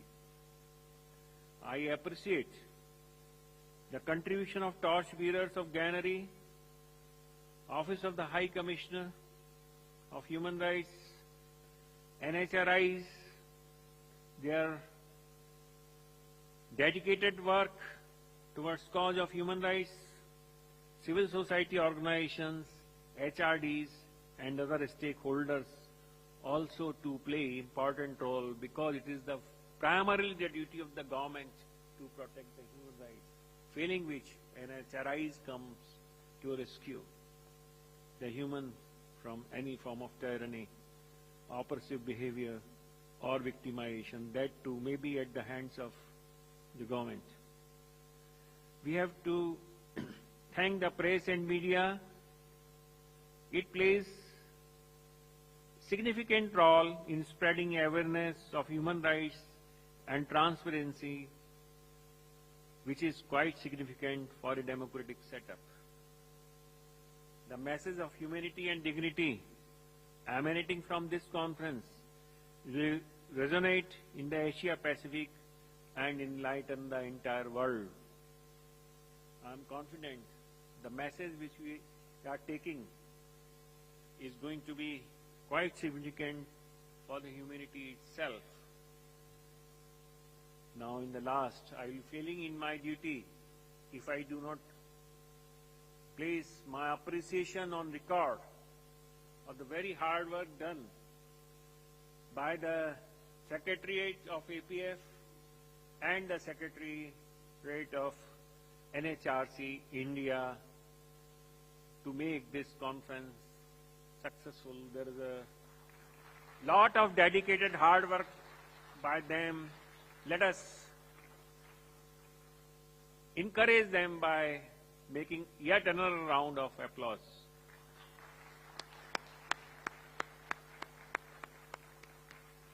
I am thankful to all the staff, including menial staff, every person who has contributed to the success of this, participants, speakers. I appreciate their gesture, and definitely we have been enriched by the various best practices in the NHRIs and the countries. We have learned a lot. Thanks.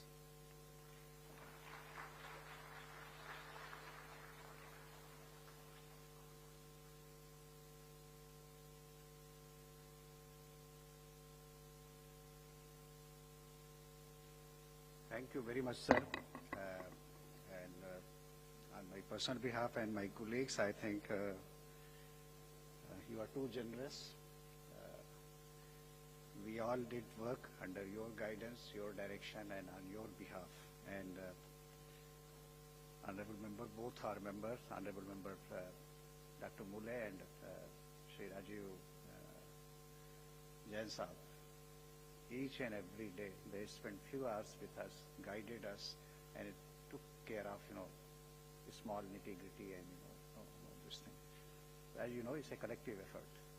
It's a collective head and whole, as Honorable Chairperson has said, the whole team, whole NHRC team and APF Secretariat were involved in organizing the whole thing. So we are so grateful for you, for your generosity. Thank you, sir. And now, may I request Chairperson, APF, Honorable Mr. Du one song for his closing remarks on completion of Asia this conference. Thank you, sir.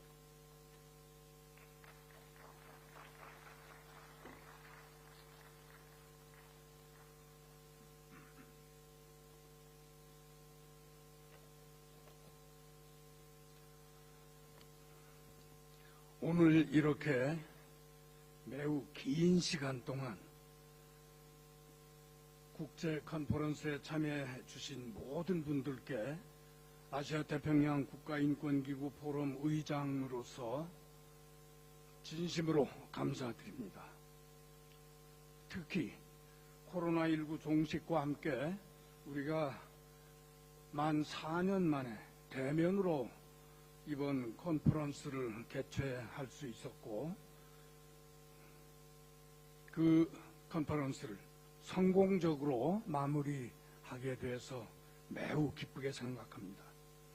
오늘 하루 동안 우리는 세계인권선언 75주년 그리고 파리 원칙 30주년을 맞아서 세계인권선언과 파리 원칙의 의미를 다시 한번 짚어보았습니다. 오랜 시간이 지났음에도 불구하고 두 문서에서 강조하고 있는 인권의 원칙 그리고 국가인권기구의 역할은 2023년 현재에도 여전히 유효하고 그 중요성이 더욱더 커지고 있다는 것을 이 자리에서 느끼게 됩니다. 오늘날에도 여전히 계속되고 있는 지역 내의 갈등 그리고 분쟁, 인권 옹호자 및 소수자에 대한 억압과 탄압, 빈곤과 불평등과 같은 인권 침해를 우리가 마주할 때마다 우리는 이 원칙들을 되새기면서 인권을 보호하고 증진하기 위한 우리 역할의 중요성을 또다시 그때마다 느끼게 됩니다. 특히 올해 컨퍼런스에서는 기후변화가 인간 인권에 미치는 영향에 대해서 깊이 있는 논의 시간을 가졌습니다. 우리는 기후변화로 인해서 건강권,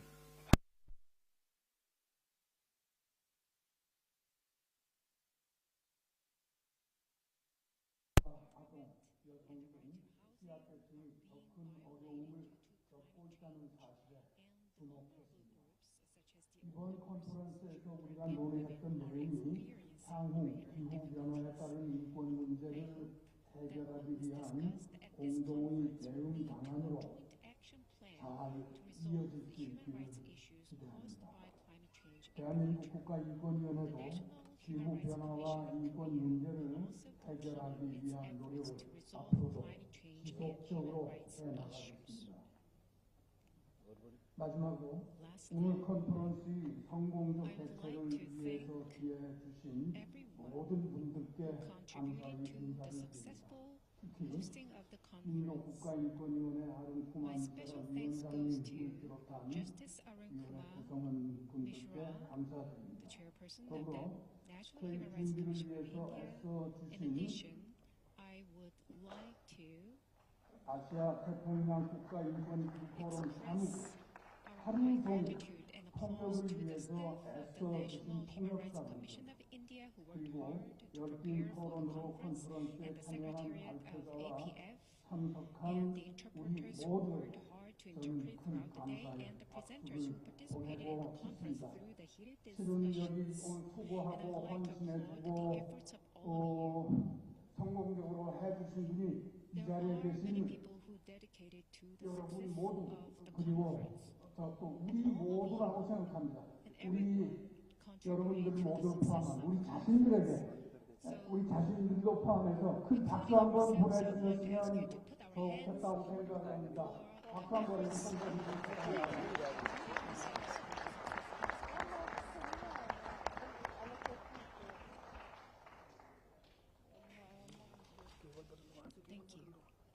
Thank you.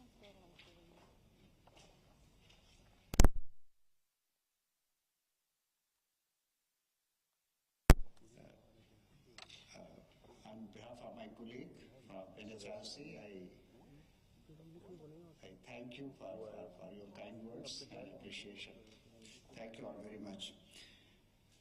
Now I'll request my colleague, Mrs. Anita Sinha, Joint Secretary in the Human Rights Commission, to propose a vote of thanks. Many of you have seen her here in the last 3 days, and she has been pillar, she has been handling since beginning, and we all basically support her, and she has been the face of the whole event, and she has done great work, and I request you to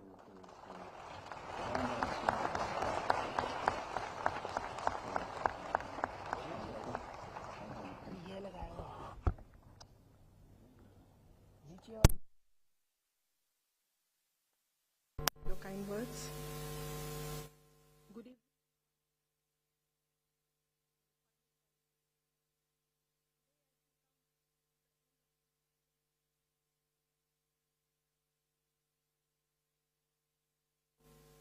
I would like to take a moment to express my gratitude and extend a heartfelt thank you to everyone who has made this possible.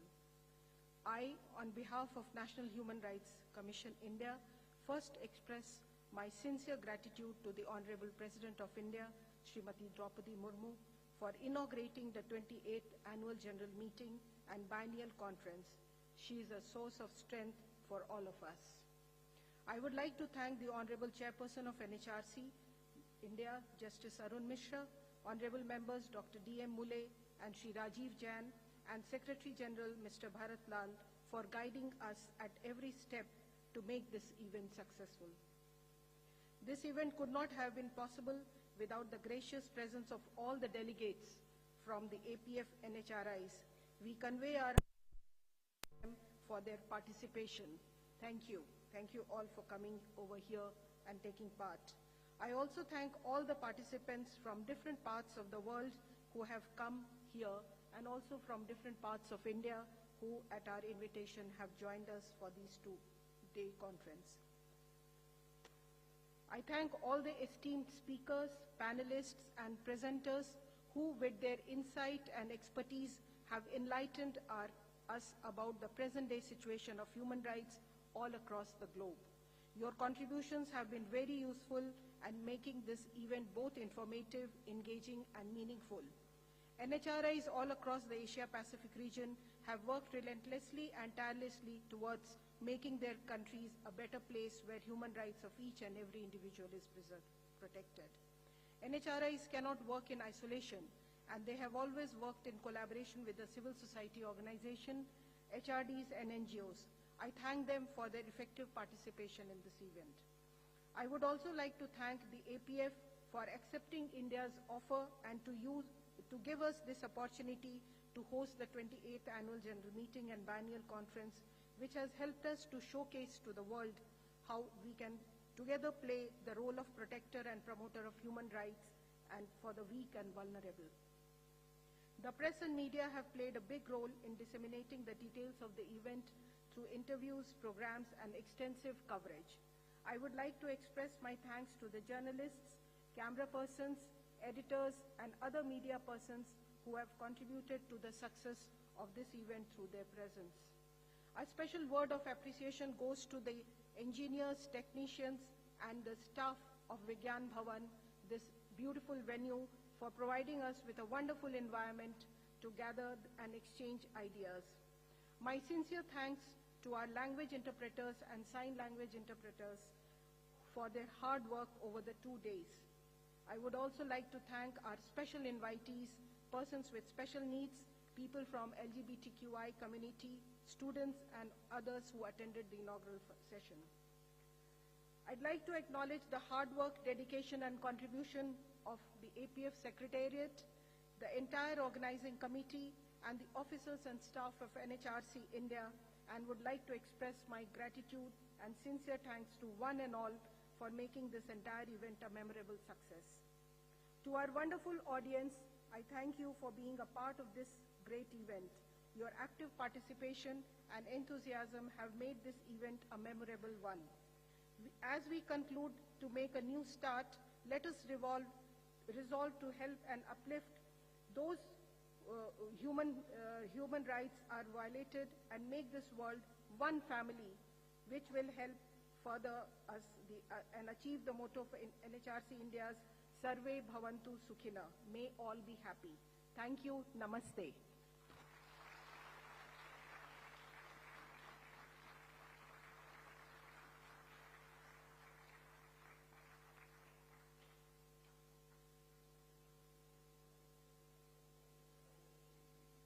So thank you all very much. We have now come to close and wish you all very, again, 1 or 2.